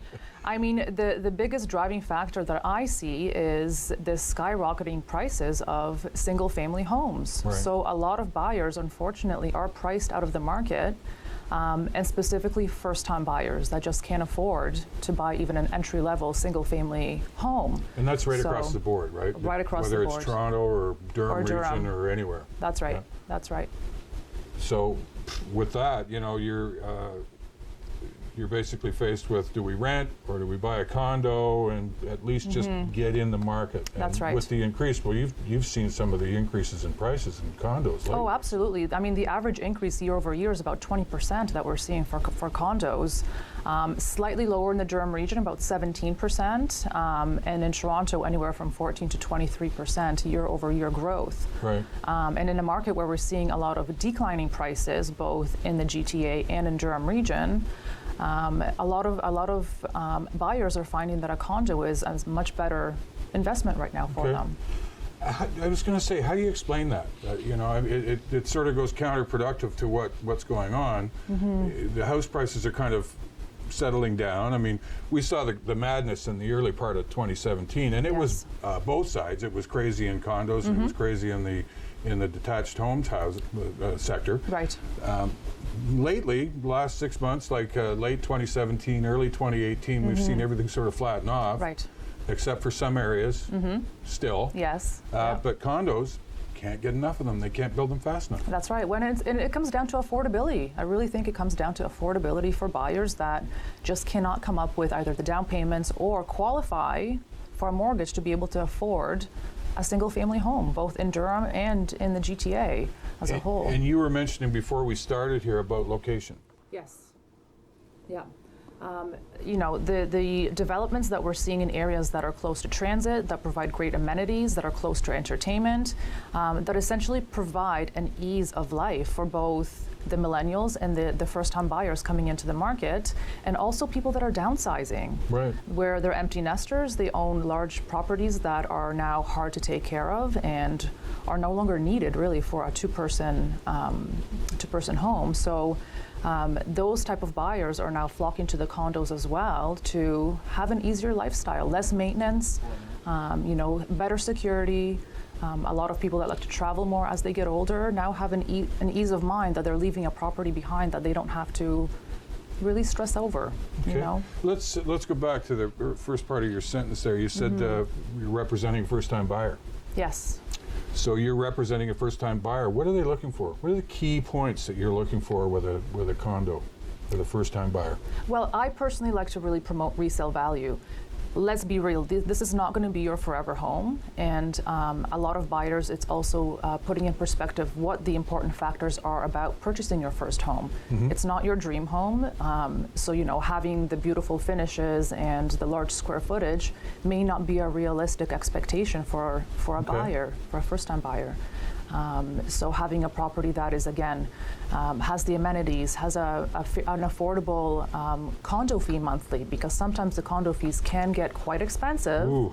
and making sure that the buyers are aware of the monthly commitment as far as the condo fees on top of their mortgage payment. So putting their expectations in a way where you're not looking for the glamorous, beautiful condo that you see on all the fancy TV shows, but can you afford the payments? Is it a well-maintained building? Is it close to transit? Is it close to amenities? So those are kind of the things that I like to concentrate on when I'm representing a first-time buyer.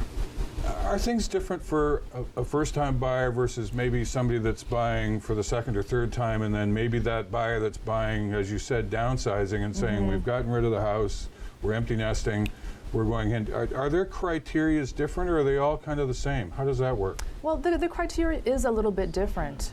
First-time buyers are, usually have a smaller budget to work with, so we have to more so concentrate on what's the better investment as far as resale value. Okay. Whereas people that are buying for the second, third, or even fourth time really know what they're going after. They know the features and amenities that they want in a property. They more so know the location where they really want to be. And I think the priorities are a little bit different for those buyers. They're more seasoned. And been through the wars. They've been through the wars. It's not as stressful of an experience for a repeat buyer than it is for a first-time buyer. They understand the process of buying a little bit more, and it's often as far as investment goes, they're a little bit more well-rounded, and they kind of know what sort of investment they're looking for. Okay. Mm-hmm. I have to ask it. It may sound like a silly question, but. What are the main benefits? Quickly, what are the main benefits to owning a condo? Ease of living. You lock the door and you can leave. There's often security. There's often a gym. There's a pool. There's common areas that you can rent to if you need to have a larger party, for example. And often people are able to not even have a vehicle if they live in the right location. For example, downtown Toronto. Right. Location is everything, and it really eases their commute, and it's an easy property to maintain versus a single family. Perfect. Hold your thoughts. We've got a whole bunch of things we want to get to next about condos. We're going to be back in a few minutes. We're with Dominika Stolar. She's with Coldwell Banker RMR out of the Brooklyn office, and we're chatting about condos today. So come on back. Whether you're just downsizing or just starting out in the world of real estate and you want to find a place to buy, you could consider the world of condos. It's all we've been hearing about lately in the GTA is all the condo sales. But when you look at condos, make sure you do your homework. Make sure you check what the hidden prices and hidden costs might be. There are maintenance costs. Find out what those maintenance costs include. Is there snow removal? What other things? Do you have a common area? You're going to have to take a look at the status certificate, all of those things. A good realtor is going to help lead you through that process and make sure that you make the best purchase. Securing your recycling in a few steps is simple, like bundling your cardboard separately. These bundles can act as a lid for your blue box or placing heavier items such as magazines on top of papers with no material above the rim. Hey, do you like movies? You know I do. That's why I see all of them. And if you want to know which ones you should see too, check out the latest Cinema Scene reviews and interviews. They're hot, fresh, and delicious, and they're online at rogerstv.com/cinemascene, popcorn not included. This offer is available everywhere. Tell your friends, be the first on your block to click rogerstv.com/cinemascene. It's so nice, we have to mention it twice.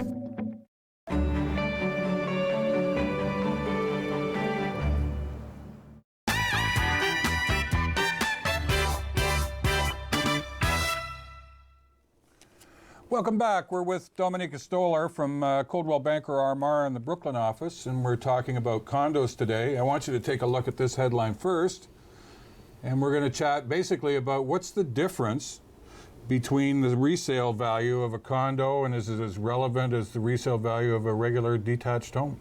Mm-hmm. Well, that's a great question, Sean. And historically speaking, resale values of single-family homes have been better than condos. More equity built over the years, and they tend to be a better long-term investment for buyers. But recently with this market, especially referring back to the pre-construction sale of condominiums versus single-family homes, right, which include detached, semi-detached, and townhomes, the numbers are staggering. The pre-construction sale of single-family homes has dropped 58% in 2017, whereas the condo sector, we're looking at a 25% growth in pre-construction sales of condominiums. So, well, it hasn't slowed down from January of 2017, or even probably the fall of, well, it's been going on for the best part of 10 years, but it got really crazy back in January, the first quarter of 2017. That's right. And it's pretty much carried on. Everything else is sort of flattened out of late, but condos are still roaring along. They really are, and you know, the buyers that are able to buy in the VIP timeframes where the developer has not yet broken ground, or they're just in the phase of collecting all the funding to start the project. Right. Often the prices are very, very competitive for a condo property like that, and buyers find them more affordable. They're able to buy more of them, and by the time the development is finished, often 2, sometimes 3 years from the purchase date, they've already acquired some equity in that property. Considerable too. That's right. It's not just $10,000 or $20,000. That's right. It Yeah. could be significant. And from an investment point of view, if there's any plan on, I beat you to it. Yeah. Well, you know what? So, speaking of investments. Speaking of. Yes, let's that's right. talk about that. Let's talk about that, because are they good? Like if you're dealing with a buyer that's strictly into investment properties, nothing more, they don't want to live in it, they just want it for investment. Is it a good buy? It depends. If the investor is able to buy pre-construction at a really great price, by the time the property is actually ready for occupancy and a renter to be in there, the rent coming in is often enough to cover all of the expenses that the investor had. Whereas somebody looking to buy a resale condominium, the prices are higher for those units, and often if the condo fees are high as well, there's very little positive cash flow, if any, at the end of the month for that investor. So it really depends on the situation and when they're able to purchase that property. Well, it's like comedy, right? Timing is everything. That's right. There's a fellow I know in Port Perry that bought a condo many years ago, I want to say it was like 10 years ago or so, but it's all about what was happening around there. He bought right on Simcoe Street, south of Front Street in downtown Toronto. And at the time, I think they were going for $200,000 to $250,000 for a 2-bedroom. He bought a 2-bedroom. That's great. I don't know if he knew ahead of time, but what eventually ended up happening, this was before Simcoe actually went all the way through to Front Street. They opened that up over the course of the following 10 years. Right.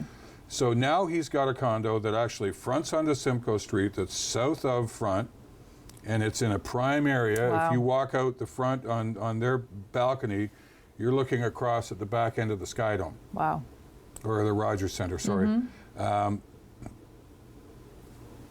He paid $250,000 for it. What's it worth now? Yeah. Right? Well, prices have, if you look at even per square footage price of a condo, year over year, we're looking growth from around $650 a square foot, now upwards of $814 a square foot. For an average, size condo, about 900 to 950 square feet. So there's significant growth year over year, much more so than we're seeing in the single family market. Right. Yeah. One of the other things, and it's not just limited to, talking about investments. Let's stay on that course here. I had somebody out looking last November for units in downtown Toronto, and these the units down there were about the size of the studio here. It's like under 500 square feet. Right. And they were looking in the neighborhood of between $1,900 and $2,100 rent a month. And they were getting into bidding wars. Right. Well, vacancy rates are very, very low in Toronto, especially downtown. So that really drives up the rental prices as well for condominiums. So I went back and I checked what they paid for that thing when they bought it. And as you said, they got in on the ground floor before everything started. Yeah. And it was probably somewhere in the low threes. It was probably $320 to $340. And this was just a single 1-bedroom on the 28th floor. Yeah. They're now renting it out for $2,000 a month. So regardless of what they're paying for their maintenance fees, which is probably $400 or $500 a month, there's a lot of money to be gained for that. So that goes back to your investor people. Yes, timing being everything. And if you buy at the right time, there's a great opportunity to have a rental property that will generate enough income to cover your expenses. Let's go back to the location thing. You did mention that they were talking along the lake shore and some of the different places. In your estimate, and with customers that you've dealt with, what's the best location amenity-wise? What matters the most? Being close to transit seems to be the highest factor for both young buyers as well as people that are downsizing to condominiums. Okay. Often I have actually quite a few elderly clients that are downsizing from their larger single-family detached homes and wanting to be in a condominium, often having kids downtown Toronto, and they want to be, close walking distance to a transit line just to make their lives easier as well. And we're also seeing more and more developers incorporating a lot of retail into these condo developments to increase the ease of living even more, like grocery stores, pharmacies, and things like that. That really, there's no need to have a car at this point because everything that you need is at your doorstep. Well, they're pushing people away from that need. Because again, back to the ones that we were looking at, we were down on Harbor Street and there was no parking. Yes. No lockers, no parking. So it's almost counterproductive to own a vehicle if you want to live down there. That's right. Now, what we're seeing out here is a different story. Condos out here, because most of the younger people that are out here are still commuting. Yes. They've got to get to a bus line or to a GO train or something like that to there. So are you seeing a lot of that, like where they're actually physically saying that they need to be close to the GO train or they need to be close to a bus line? Yes, absolutely. And I think developers are also hearing that loud and clear because we're seeing more and more development, even going east into Clarington. Right. We're seeing smaller condo buildings popping up in Bowmanville and Newcastle.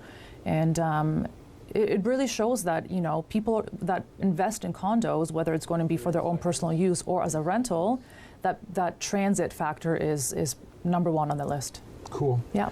And in the case of Clarington, Bowmanville specifically, the GO train actually went out to Aspen Park and all those places that way. Yeah, so. And new condo development right in Aspen Springs there as well. There you go. Yeah. Hold that thought.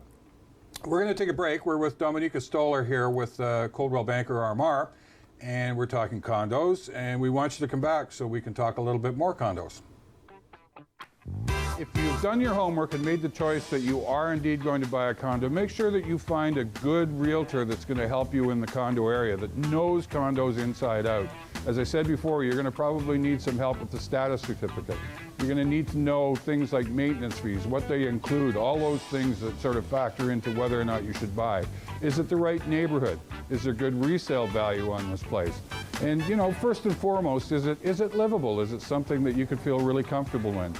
Once you get the right realtor to help you with that and deal with those questions, you should be able to make a very informed decision and a good Securing your recycling in a few steps is simple, like crushing your cans and bottles down in your container's blue box and your box board down in your papers box. This saves a lot of space and reduces the possibility of material blowing out of your blue box on windy days. You're invited to join us on the couch, first Tuesday of the month for the 5th anniversary season of your loved local LGBTQ talk show.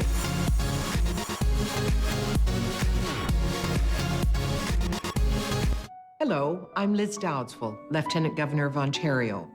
In 2008, carbon monoxide, a deadly invisible gas, killed an entire family in our province. That tragedy led to a new law requiring homes with potential CO sources to have alarms. John Gignac's family members passed away that day, and he shares his story to save others. Please make sure you have working CO alarms in your home. Protect your family today.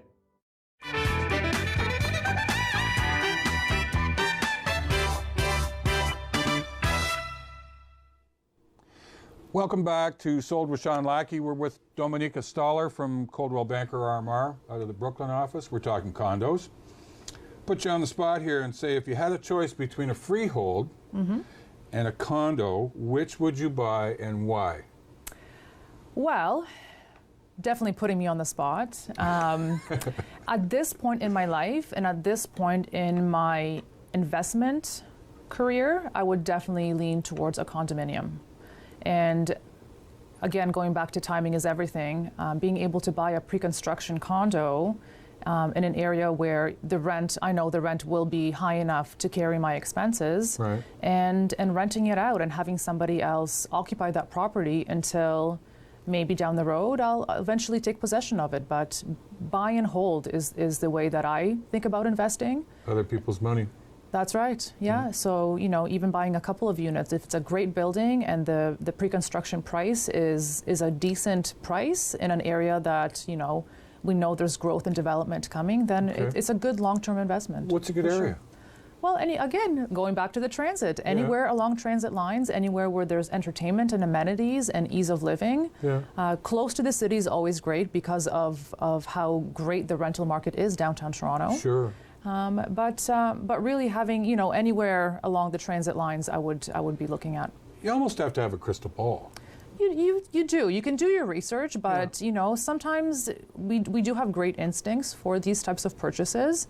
And do your fact checking, do your research, but then trust your gut too. And if you know that it's a good area, then invest. We were talking off camera about the one that's being built coming up. I mean, there's all sorts of building going on in Port Perry. There's supposed to be over 1,200 units being built between now and 2022 or 2021. Nobody seems to know exactly what, but I'm told that one of them is a condo assembly there. Yes. That might be something to look at now. For sure. They're just breaking ground with it. Yes, and I've also heard the same information that there is condo development coming to. They're calling it waterfront, and but it'll be interesting to see the response that a development like that gets in an area like Port Perry, where there is a lot of people currently in Port Perry that will be, downsizing, that have been there for 20, 30, 40 years. Absolutely. Love the area. Yeah. And, a condo may be a better option for them than even downsizing to a small bungalow or a property that will still have some maintenance for them to do. There are no bungalows around there. Yeah. Okay. Status, let's do common elements. Sure. Yeah. So talk to me about common elements, what they are, and what's the value? Like, what are they? Right. Yeah. So common elements are all the areas that are essentially owned and shared by all of the occupants of the condominium. So something like hallways, elevators, lobbies, the gym, the pool, the party room, and your monthly condo fees are allocated according to usually the square footage that you occupy out of the whole building, and everybody pays into that monthly to maintain those areas. Even property management and lawn maintenance and things like that are factored into that. Oh, so you don't garbage removal, all of that stuff. Yes. So basically, it's like a one-stop shop. You're paying. Your maintenance fees are basically covering all the stuff that you want to do. That's right. Now, yes. some of the newer ones, and correct me if I'm wrong, have entertainment rooms like viewing rooms. Theater rooms. Theaters. Yep, theater rooms, concierge, all sorts of what they call high-end amenities. So those buildings will definitely reflect higher condo fees to have those services. Yeah. Okay, so now it's time to get into the nitty-gritty here with status certificate. We always hear about, the condo has a status certificate and it needs to be approved by your lawyer. They have to look at the status certificate. What is it and what does it do? Well, the status certificate is probably the most important factor when purchasing a condo. Essentially, it's a snapshot of the condo corporation, which is sort of like a government in itself of that particular condo building. Right. And it outlines everything from the reserve fund and how funds are allocated to who's on the board of directors and what the maintenance budget is for the building. If condo fees are scheduled to increase, all of that information will be in a status certificate. Also specifically to the condo unit that you're purchasing. So your lawyer will review this document and it will also outline if there's any unpaid fees from the current owner associated to that unit, which is important information to have Just like as well. unpaid taxes, for example. That's right. Yeah, that kind of thing. Yeah. What else? What else would there be there? Is that you're saying that's a snapshot of everything to do with the whole building as well as the individual unit. So there are things that, let's say you're buying an older condo. you want to make sure that, is there enough money in there for the windows, if the windows need to be replaced, or if it needs to be a roof replaced, that sort of thing. That's right. So those are little red flags that you're looking for. Yes. Well, that your lawyer would be looking for. Your lawyer, yeah. Correct. No, I don't pretend to do that myself, but so that's always something that when you're putting an offer in on a condo, it's always conditional on the lawyer taking a look at the status certificate. Correct. And typically that's a little bit longer to do, correct? It can be. I mean, the condo corporation has 10 business days to supply the document. Okay. And then the amount of time allocated for the buyer's lawyer to review that document, that's determined by the agent that is drafting the offer on behalf of the buyer. Okay. Normally 5 business days, sometimes a little bit less. And, sometimes the status certificate will already be available, so we can shorten that duration of time, the 10 days needed to supply the document in the first place. So the seller would apply for or get that, and that's that would right. be Small fee. There's a small fee to obtain the document, but more and more we're seeing agents trying to streamline that process a little bit more and having that document ready.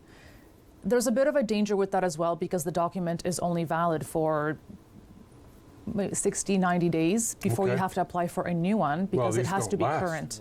That's right. They don't last. Yeah. Okay. Some people get condos and co-ops mixed up.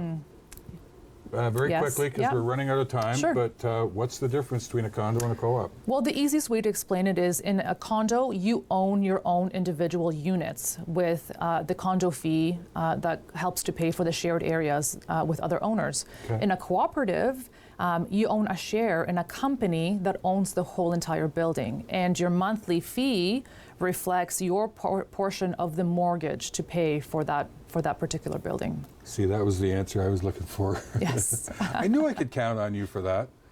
I think that's about it. Well, very quickly there, industrial condos.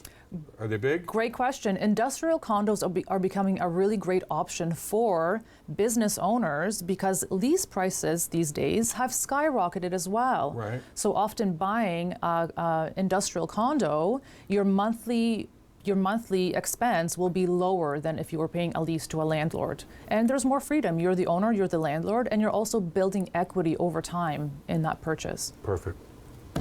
I want to say thanks. I really want to say thanks to Dominica Stoller from Coldwell Banker RMR for taking the time to be with us. I hope we've answered some of your questions. Feel free to drop us a line at rogerstv.com/sold with Sean Lackey. If you have any topics you'd like to see covered, or maybe just give us a little feedback on how great this show is. Thanks again, Dom. And come on back. See us next time.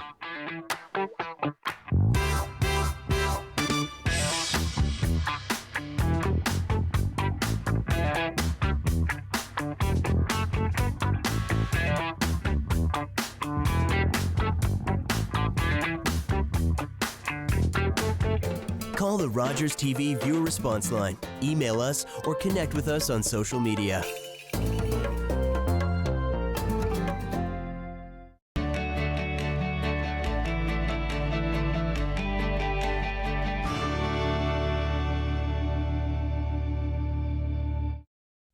God will protect us.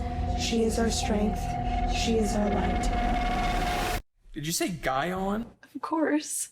Better than any drug. We'd also add a lot of drugs, so it was... I figure we get them to do one of their classic circles. Yes, they seem to want to do that a lot.